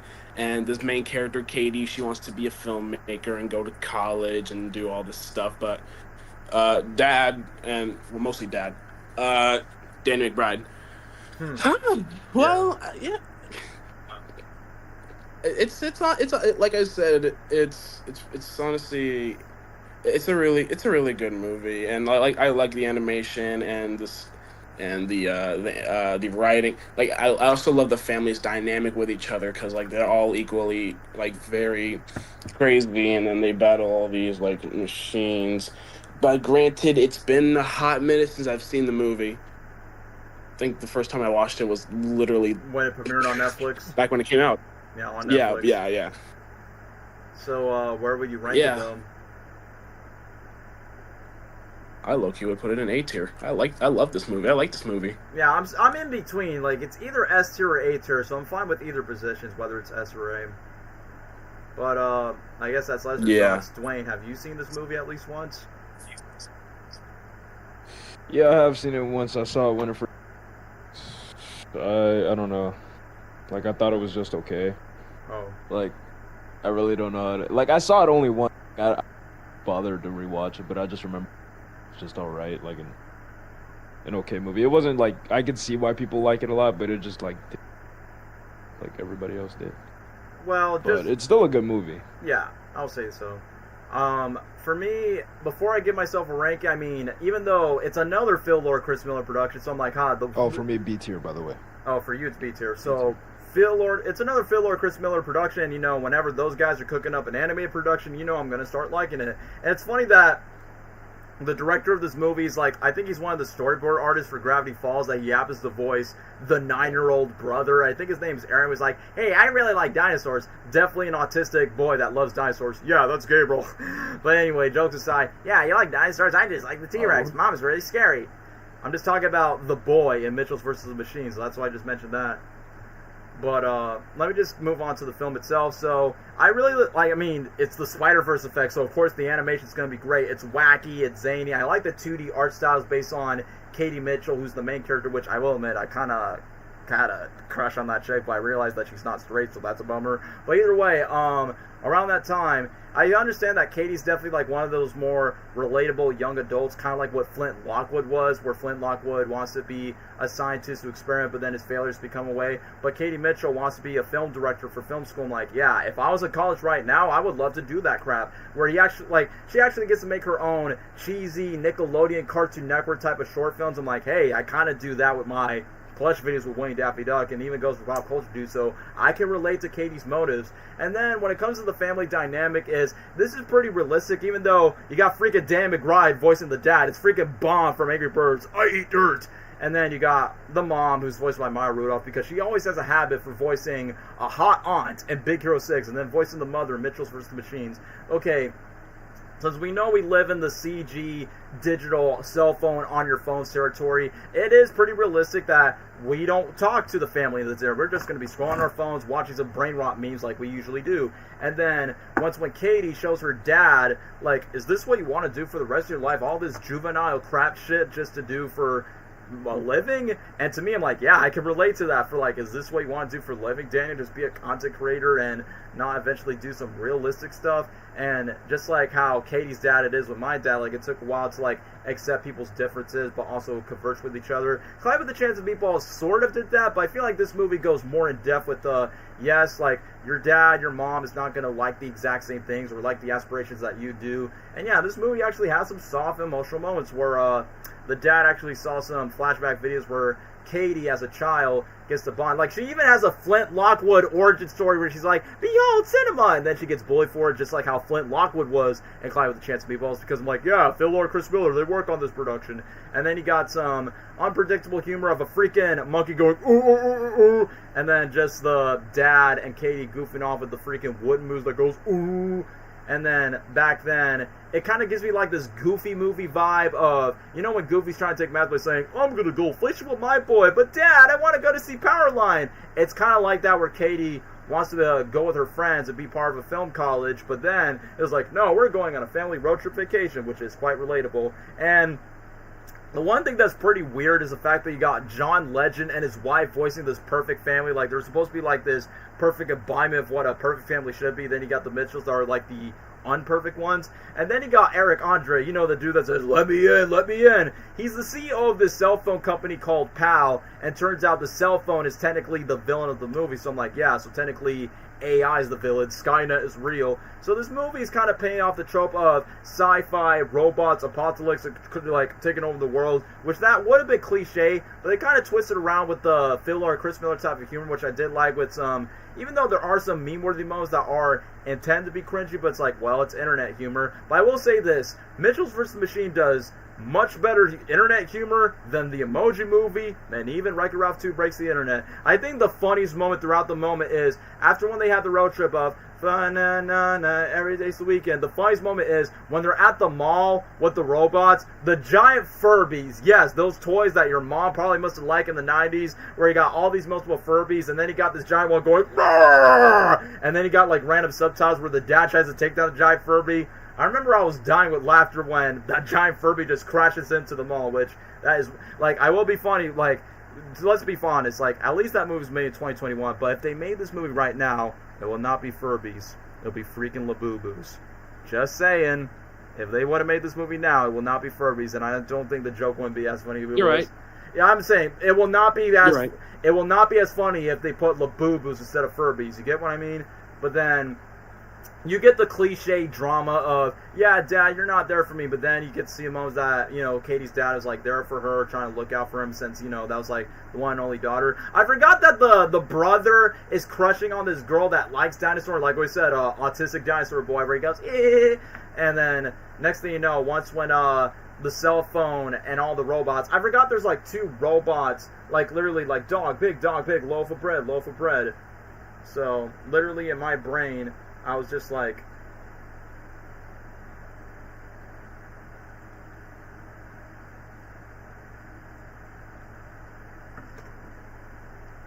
You were saying, dude, you were like, what about the robots? Yeah, that's how we go. Sorry guys, I just had a stroke for a second. So from the freaking robots, I think they actually turned to. I think it was a dog that they show where it's like dog, big, loaf of bread, loaf of bread. Basically, kind of like what you remember from the Lego Movie. But during the moments when they kidnap the brother, where the mom actually goes, "Don't take away my boy." Beep, doo. I don't know what's the name of this music track, but it's a meme on YouTube. Beep, doo, beep, doo, ba-da-na.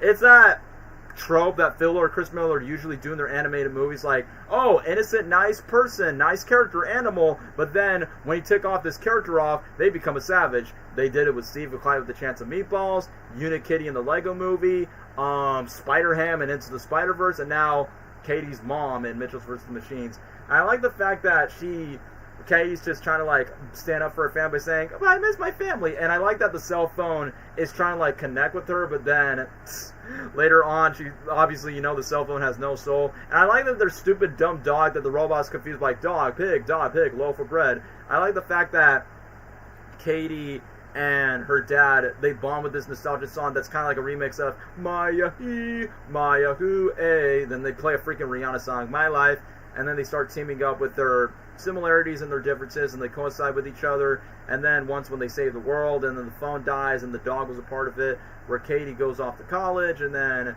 her parents and her brother hug it out with each other. Once again, I did shed a tear. And yeah, the music, it's the same composer that did Clyde with the Chance of Meatballs, so I did like the sci-fi boo-doo-doo-doo-doo-doo-doo-doo. So, and it's kind of funny that when there was a moment where there was no Wi-Fi, everyone goes crazy by saying, oh no, it's the end of the world, we don't have no Wi-Fi service. I'm like, yeah, this movie perfectly predicts AI, but also how technology can take too much of our time, but sometimes, like, the best way to describe this movie, especially since I'm having some serious health issues with my relationship with technology objects, no matter if it's editing, video games, and all that, technology, at the end of the day, they could be your best friend or your worst enemy. I just think the couple of flaws in the movie is, I know the villain's an AI, but it's not meant to be taken as like a original villain. Some jokes may be a bit too corny at times, but other than that, I would say this movie's an A tier. I would have almost put it in an S tier, but, it's definitely one of the more better Sony films, and, animation's great, like the Spider-Verse event. So, yeah, A tier for Mitchell's vs. Machines, in my opinion.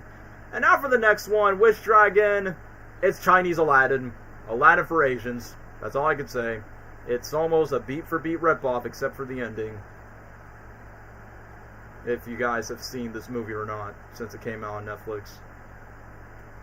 Wait, what are we talking? Hold on. Wish Dragon, the Chinese. Sorry. Oh, I've seen Wish Dragon. I haven't seen it. I have not seen it. Asian Aladdin. Wish Dragon is just Asian Aladdin, to be honest. Yep. Wow. Okay. Yep. Yeah. The difference between it though is that the main character is not trying to fall in love with the girl. It's just like they're friends. Like they're not actually like dating at all. They were He's just, childhood like, trying friends. to get her That's the major their present difference. or something stupid like that. That's the major difference. They were childhood friends. It's not a musical.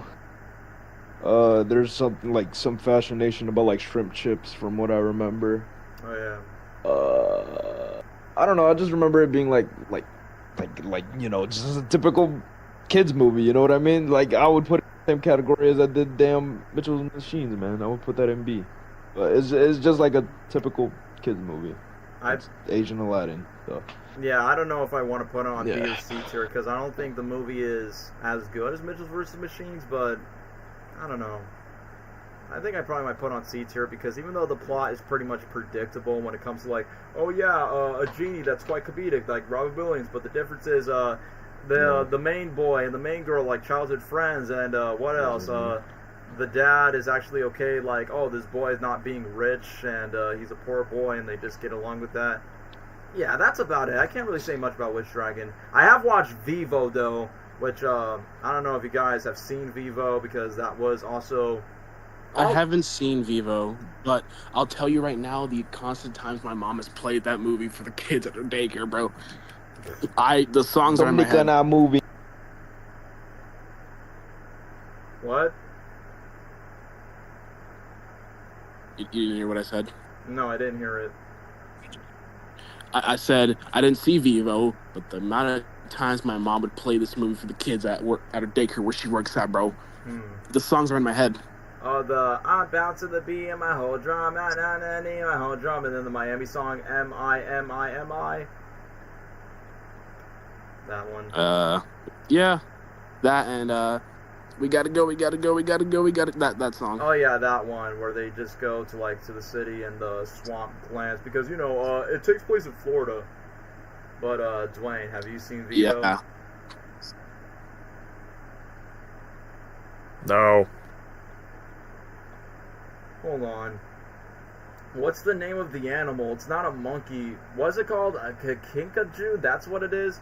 So I guess let me just get to my short review of it. I'm not going to talk too much about it since we're getting close to the Spider-Verse 2 K-pop territory to end off the stream.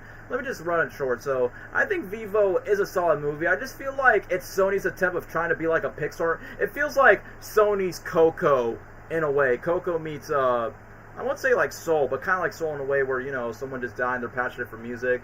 And, this is Lin-Manuel Miranda, the dude that made Hamilton. And that bro was like going big in 2021. He worked on Into the Heights. He did the music for Disney's Encanto. He was the lead star in this movie, Vivo, and directed Tick Tick Boom with Andrew Garfield. So 2021 was like bro's big year. But for this one, he voices a monkey. Why say monkey? A Kakakichu, whatever it's called. It's basically a Cuban monkey descent where his owner passed away and he wants to send a love letter to his crush that, sadly he's dead, so he's not allowed to do it, so he's off to pay out that. And then he got this annoying, bratty little girl that does this rap song, I bounce to the beat my whole drum. And then you got Miles Morales' dad voicing one of the birds. And I will admit, the one moment where they went to the swamp where the Vivo, I think it's supposed to reference the animal where the iguana's trying to shush him over the snake, and then it's so weird to hear Lin-Manuel Miranda singing, "Are you pumping me? I'm being quiet." So yeah, I feel like it's not trying to be like Sony's Coco. Rio! It's trying to be like Sony's Rio, but it's not exactly as iconic as Rio. That's the vibe I get because it's more Latino culture. But then when you get to the ending where, it's meant to be a heartfelt song, and the fact that the woman actually sang the song that Vivo's original owner had, and then you got Gamora, Zoe Zadala voicing the mother of the daughter, and then they actually tag along to the Miami trip, and yeah, I guess it's on the same rating as Wish Track. I think it's an okay movie in my personal opinion. I mean, it's Sony's first musical before K-Pop Demon Hunters, and K-Pop Demon Hunters is now easily much more memorable songs than what Vivo has. I like Vivo. My favorite song opening is My Name is Vivo. Yeah, because, Lin-Manuel Miranda is putting off his Hamilton chops. But yeah, that's all for the Netflix era of Sony in 2021 till K-Pop Demon Hunters. But now we're on to the supposedly final Hotel Transylvania movie, Hotel Transylvania 4 Transformania. Lester, do you want to give away for the fourth movie? Yeah, and I like how we went from Netflix to Prime Video. Yeah, literally. The amount of times this movie got delayed is insane for a fourth friggin' movie. The one that Adam Sandler's not in. Yeah, wait. I'm not gonna lie. That kind of wondered me. Why wasn't he in this movie? I think because I don't know. Maybe it's because of creative differences. Maybe Gabriel probably must have addressed it maybe once or twice. I mean, don't get me wrong. I like Brian Hall. I've been a fan of his content, but I was not expecting him to replace Adam Sandler just because Adam Sandler said no. But yeah, that's all I got to say about Brian Hall being Drac in this one. Before you get to your full review. Damn. I'll admit Brian Hall does a good job voicing Adam Sandler's Dracula, not just that. Yeah. But for the movie in general, it's kind of like a repeat of the first one. Drac wants to retire the hotel and wants to give it to his daughter, but he doesn't trust Johnny. It's like the whole thing where like, oh, you don't trust me, but even though we've already, yeah, rehash. That's what this movie is. And so like the trope of everyone turning into the monsters turning into humans and Johnny turning into a monster by the grandpa. It's just I don't know. I don't hate it, that's for sure. But like then again, it's not the greatest. It's not even that like it's not even like really good for say. Once again, Mavis is bad. She's my baddie. Pawn. everyone turning into humans was. Well, I mean, honestly, I feel like that could be a common trope to anything. The fact that people got mad when the invisible dude wasn't hot. I remember that. I'll do that. Yeah, but I don't know, man. Like, it's just another Johnny and Drac type movie. Literally, the first one, at first, it's like, what? I don't know if I can trust this dude. And then later at the end, it's all like, everyone's happy, kumbaya, all that stuff. And I don't know, man. Like, I feel like they ran out of ideas during this part. Like, let's turn them into humans. What should the story be? Another adventure movie, but yeah, the whole thing about by the mere end where Johnny gets like mad and starts destroying shit, and just because he wants to get Dracula's trust or whatever. It's just we've already seen this, so is it really that important anymore? And then the ending of the movie where they turn the hotel into a whole 2D fun fest. It's also the credits too. I don't. I don't want to say that's going to lead to something, but yeah. Yeah, so much. I just for now a remember finale. Yeah, so much for a finale of a franchise for that. Yeah, this is kind of like a weak finale, if I'm gonna be honest. But Daniel, bro, remember? I don't know but like, you remember like a couple years ago?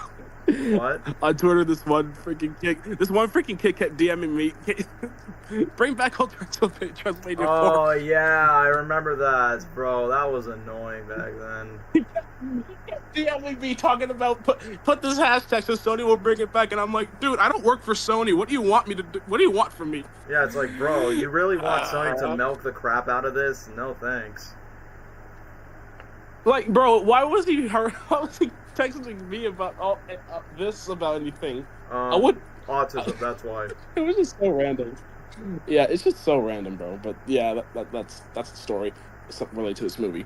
But yeah, anyway, Hotel Transylvania 4 is kind of a weak finale in my opinion. It's just fun movie, rehash of the first one. They all turn into humans, and yeah. But I guess you could say... I would put this movie at like... is C tier okay? I was gonna say, do you think it's the... I think C is fine, but I'm like, do you agree that it's the weakest Hotel Transylvania movie, that you find at least the third movie a bit more interesting? I mean, I guess you could say that. I mean, because like, aside from my nostalgia, like going crazy over the third one, maybe, yeah. I mean, then again, like, the adventures they go on, it's just typical, so. Yeah, C tier is fine. So, nobody else has comments on Hotel Transylvania 4? Not Dwayne, not Gabriel. Me? Never seen it. Yeah. I just know Brian Hall's in it. Mm-hmm. I don't give a... So put it in D. That's all. D tier for him. Well, I'm just going to get to my quick ramble so then we can get straight to Across the Spider-Verse. And you're probably wondering, why do I put Garfield over K-pop? Because I know most of you guys want to get straight to K-pop and not wait for Garfield. So let me just get to my quick ramble of Hotel Transylvania 4. It is easily, in my opinion, the weakest Hotel Transylvania movie. And it's quite unfortunate because, one, this movie was supposed to be released in theaters, but due to COVID, and then get straight to Amazon Prime. I think I actually watched this movie when I got COVID, when me and my family were pretty sick around that time.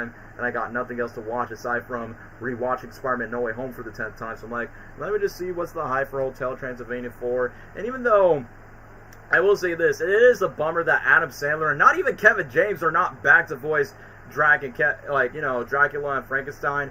But for me, I'm just like, well, at least they do hire voice actors where... At least Brian Hall, even though, like I said, I like Brian Hall as a YouTuber and as a voice actor, he does a really good job. Like, I can tell there are some moments where I can notice it's not Adam Sandler where he goes, "Got to fly!" I'm like, yeah, that doesn't sound like Adam. This on. But yeah, Brian Hall does a really good job where he does sound like too much like Dr. Smurfs. I say like that's one of the good things that Brian Hall actually did a good performance. And even though the idea of Drac becoming human is quite interesting, and I think Johnny said it best, it's like Freaky Friday but on a Tuesday. But I will admit, y'all, Johnny, I already told you this before, he was fine in the first 2 movies, but I honestly kind of find him annoying in the sequel, and my brain is like, so remind me why he's a dad again and why he clapped cheese with Mavis. I mean, don't get me wrong. It's like, I get it. Johnny's a mad child. He's a dude-to-dude mad child, while Mavis is much more mature than he is. And the biggest disappointing thing is we never get to really see the father aspects of Johnny with Dennis at all, neither in any of the sequels. So Dracula is more the father figure, even though he's basically his grandpa, so that's a big waste constant. And yeah, Dennis, he's pushed to the sideline, so forget about that kid, since he already had his time to shine for 2. I think someone put in the comments, Hotel Transylvania 4 is like Ice Age 5. They end on a bad note, unsurprisingly Ice Age 6, yeah, because yeah, even Sony's trying to bring back Hotel Transylvania to, like, what, a Netflix TV show, like, called Motel Transylvania? Yeah, you know, it's like Ice Age. Like, Sony is not going to let this franchise die. I'm glad that Smurfs got the hate they deserve. Yeah, because all the movies, they suck. There's no good Smurfs movie. But anyway, back to Hotel Transylvania 4. So, even though, yeah, I mean, I did like Brian Hall's cover of Just the 2 of Us, and then Johnny being annoyed, Just the 3 of Us. But then you got the main villain for Hotel Transylvania 3 by saying, oh, Drac does not approve you, let's turn you into a monster. And yeah, maybe the concept was cool to see the main monster cast. And yeah, everyone else reprised their roles. Selena Gomez, Andy Samberg, Steve Buscemi. Like I said, the only people that did not come back was Adam Sandler and Kevin James. And it was kind of funny that we see the invisible guy, like, literally just being butt naked, and the people were like, oh, I thought he was not. It's me, your Uncle Griffin. I literally never seen you before. And then Blobby just becoming an actual Jello. But even though the concept may be interesting of making it Freaky Friday, but I'm like, a missed opportunity. Like, I thought Hotel Transylvania 4 would, like, switch up the genre. Like, does it have to be entirely Spooky Monsters thing? Like, in my brain, I was like, why not just make it like Nightmare Before Christmas? Like, why not let the monsters celebrate Christmas in their own way? And I think that would be, I know that would have been cliche, but I think that would be a bit more interesting than the whole, oh, I'm a monster, you're a human now concept. Because even though, as much as I like Brian Hall's voice acting, it's just that when they went to like some jungle island just to find the cure, and then Johnny becomes a monster, and then John tries to forgive him, it's like they're just rehashing the same first movie all over again. It's like, this is what I don't like about long-going franchises, that they had to rehash the exact same flaws and the exact same plots, and it's like, dude, that's the whole point of character progression. It's like, it reminds me of Kung Fu Panda 4, now I think about it. It's like, Poe already, like, mastered becoming the Dragon Warrior, now he's like, oh, I gotta retire and just pass the torch. No, don't do that, bro. I'm not the biggest fan of it.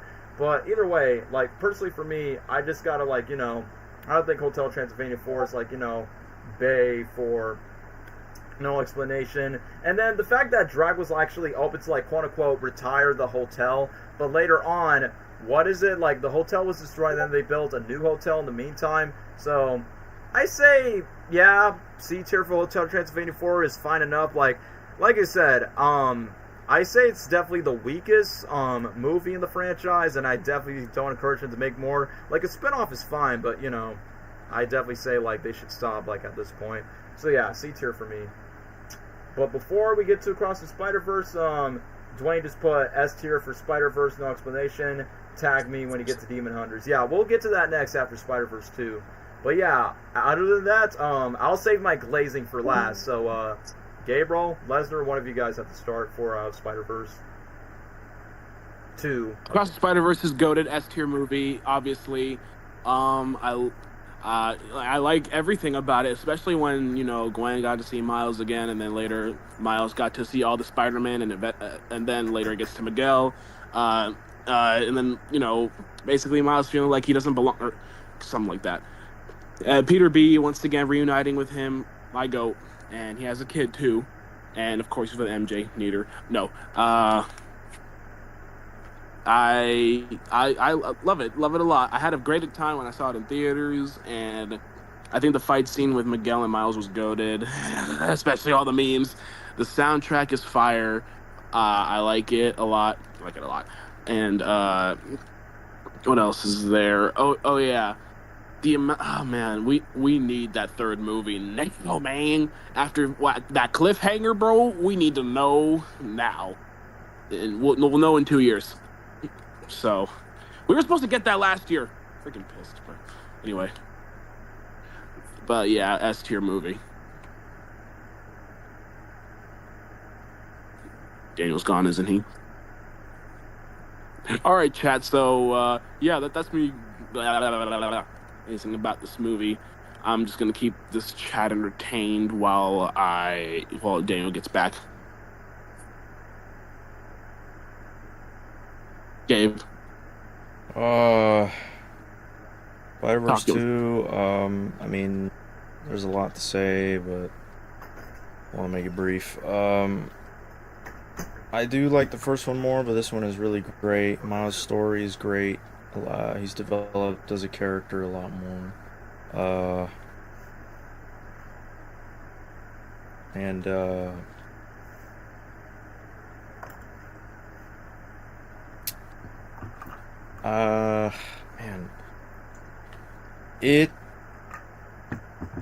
I would say, at first, I was not a fan of his new suit, but I do like it. Same. And,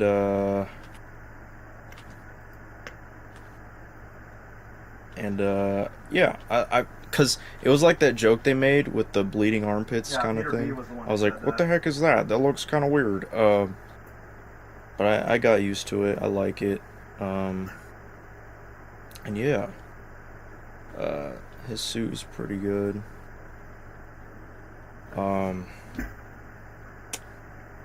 The relationship with Miles and Gwen, I guess it's alright. I get they're kind of going through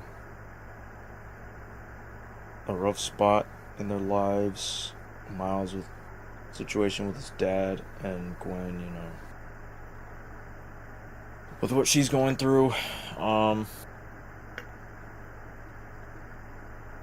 And like I said, I like the first movie soundtrack more, but I do also like this movie's soundtrack more. I mean, what am I saying? I do like this soundtrack as well. But yeah, soundtrack's good. Spider. Miguel, they changed him a lot, but there's things I do and don't like. I think he's cool, I think he's badass and everything, but he doesn't say they made him more of like a villain, or seem like a villain, and really he's not supposed to be. He's supposed to be more, not as enthusiastic as Peter's Spider-Man or anything, but not like grumpy either. Mm-hmm. Like he's not that serious. But either way, I still think he was cool. I think Spider-Man Edge of Time just did the best representation of Miguel, which we like talked those about that in our games last stream. did his character a lot better. We agree. I like the new Spider-Man they brought in, Hobie and Spider-Woman. That's gonna get his own movie. Well, I mean, she didn't really do much considering. But just follow Miguel's orders, I guess. Pregnant. She's on the bike. Little Bill's in that stomach. But yeah. It was cool that they did that.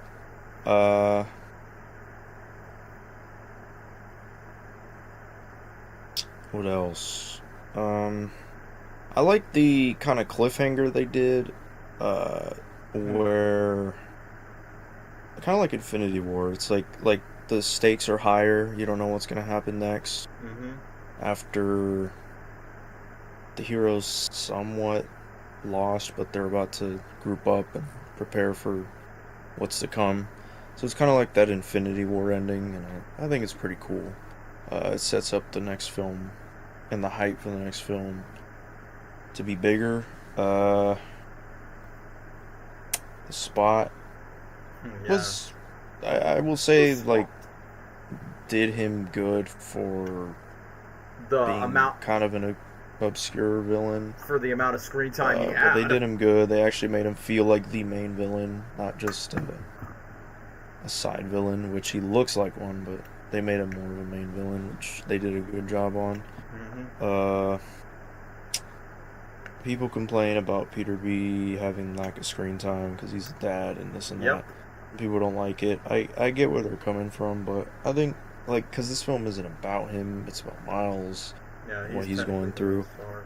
And Miguel also, introducing him and some of the other Spider-Men. But I think it's cool that they showed a more happy side to his life. Things are better with him and MJ. He's got Mayday Parker now. It's wholesome, you know. It's good stuff. It's what Peter needed in his life. It's what we wanted to see. But we also want to see him be Spider-Man and kick butt. So I get that complaint. But who knows? Maybe in the next film. Most likely, some other film. As it sets up. But it's fine, because this is about Miles. Then, obviously, you know, the cameos and the Easter eggs and stuff. You know, you see Prowler from the MCU, supposedly. Childish Gambino. That was cool. Spider-Man PS4, Insomniac Spider-Man's there. Spectacular Spider-Man, Josh Keaton. Spectacular Spider-Man, Ultimate Spider-Man. I think the Spider-Man Unlimited TV show he did the Unlimited. And I guess kinda in a way with Andrew Garfield Spider-Man, just for a little bit from that scene from 2001. Just a little. You get what I mean. Just no 90s character and no Japanese Spider-Man, which I'm disappointed they didn't put him in it. Maybe in the next film, maybe. Yeah. I think they will eventually. They got to for the last There's one. like so many to name. Like the last scene where Miles is swinging and then the original Spider-Man was swinging. He was like, "Don't worry, I'll get him," and then he misses. That was the funniest joke. I never laughed so hard. That was funny. It was like, "Oh dang, I missed." Yeah.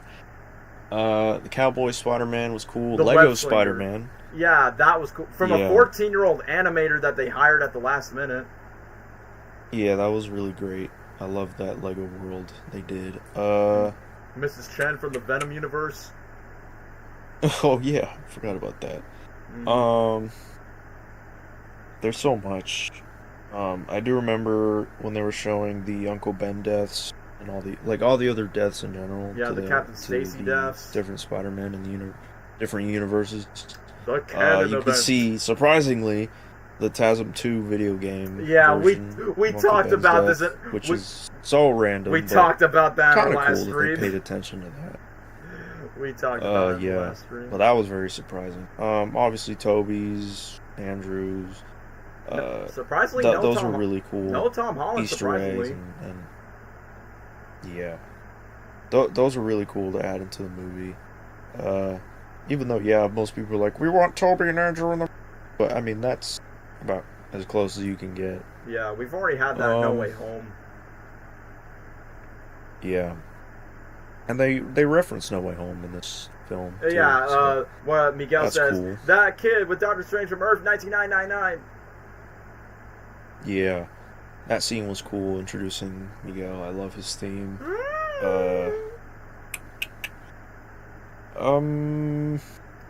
Yeah, that's about it. I don't know.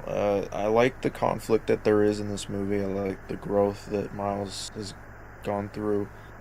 I do like the Spot more than Kingpin as a villain. Yeah, for sure. In these films. Yeah, he's a bit more threatening. Yeah. His motives are more stronger as well than Kingpin's. Honestly. Animation and the art style is very different and a lot better. Yeah. I would put this at, I would put this at S rank, I guess. I mean, S ranking. I wouldn't, I would put it, because I don't know, it's not my favorite Spider-Man film, and I do really like it. Yeah. It's not better than the first. Yeah. But it is really good. It's a really good, thought-out Spider-Man film. The one thing I do I'll put it at S rank. I do want to address this. It's like, I know back then, in the hype of the movie, people say yeah, this is the best Spider-Man movie ever. Well, 2 years later, do y'all think that? To me, I don't think so. Even like what Gabriel said, I think the sequel, there's some aspects that this sequel does better than the first. The animation definitely for sure is a big A game. Secondly, I think the action sequences and the drama sequences are better than the first one in my personal opinion. And the score, I say the score is easily to say by Daniel Pepperton. Like, he cooked with the first one, but there's this one track in the second movie that I play the scene, listen to the music on repeat. I think it's called the Nueva York train chase, where it goes da na na, and then you hear like a whistle that goes doo doo when Miguel's trying to tell Miles he's an anomaly. Bro, the scene from the animation, the voice acting, the music, that is just chills, man. But before I start glazing the scene, it's quite interesting that this movie starts off. I mean, it will get annoying in the sequel, but let me just get straight to it. I think Spider-Man Across the Spider-Verse is the best Spider-Man sequel since Spider-Man 2, because, you know, look, no disrespect to Andrew and Tom, The Amazing Spider-Man 2 and Far From Home are not that great Spider-Man sequels, you get what I mean? So I feel like Across the Spider-Verse is like the second best Spider-Man sequel next to Sam Raimi's Spider-Man 2 with Tobey Maguire. But even though it will get a little bit annoying where the characters got to reintroduce by saying, his name is Miles Morales, my name is Miles Morales, but you know, that's like the opening for the monologue. So I like that this movie had like a 20-minute, it felt like a 20-minute prologue, honestly, to get to know Gwen Stacy, like, you know, the side character that was Miles' crush in the first film, but now we actually get to see her world, her universe, her own personal struggles, and Haley Steinfeld does a great job voicing the character as always. And I like that they said the animation of Gwen's world is inspired by Disney Cinderella with all the blue and pink, so I'm like, okay, that kind of makes sense since Gwen used to do ballet. And I like, okay, speaking of Spider-Verse, I mean, guys, if you take a look at the shirt, it is easily Across the Spider-Verse. Just make sure I don't trip over a wire. Yeah, see, there you go. I honestly like Gwen wearing the shoes, and then you got Miles bleeding armpits shirt. That's why I'm like, well, this is technically the only Spider-Verse shirt I'm wearing, so I'm like, that's why I'm wearing it for this live stream. So, yeah, I think Gwen's introduction was pretty interesting. I think the song they choose with Metro, oh my, she's in love, way from suburban town, some to the city, some cuck me. Wait, what? Pause. But yeah, either way, they do rehash the exact same plot line of, oh, Peter dies because he decided to turn into a lizard in Gwen's universe. But then, when he dies, I think he's voiced by Jack Quaid from The Boys, a.k.a. Anime Superman. I just wanted to be special just like you, Gwen. I'm like, wait, how does this blonde Peter Parker knows that Gwen is Spider-Woman before he dies?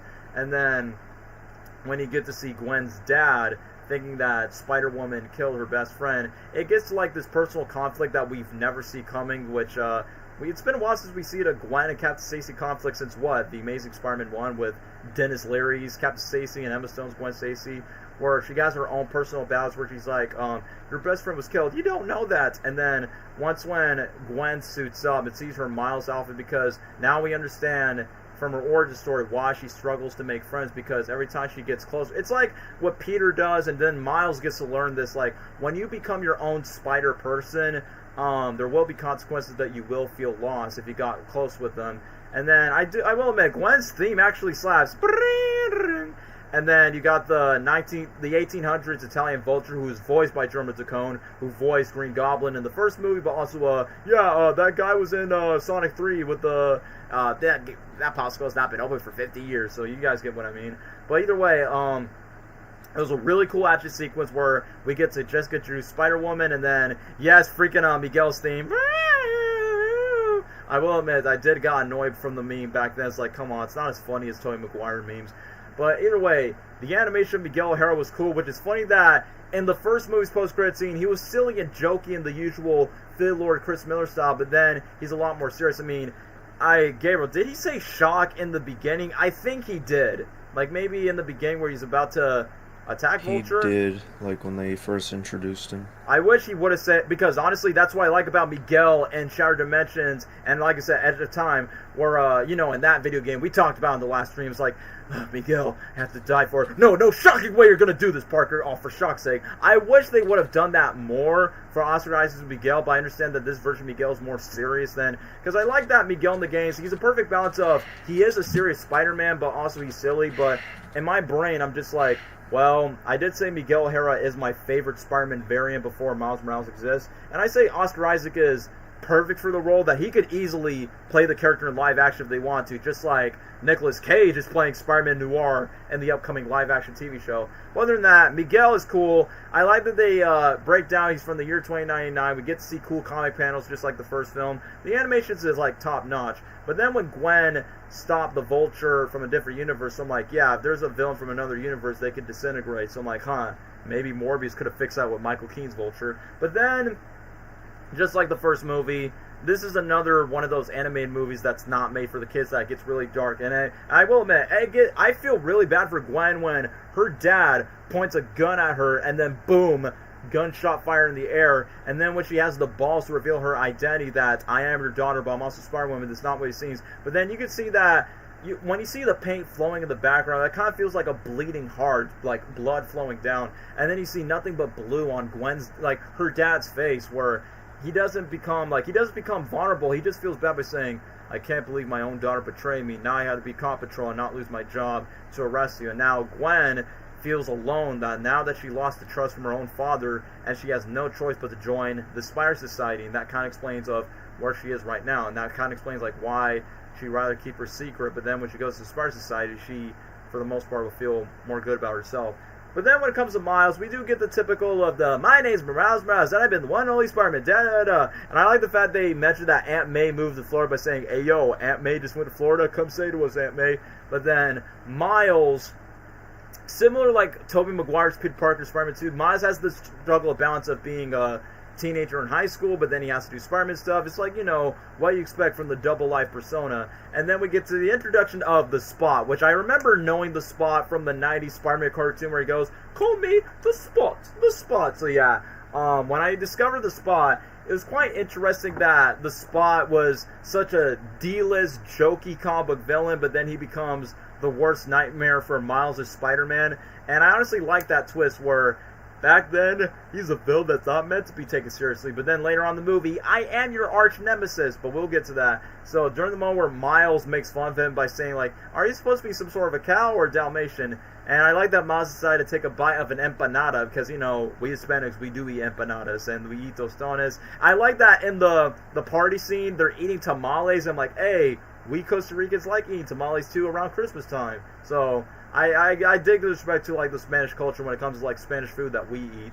But then when Miles and the Spot were fighting their wacky ways of using the portals, and I will admit, I feel like the Spot is the best character to do in animation because I'm not sure how can you translate the Spot in live action. It will be probably too corny with too much CGI. But in the world of Spider-Verse movies with Phil Lord and Chris Miller's type of humor, it works. And I like the moment where Miles and the Spot are like fighting this goose, and then this little kid takes out the Spider-Man mask and is like, yeah, I don't want to wear this costume no more. And then I told Gabriel as a joke by saying, yeah, it's little Bill saying, man, I don't want to wear this costume no more. You ain't my Spider-Man. Like, you know, something like that. I think that would be funny. And then when Miles is like going low on his grades, meeting up with his parents, and then where I think his mom got upset, then she got angry in Spanish by saying like, you got a B- in Spanish class, and then you see like a Puerto Rican sign where she snapped her fingers. And in my brain I was like, Miles did a much better job in his grade on Spanish class, because my highest grade that I got in Spanish in high school was a C+, so I thought that was funny. But then when his dad got into the mix with the Spot, I like the moment where it kind of foreshadows his dad's inevitable fate that could happen beyond the Spider-Verse. So we get a little bit of foreshadowing where he tries to save his dad's life, but the one thing that we, the audience, know is, hey, Jeff, your son is Spider-Man, but obviously his dad doesn't know that, but we know that. But during the moment where they went back to the same collider that, you know, make the Spider-Verse multiverse happen in the first movie, the one thing that really surprised me, when the Spot talked about his origin story, little that I did not know. So when Miles throws a bagel at a lab scientist, I'm like, wait, that dude was the Spot in the first movie? Nobody on YouTube made a theory by saying, you know that dude you throw a bagel at? That's the Spot right there. And now he's the main villain. So in the fact that when Miles throws the bagel at him in the first movie, and then when the Super Collider happened, he was stuck in the universe, and then he becomes a portal, then everyone laughs at him. So the Spot actually has his motives and reasons by saying, I am your nemesis, and then he kicks his own balls. And heck, even the Spot quotes a Doc Ock line from Spider-Man 2, like, the palm of the universe in the palm of my hands. And it was kind of funny that he went to different universes, like the Lego universe by that 14-year-old animator, getting Venom mints from Mrs. Chang from the Venom universe. And then what I like about the Lego Spider-Man universe is J.K. Simmons. I like that in every Spider-Man universe, J.K. Simmons is J. Jonah Jameson. Shut up, get out of here. The friendly neighborhood Spider-Woman, Spider-Man. So I like that in every universe. J.K. Simmons is the one and only Jameson that never gets recast. So I bet that's the same for Andrew Garfield's version, even though we never see his Jameson. But thanks to the MCU, that's how they brought J.K. Simmons back. Later than that, I like that when Miles' dad is having a talk with him in his Spider-Man suit, and I like when Miles is like, maybe you should like make his wings and fly, and I like that he whispered by saying, maybe get off the kid's ass. I'm like, yeah, Miles, I can understand when parents are trying to lecture you, and sometimes it's like, hey, yo, mom, dad, get off my nutsack, can I just do my own thing? And I like that when Miles is trying to connect with his dad, and the Spider-Man mask is like, maybe your son is try to scared to be talked to. Why would anyone be scared to talk to me? So I like that moment that he's trying to like give advice as Spider-Man and not as his son. And then I forgot when Miles went to Genki's apartment. Let's not forget, Gabriel. Genki's playing Marvel Spider-Man 2 on PS5 way before we did, and that movie came out a couple months before that game came out in October 2023. Which, yeah, me and Gabriel talked about that game in the last live stream that we did. So that was a nice Easter egg that Sony did. But once when Miles got, quote-unquote, grounded, I like that the DJ was being coy. And once when they ground him, it's like, bro, that's the joke. A multiversal dimensional superhero getting grounded. But then when Gwen comes back, that's where, Miles sees his crush again and did all the yearbooks. I like that Gwen did this joke. You see this figure right here? Gwen is like, what's the purpose of putting a figure inside the box? And then when she removes the figure out the package, I'm like, no, Miles actually understood the assignment of why we keep them in the box for, not just for collection's sake, but just to make sure they're not dusty and dirty. And then when Gwen encourages Miles to swing by saying, does that mean Spider-Man's grounded? And then when the dad's like, that's 3 months, that's 6 months of being grounded. And then you got freaking Dominic Fike's song, Mona Lisa, boom. Anyone of that Mona Lisa. So Miles and Gwen has their own romantic web swing. And this is kind of similar for what Tobey Maguire, Andrew Garfield, Tom Holland does. You know the live action Spider-Man has their place to cope off with. Tobey, it was the Empire State Building. No. Tobey was the Chrysler Building. Andrew was the Empire State Building. Tom Holland's Peter Parker was Midtown High's rooftop in No Way Home. And then in this movie, it's the clock tower. Make sure this version of Gwen does not break her neck. But the moment where Gwen is talking to Miles, and then Gwen's like, in every other universe, Gwen Stacy fought for Spider-Man. In every other universe, it doesn't end well.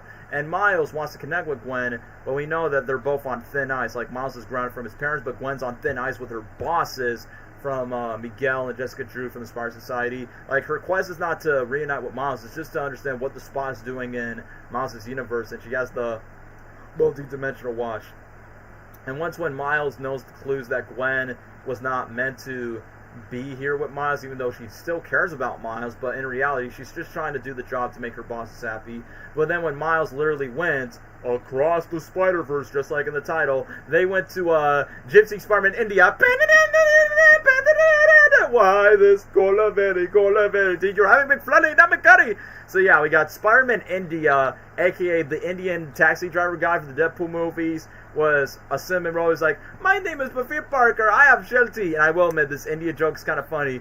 What do you just say? Chai tea? You're saying tea? We're saying coffee. I want to be guy. This is what the British told us. And then freaking Spider-Man India is like the biggest Gwen Stacy Miles Morales shiver by saying, will they date together? Will they not date? I got stick with my own handiwork. And yeah, the animation in Spider-Man India's Dimension was probably my favorite one universe-wise, aside from Gwen's, because of the colors and the vibrancy, including the action sequences when they get to the bridge. And when Gwen talks about Hobie, and then when Hobie Brown, aka Spider-Punk, comes out, Daniel Kaluuya was so perfect for that role, because obviously he's black, he's British, and listens to punk rock.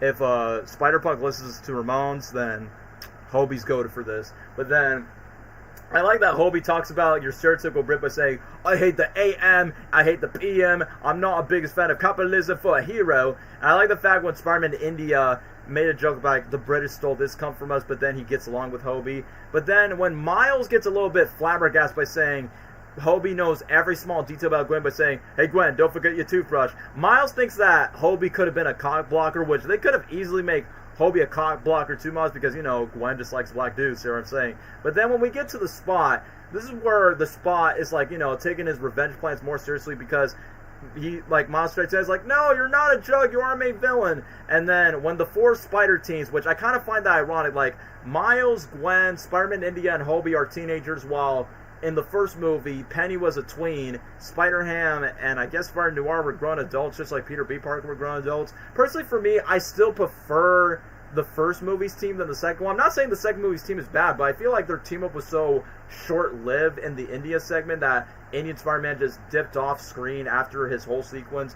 But for the first Spider-Verse movie, we got enough screen time for Noir Spider-Man, Penny Parker, Spider-Ham, which I will be honest, I was disappointed that Noir Spider-Man and Spider-Ham did not get that much screen time, aside from getting flashback cameos, silent cameos, because I'm like, yeah, if they're safe for Beyond the Spider-Verse, I'm okay with that, but I feel like they were like the best supporting characters that carried the first movie. But I understand why they did not get big roles in the sequel, because they want to focus on the new characters, Miguel, the Spot, Jessica, Spider-Punk, Spider-Man India, and the AI girl, I forgot what her name was, and freaking Andy Samberg as Ben Reilly Spider-Man. I can't talk about my past, which, you know, Andy Samberg's everywhere for most Sony Pictures productions.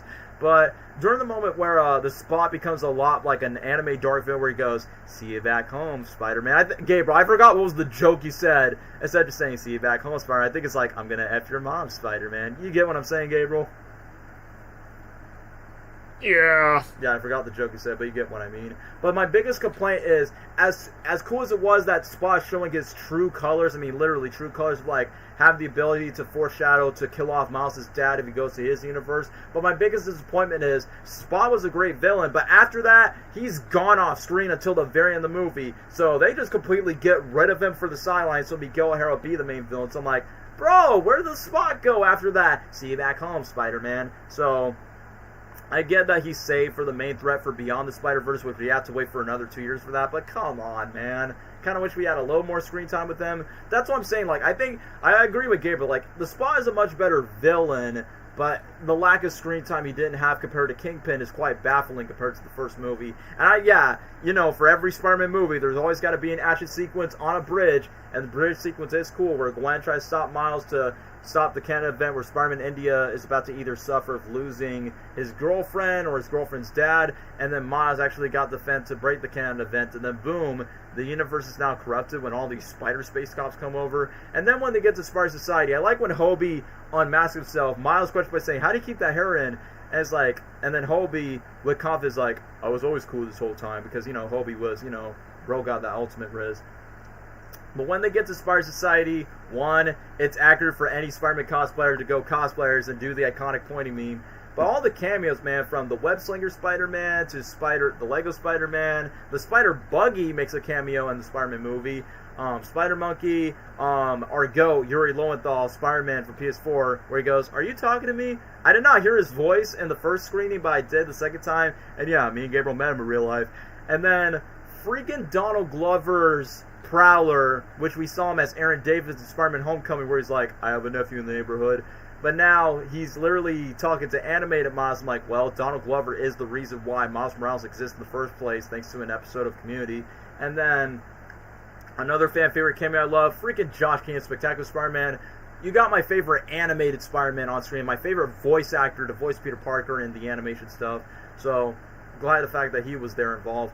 But then when Miles and Miguel try to talk to each other in Spanish, where Miguel takes the empanada away, and he goes, I'll worry about Spot. But then I was a little bit disappointed by saying, oh, is Peter B not going to be in the movie? Which I figured that he was not going to get a lot of screen time, because Peter B's arc was kind of done in the first movie. So it's a nice, like, even though I'm disappointed that he didn't get to much to do in the sequel, aside from having his reunion with Miles and Gwen and that little talk with Miles later in the movie. But when I asked his voice actor, Jake Johnson, hey, are you going to come back in the sequel? He's like, well, Danny, I really hope so. And then I was right.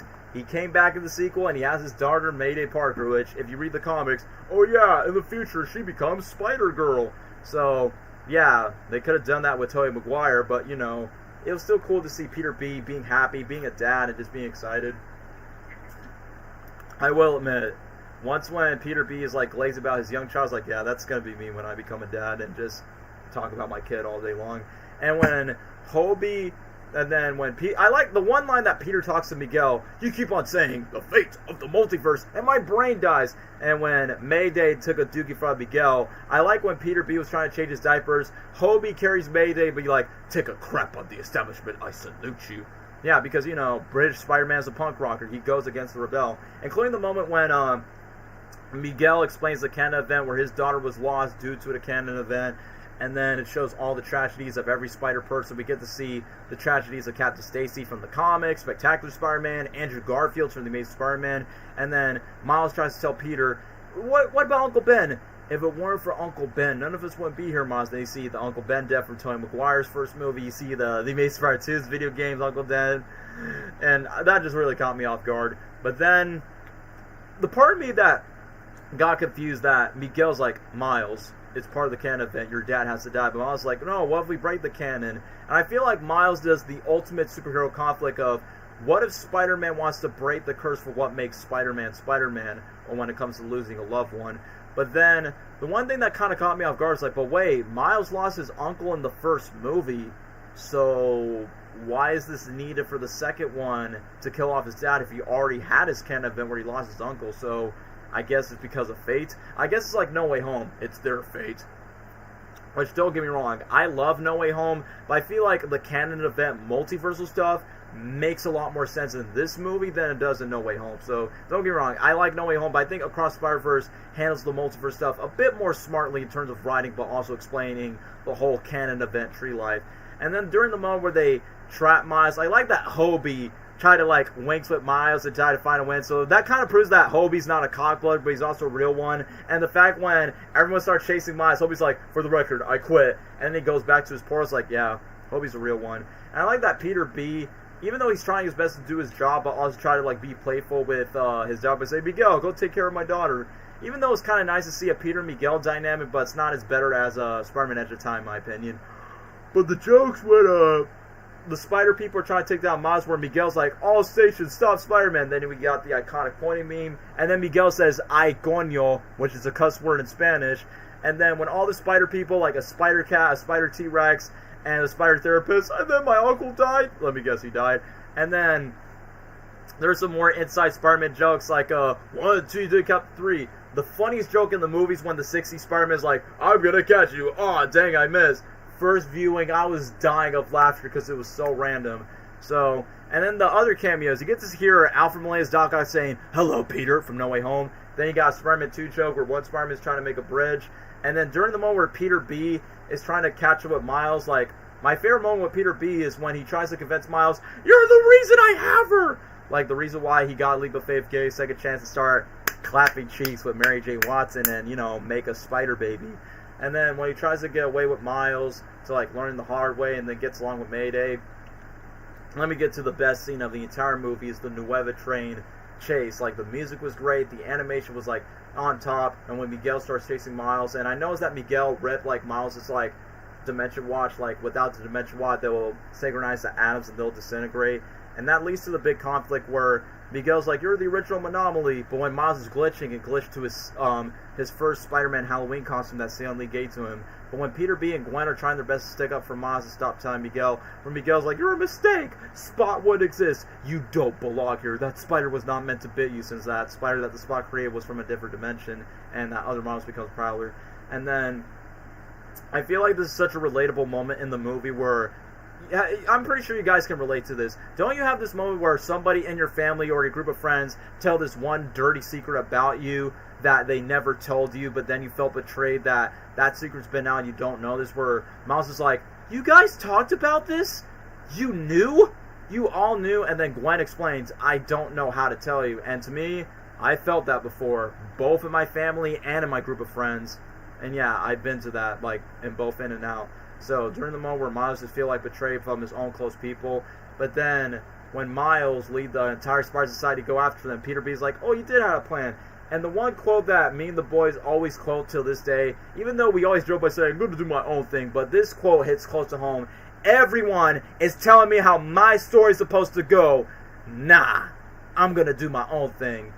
So, that line hits hard by saying, yeah, everyone wants to tell us, like, what our life should be, like, you should do that, but it's like, no, I'd rather fly solo and just do my own path of how I want to do for the best version of myself. And I will admit, Miles did the best version where he felt betrayed by his own crush where he goes, goodbye, Gwen. I know Gwen didn't mean no harm, but let's be honest, she kind of threw Miles under the bus, even though if she didn't intend to, but she's doing it just for the sake of, well, she does feel comfortable that her dad knows that she's Spider-Woman and almost attempts to arrest her, and the fact that she has no other friends aside from Hobie and Miles and Spider-Man India around that time. And I like the joke that Peter B is like, I taught him how to do that, because I like that in the first movie. He's like, I taught him how to do that. No, he didn't. And then the second movie, I like that Peter B is like, hey, go easy on Miguel. He had a terrible teacher, because, you know, it's callbacks to, like, Peter and Miles' development in the first film. But then when Miles had a chance to escape with this AI spider girl, that I almost thought she would rizz up Miles when Gwen got distracted. But once when he was ready to get back home with Miles, but then realized the spider DNA took back to the spider that bit him, which makes sense why the spider in the first movie glitches, because it's from a different universe. It's not from Miles' universe when the Spot created him, which is why the Spot keeps telling Miles Morales, Spider-Man, I am your nemesis. But during the moments when Gwen decided to defend for Miles, Miguel becomes way too menacing, where he becomes more of a villain than less of a hero, and sent Gwen back to the universe, and she literally said it, we're supposed to be a good guys, we are. And then Peter B goes back home, and Mary Jane is looking much more hotter as ever. I like the fact that Mary Jane is wearing yellow, just, you know, that's her traditional colors. Peter B just becomes a dad, just watch out over her. But then when Miles wants to reveal the truth that he's Spider-Man to his parents, but he realizes he's in the wrong universe, Mom, I'm Spider-Man. I remember someone put in the theater by saying, he's black? But then when Miles knows that he's in a different dimension where his dad is already dead and his Uncle Aaron is alive, and then Gwen noticed that Miles is in the wrong universe, and then Gwen has no other choice just to get back. And I almost forgot, the moment where Gwen is having the moment where she's talking to her dad by saying, this mask is my badge, and the heartwarming moments where her dad's like, you're the best thing that, like, I just quit my cop job because you're the greatest thing that ever happened to my life. And yeah, it gets, like, I could definitely see girls relate to, like, their daddy issue problems of trying to connect with them. That's kind of how I said with Flint Lockwood with his dad, and now we still get to see with Gwen. And I like the fact that Hobie give the portal dimension to Gwen's dad, and now we know that Hobie's like a real one for both Miles and Gwen, and he actually gets to help Gwen, gets to help Miles, and actually brought some old friends and some new friends. But the plot twist for Miles being stuck in the wrong universe where his dad is dead, and his Uncle Aaron seeing that there's another Miles, and then the big plot twist where you get to see a Prowler Miles Morales, where it's like, our dad is going to die, you're dead. And then, you want to know what this reminds me of? Gabriel, I think we talked about this in the last stream. This reminds me of the plot twist for Spider-Man Edge of Time, where the main Peter Parker sees evil Peter Parker, the CEO of Alchemax, and that kind of gave me that Edge of Time plot twist of, wait, this new universe Miles is evil and he's the Prowler? It kind of gave me the vibes of that. And when Miles was being tucked up in the boxing glove in that universe, and I like the setup that the cliffhanger sets up, what he learned from Peter B. Parker, don't wash the mouth, wash the hands. And then we get to the ending where Gwen Stacy was like, oh yeah, I brought some old friends, where we got cameos of Spider-Ham, Peter B. Parker, Penny Parker, and then you got the new squad from Spider-Man India, Hobie, and the AI Spider-Girl. And then the ending was so good. If I had to say one complaint about this movie, I hate the fact that this movie ends.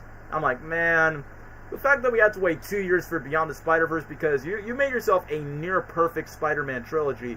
And yeah, I mean, as much as I love the Raimi trilogy, if Beyond the Spider-Verse sticks the landing, this could easily be probably the best Spider-Man trilogy if we could, as long as Beyond the Spider-Verse is good, which I am excited for that, even though it's coming out the same year as Sonic 4, Shrek 5, Avengers Secret Wars. You guys get the point. It's the finale of this trilogy, despite they're going to make a Spider-Punk spin-off movie, but Beyond the Spider-Verse will be the conclusion to the animated version of Miles Morales before the Marvel Cinematic Universe introduces a live-action version with Tom Holland's Spider-Man. So other than that, across the Spider-Verse, I still prefer the first movie just because it has a more simpler plot. The villain definitely has a lot more screen time. I love the dynamic between Peter B. Parker and Miles a lot more in the first film, which we didn't get much of that in the sequel. But Gwen gets to shine a lot in the film. The action's great, the animation's great. So, like I said, the best Spider-Man sequel, like, since Spider-Man 2, and now that we talk a bunch of sequels for Sony Pictures, yeah, I think this is easily the best sequel that Sony produced, while there are other sequels from Hotel Transylvania, Chance of Meatballs open season, yeah, not so much. So, I know I ramble about this too much.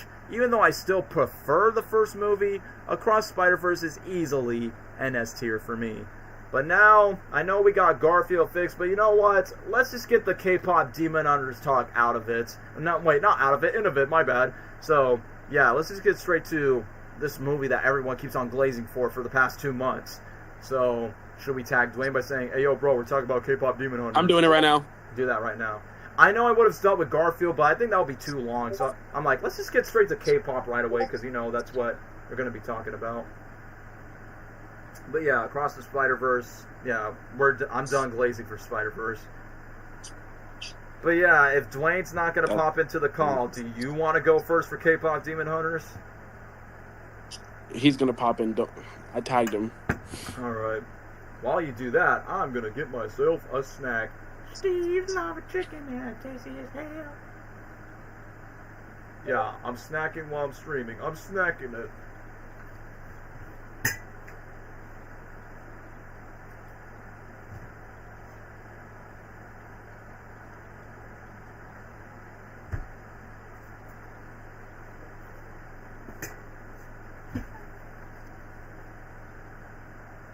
Say what?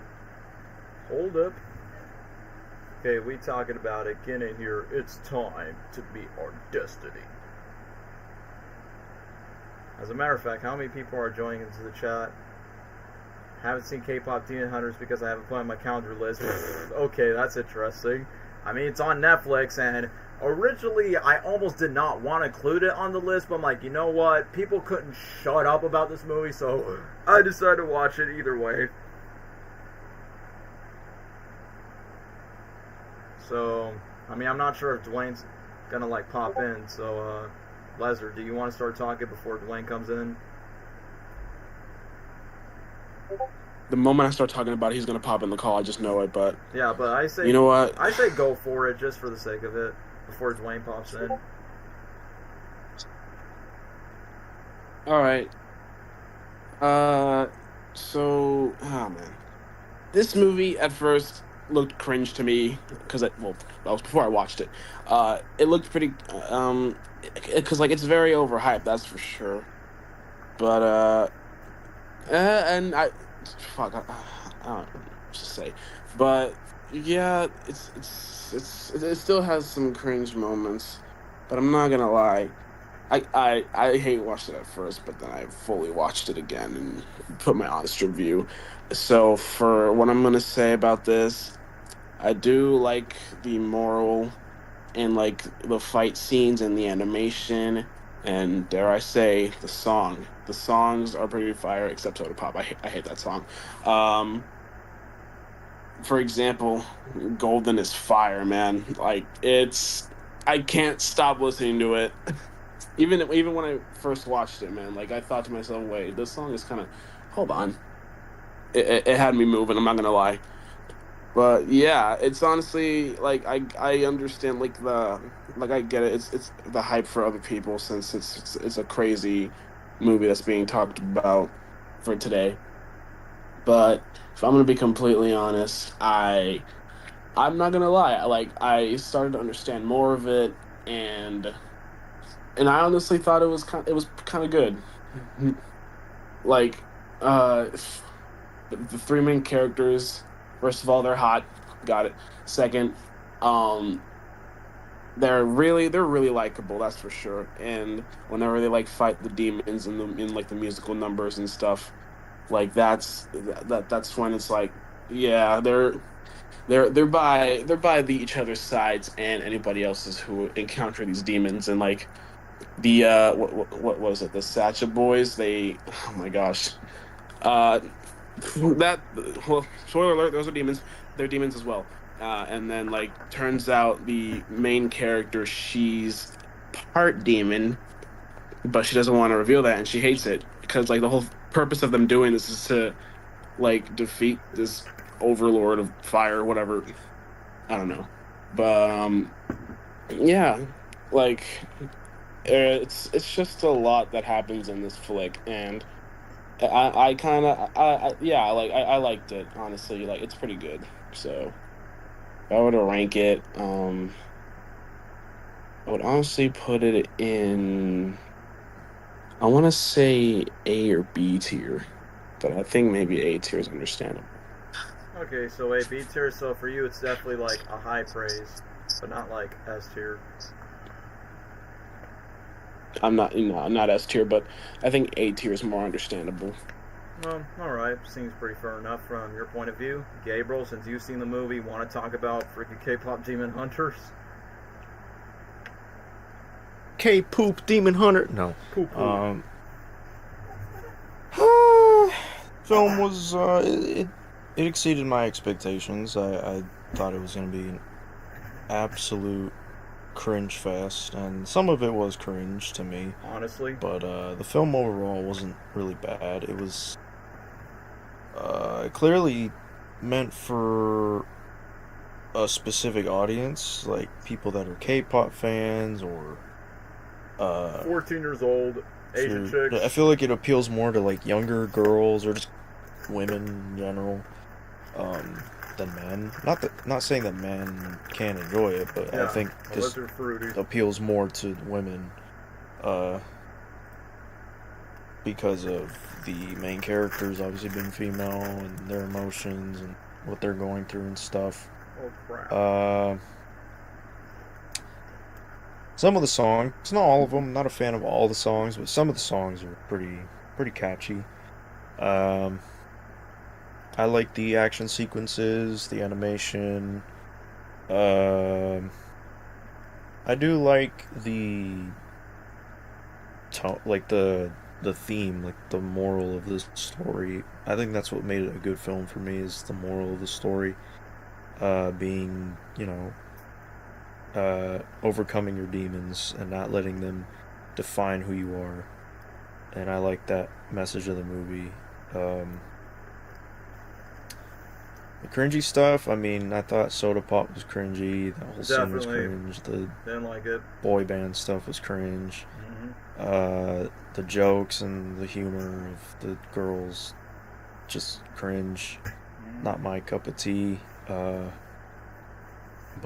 I understand, like, even though it doesn't appeal to me, I understand why people like it, and I see past the things that I know are not made for me, and can just see, okay, well, maybe a younger girl or somebody that's a K-pop fan or into this kind of humor or into this sort of thing, I could see how they really like this, and really like the characters.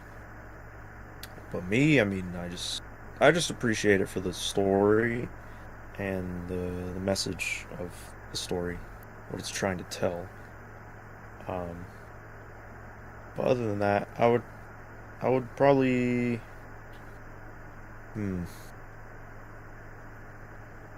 I wouldn't.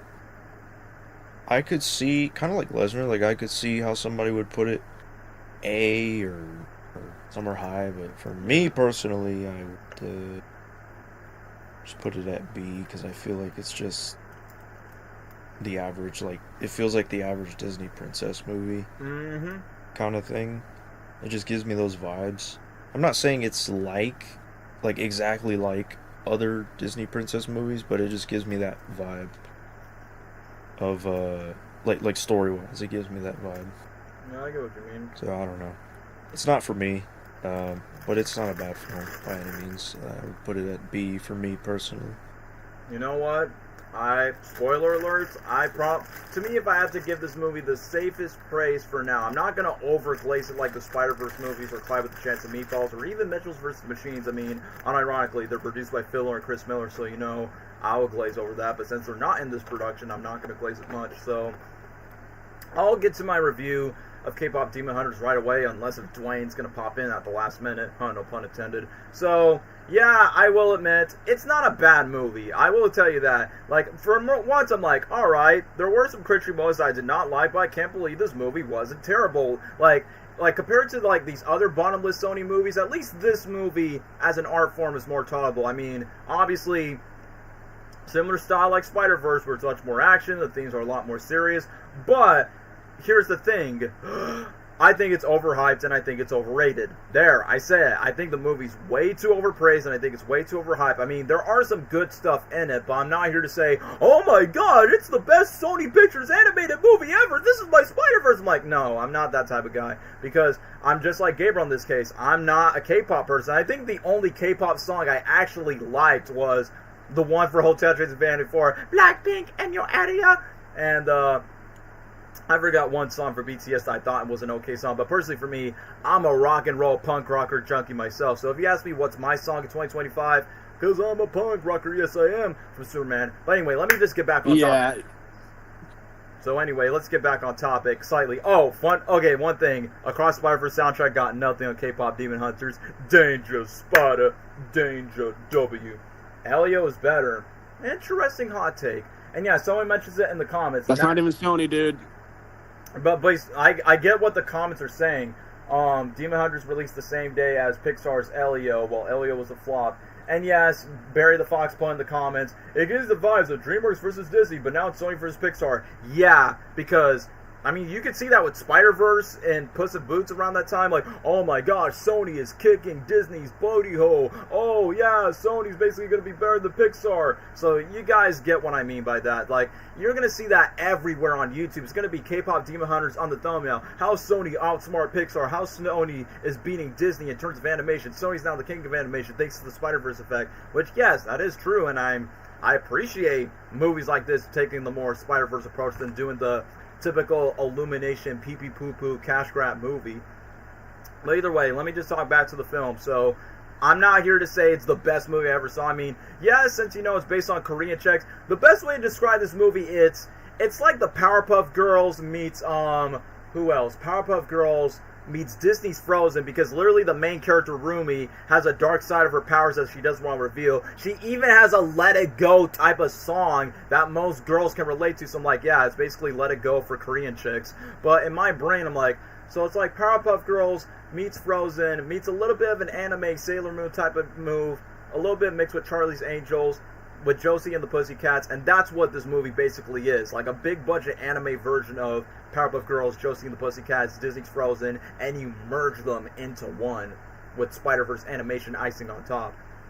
It's kind of funny that you got the most iconic Asian comedian actor, Ken Jeong, playing like what, the agent for the three girls? The manager of the band. Yeah, he is. I'm like, huh, that bro's everywhere. Huh, gay? But yeah, bros everywhere. But anyway, back to the point. So, Rumi, Mira, and Zoe, like I said, Korean Powerpuff Girls basically were. Basically, Mira's like Buttercup, and Rumi is Blossom, and Zoe is Bubbles, because she's the cute one. So yeah, basically Korean Powerpuff Girls, the way I think about it. Really accurate comparison. It is, because that's what their personalities are basically are like. So basically they're like, the thing is, they're both K-pop artists, but they're also superheroes where they face demons. So in a way, they kind of have their own Spider-Man-ish, or I guess Spider-Woman lifestyle of living the double life of being somewhat famous and becoming private. And yes, I will admit, it does give me a little bit of Turning Red vibes, and I know Gabriel has his flashbacks with that movie, but it gives me that little Turning Red vibe of, you know, oh, grown man crying over K-pop, and they're crying too. I'm like, oh, no, this is the part that I don't like about it. No. Even back when I liked Turning Red, I didn't fuck with the music, I'm gonna be honest. Yeah, but that being said, I think the best thing about the movie was honestly the action when they get to the demon stuff. And to me, this is gonna be my big hot take. I find that more interesting than the K-pop music themselves. I kind of like him fighting other demons like it's straight out of an anime. That seems a bit more interesting than the let's sing in a concert like it's a freaking Korean Barbie girl concert, like it's Sabrina Carpenter, Taylor Swift for Korean fans. And yeah, I know, whether if you are an Asian descent or not, there's obviously going to be some Korean languages and dialects that the main artists would say. I will admit, there's one visual gap that I think it is kind of funny, where Ruby's like, why are they trying to distract us from snack time? And then Zoe's like eating with her mouth full, which I'm like, alright, that actually was kind of silly. If I will face my wrath. That's what I remembered. And then, even though Rumi was revealed to be a demon, but I know the cliche plot twist that was expected, that is like, oh, we're still gonna love you because you're our sister no matter what. We're the Powerpuff Girls. We're Alvin the Chipmunks, the Chipettes, Brittany, what's that? The one girl with the glasses, Brittany, Jeanette, Eleanor. But we're K-pop stars. We're sisters, Day soul sister. I'm not gonna lie, I kind of saw this more as Totally Spies. Yeah, I'm gonna be real. that too as well. But then when it comes to like the boyfriend, or in this case the boy brand, it's like, bro, I hated that scene. It's like, man, this soda pop. It's like, shut the hell up. And I get it. Very anime-ass style of, oh my gosh, Korean boys and their ass. Oh yeah, they're so gorgeous. Like, I think the band is like, what, Soulja Boys or something like that? That's kind of like inspired by Stray Kids and BTS. Oh, Soldier Boys. No, it's the Satcha Boys. Satcha Boys. I don't know how to say Soulja Boy to 8 Yeah. Oh, why did K-pop? Why me crazy? Oh. Why me? I want to mention this real quick. I'm What? not into K-pop, but I am into white girl music. So Yeah. the soundtrack in this movie did get me going. Just wanted to say that. That's why you're biased of putting A tier, just because of that biased reason for you. Yeah. Yeah. Exactly. So, Golden is fire. so yeah, the songs themselves. So is Takedowns. So the songs are pretty decent. I say my favorite one, if I had to say from a non-K-pop fan myself, I think Golden was easily the best song because it was meant to be uplifting, inspiring, and the fact that it's literally the most successful song of them all. Like, not for this movie, but on Spotify, it's #1. But Soda Pop, easily the worst one in my book. It's on #1 in the Billboard Hot 100. Yeah, which is crazy from a freaking animated movie made by Sony that is bought to the rights on fictional Netflix. group.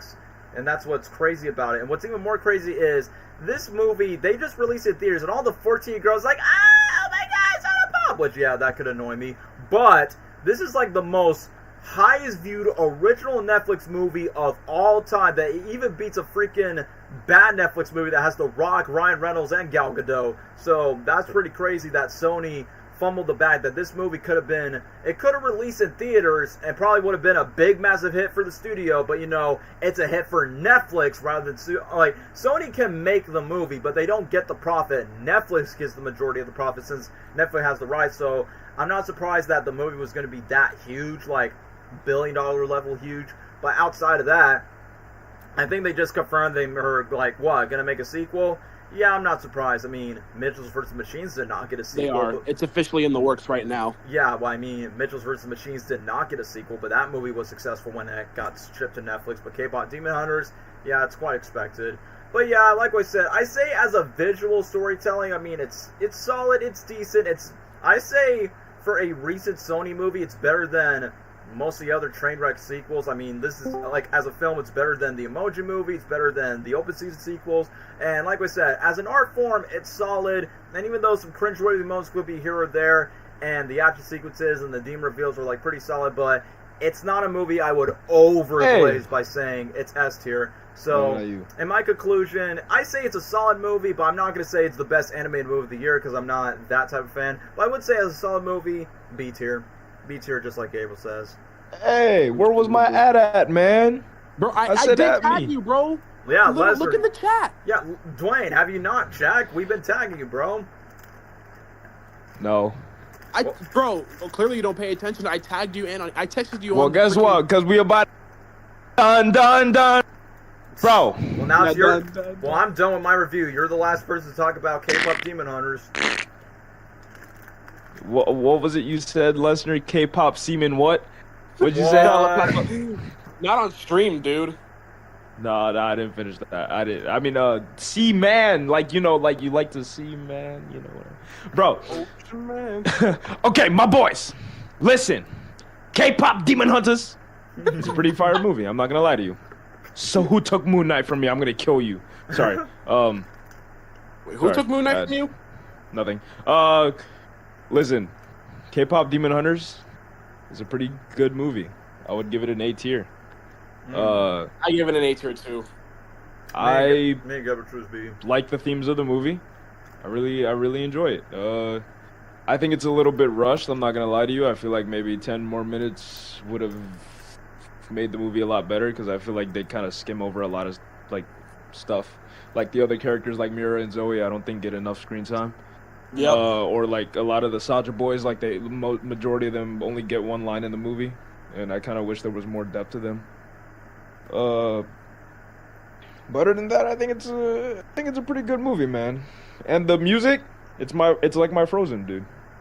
I'm not gonna lie, I'm starting to slowly get sick of it now. Now I'm starting to get sick of it, barely, but you know, I still like the music a whole lot. It's the Frozen, but for your people. Golden and How It's Done is definitely my favorite songs. I mean, even Ruby Yeah. has a Let It Go-esque song, so I'm not surprised from that. And I love a girl with braids. No, Yes. but yeah. I don't know. I would give it A, man. Come on, put it in A, man. Come on, bruh. I don't know, Gabriel. Should we agree or disagree?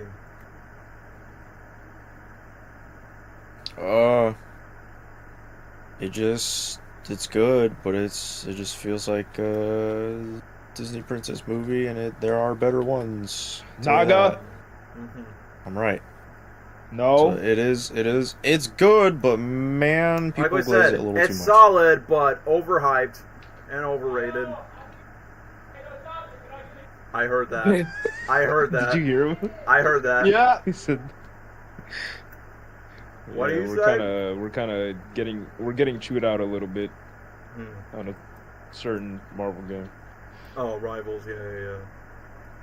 Well, I guess that's all. But Oh, what were you gonna say? come on, man, put it in. Come on, just this one time, put it in A tier, man. Come on. All right, fine. Just to be nice, I'll put Like, I it. understand the overglazing hype, but that's I would okay. I get- Just to I be. get that part. I'll be nice. Put it in between Mitchell's and Angry Birds. There. It's fine. It's fine like that.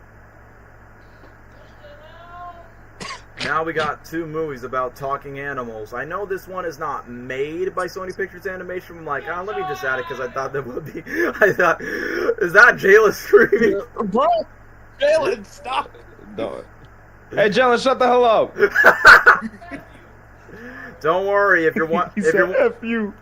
Don't worry, guys. I know we're going to be staying up late playing video games, which is why I did not want to do the stream late. But you know what? We have a lot of movies to say. But guess what? We're almost done, guys. We're almost done. Just give us at least 20 minutes, and then we'll be done with the stream. So Yeah. I know this movie is not made by Sony Pictures, but I don't care. I'm adding it either way because Garfield, Chris Pratt, and What was the movie? Garfield Oh, movie. Garfield. Yep, the Chris Pratt version. All right, I'm gonna mute. All right, Gabriel, Messer, want to talk about the Garfield movie, the Chris Pratt version? All right, Never you know seen what? it, so I have no opinion. I did. I watched it when I was on the. I watched it last year when I was on the plane to fly to Nickelodeon Hotel.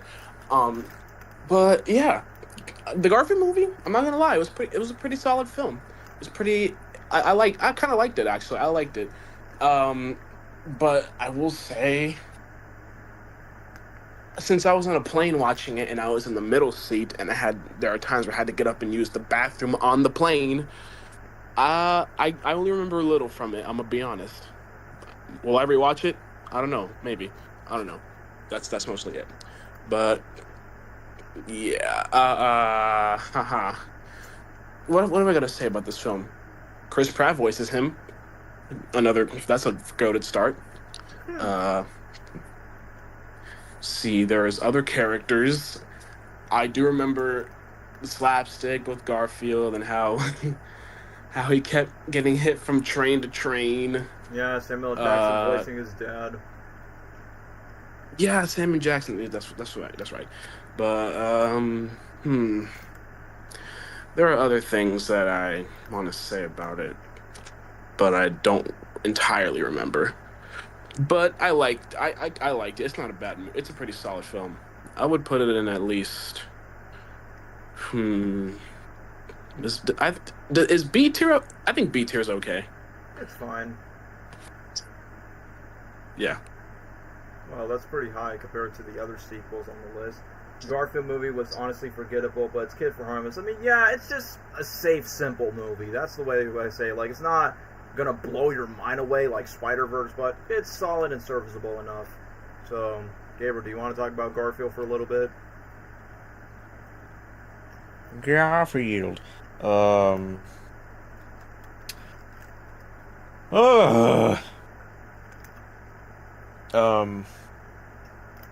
Yeah, this movie is just an average kids movie, really. It's nothing special, but it wasn't bad. I like the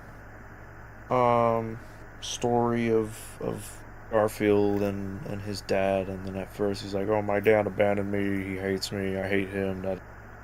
This is my real home, lasagna." And then later on, they find each other again. They go on this adventure, and then they connect. and rekindle their father-son relationship again after knowing the truth about why he left. And that was a good story. I liked it. I think Chris Pratt did pretty good. Like you can tell his voice is not like anything too different from himself, but there is a bit of a change in his voice. Sounds like heavier, like slower, lazier, which is, you know, Garfield. So I think he did good. John was honestly not It's freaking that huge of a part in the film. Lex Luthor voices him. But he was fine. Yeah. I respect Just Lex kind Luthor of to himself. voice him. But he wasn't a big part of the film, which is okay. Yeah, they pushed him in the sideline. Yeah, but I do like I like that the story takes place more outdoors, like more outside of just his neighborhood. And, you know, like the train scene and stuff, like that was all cool. The villain, nothing to really, I mean, again, it's a kid's movie, nothing to take seriously. They were like dumb. And just okay, I guess. I don't know what else to say. It's not like maybe this is just nostalgia, but I prefer the old live action movies more than this one.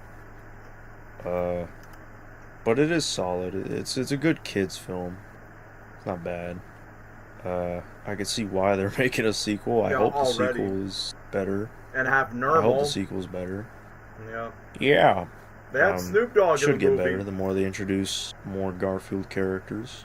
No, there's just random characters that we don't know. But it's solid. It's a solid kids movie. That's all I can really say. Not much else to say. It's just a simple plot.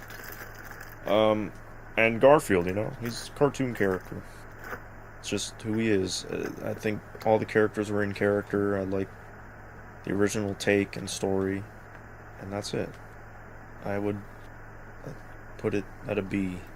I think it's pretty average. Okay, but not bad. Yeah, so basically you'll watch this in the majority of these sequel underrated average sequels from the C tier, which is pretty saying a lot. So let me just get to my quick ramble. So, yes, it's always a joke that Chris Pratt's like, oh yeah, he's being cast for every cartoon character from Mario to Garfield to now him voicing Shaggy Rogers or Mickey Mouse. So, either way, I think Pratt was a solid casting choice. I don't think he has the laziness like how Bill Murray does, even though Bill Murray regretted doing those live-action Garfield movies. That they make fun of it in Zombieland. Garfield's dad was okay, but I did like Samuel L. Jackson's Frozen. I mean, that's easily his better voiceover performance because Sam was just being himself. We gotta toughen you up. It's just that I just didn't expect a Garfield movie to be like a heist movie, which I don't really see that for Garfield as a whole. And even though it's cool that you got Nicholas Hoult, a.k.a. Lex Luthor from the recent Superman movie, voicing John, and he does a really good job sounding like John for the cartoon by going, Garfield! So, it's a shame that he gets sidelined just to focus on Garfield's dad and his new character, since they pretty much did their own origin story of Garfield when he was a kitten, and then explains like how he got adopted from John while his dad's trying to feed him while he's being like a stray cat, being an orphan. Odie was pretty fine, even though Odie's voiced by the same guy who voiced Burrito in Puss in Boots: The Last Wish, so that boy has a habit of voicing dogs for Orange talking cats, whether it's Antonio Banderas or Chris Pratt. But either way, the movie itself doesn't do anything too new or refreshing when it comes to like, oh, they go on a heist, they go on a train, which that was a nice visual gag. But since it's directed by the same guy who did Emperor's New Groove and, what's the other one? Chicken Little. I did expect like some Emperor's New Groove jokes to it, but sadly the jokes don't land as much as Emperor's New Groove. And even the main villain, Jinx, who's voiced by a sexy British woman from Ted Lasso, she is basically Yzma from Emperor's New Groove, but in the form of a cat, but they just call her Jinx, and they scrapped off one song that didn't make it to the final cut, which I thought that was weird. And then you got this bowl of this Lactose Farms commercial, which Chris Pratt did a good job singing it, but it's kind of weird that this bro's from a Mission Impossible movie, and then they try to reunite his cow love interest, and then they made love of doing, there's nothing wrong. I don't think every single joke lands, because guess what? When I was in the movie theater, there was not that much adults or kids laughing at the jokes at all. So that was saying, like, the movie definitely has its heartfelt moments when Garfield's bonding with John or trying to accept his dad. And I realized that Snoop Dogg voices one of the cats. I'm like, bro, you could have just made Snoop Dogg a dog. And the song at the end was alright. I let it roll, let it ride, da-na-na-na-na.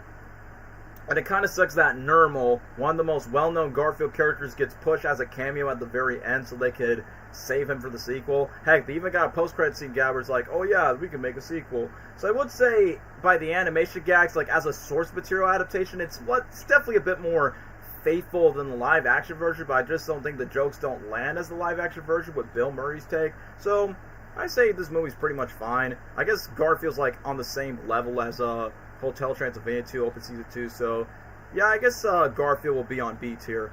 But now for the last movie, which I will admit, this will be a hard movie to talk about since, you know, it's not kid-friendly. But, I don't know, has Dwayne seen this, guys? I think maybe Dwayne talked about this earlier. This 2D R-rated animated movie about a dog's balls being cut off. Fixed. I didn't even finish it. Oh, you didn't finish it? I got like 20 minutes in and I turned it off. Well, what can you say about those 20 minutes? It is 2D sausage party. 2D for dogs. I did not. I laughed maybe, like, not even laugh. I did like a type of laugh. Yeah. Like once that entire movie. It was not even, dude, that movie was just painfully unfunny. It's also, too, just extremely, you know, when it comes to, like, movies that just curse a lot, besides, like, I guess Deadpool and things like that, it's just, like, I don't find it funny at all. Like, it's just very, I call it worldly. Like, I don't know, it's a very worldly movie talking about, like, dog sex and just, like, all this stuff. And I'm like, Matt Horny. This is just not, like, it's just not my type of movie. And I don't know who would like that type of movie, to be honest with you. I'm surprised it's the same I think guy. it's a waste of 2D animation. It is such a waste of 2D animation because the animation in it is actually beautiful, but then majority of the time you're just seeing a dog's butthole in the movie. So or it's balls, like, yeah. like, and seeing so it's dog like, sex, like, gross. It's just a waste of 2D animation, which, you know, the animators were forced to draw dog balls, so yeah. I hope they at least got paid decent money to draw that, but other than that, it is like Marmaduke meets Sausage Party, bro. Ain't nobody want to watch Pretty much. that, Pretty much. Yeah. Yeah. Yeah. Put it, I don't know, put it in freaking, gosh, put it in F, D or F, I don't care. Either one. Just say D because the animation kind of looks nice. And the voice acting was actually pretty solid from some of the cast, especially Idris Elba as one of the dogs. I say the voice acting is solid, but everything else is not that good. Yeah. Yes, Barry, we'll talk about Idris later in this film. But, Lesnar, are you going to speak about it? This... literally what Dwayne said. It's just sausage party for dogs, Marmaduke meets Sausage Party, all that stuff. But I will say it's been a while since we had a 2D movie out. A 2D animated movie that's out in, like, recent times, like this year. Aside from Looney Tunes. Like, that animation is probably... aside from Looney Tunes, I guess. Which Yeah, that too. But, like, aside from that, we rarely seen it.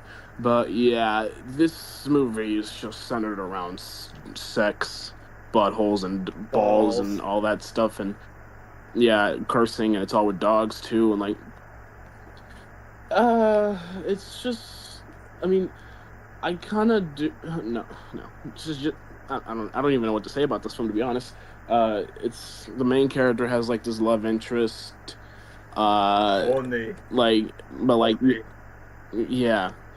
And then, like, she goes to some dog show, and then, like, he gets sad because he got neutered and blah, blah, blah. And then he flees his house, and then he explores, and then his friends, one of them is played by Idris Elba and other people, they go to the dog show, and then, like, all of that stuff. And they go to some dog club where they just fuck. That's all they do. Yeah, dog strippers.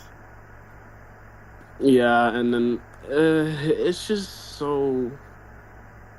And I don't even know how can the creator of Samurai Jack and Dexter's Lab make something like this? The same Like- guy who directed Hotel Transylvania and supposedly was going to make that The Popeye guy that movie. sounds bitter. Yeah, very, very bitter. The same bro that made the Hotel Transylvania movies and that canceled Popeye movie made this?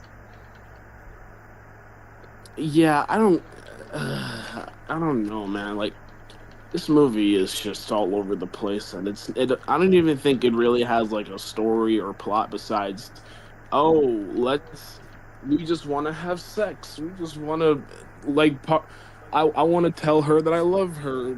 Blah blah blah. Then the whole thing about getting their balls cut off and stuff. Then like months later, I don't know, they finally confess to each other, and now they have puppies.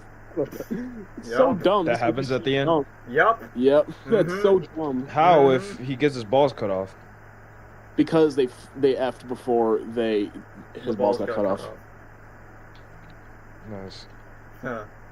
That's kind of Yeah, like now saying- they have- Dog getting more action than me. I love it. Love to see it. Yep. Love watching that in the film. Yeah, thank you, Sam I Am, No, for it the doesn't Nah, matter. you know what, Glenn, you might as well just never go back to watch it, because by the end you're gonna see a freaking bear twerking. Well, I also saw the Netflix preview and I saw a dog giving another dog head. So No. I saw that. That was Oh, I wish I was that joking. scene?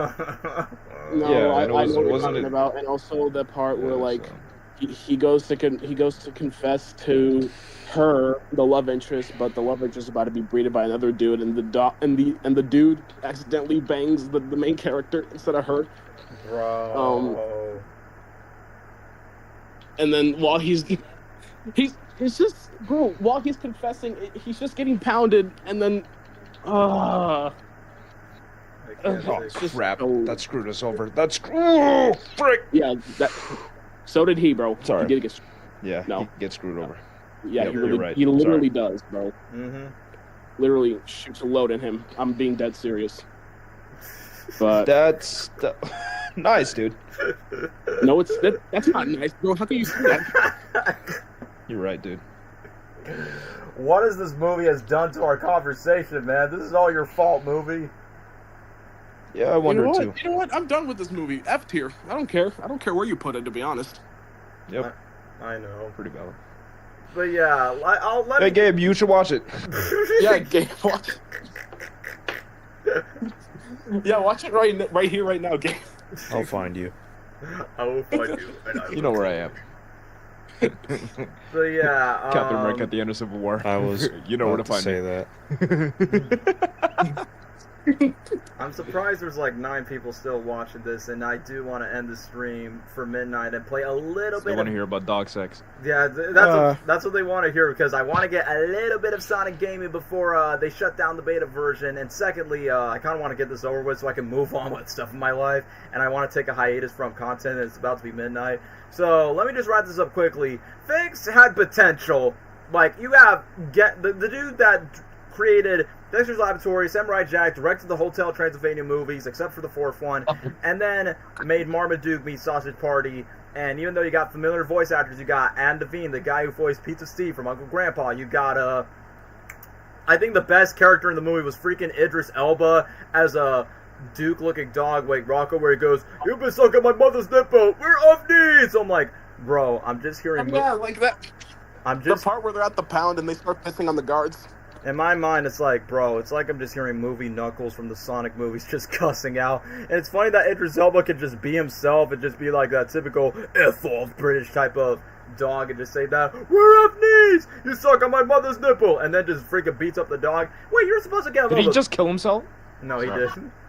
No, he didn't. Sorry. No, I'm gonna. Yeah, Dwayne, just chill if you're going to be on the gaming zone. But yeah, I think Idris Elba's character was easily the best part of this dog shiitake mushroom movie. But yeah, too much horniness when it comes to level. It's like, bro, like, I'll say this, the animation is good, the voice acting is good, but the plot, Yeah, this is something if you're like addicted to like dog pornography or this. If that's the case, then you sir, you ma'am, definitely need some help. I definitely need to go to therapy when it comes to that. Heck, I decided to not watch this to not let my own dog suffer the disgusting thing because this is not healthy to show this as a dog owner. So I decided to keep my dog away from it and only watch in my only spare time. But other than that, yeah, this movie's not good. I hate to say it, like I honestly would have put it on D tier. Like, okay, I'll tell you this. I easily would rather watch the Emoji Movie if I'm being honest with you, but I'm not here to say like it's good or anything. So I have to say like somewhere in F tier. Yeah, I think I honestly would rather watch Open Season 3. Even Surf's Up 2 has like a nasty, dirty innuendo joke that was like included into that film. So yeah, I guess I'm gonna go with F. It's like, this is not the type of movie that I would not want to rewatch in my own spare time. Like, it's like one of those, oh, let's make this a bit more edgier when it comes to that. So, yeah, no bueno. So, yeah, other than that, we finally completed our 2006 to almost 20 years later, 2025, of Sony Pictures animated movies for this 5.5 hour stream. Thank goodness we wrapped this before midnight, because I do not want to stay up overnight for this, y'all.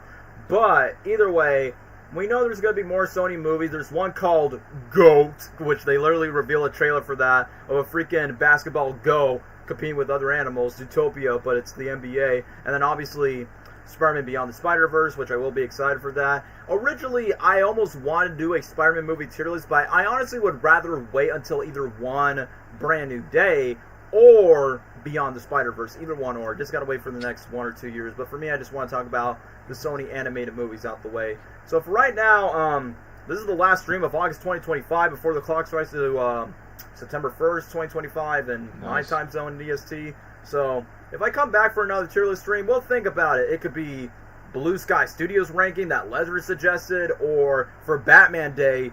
When's Batman Day happening? September 20th? We're ranking the Batman movies. I think 1 or 2 fans requested that, and we probably could do that for Batman Day 2025, just to rank 10, 11 Batman movies.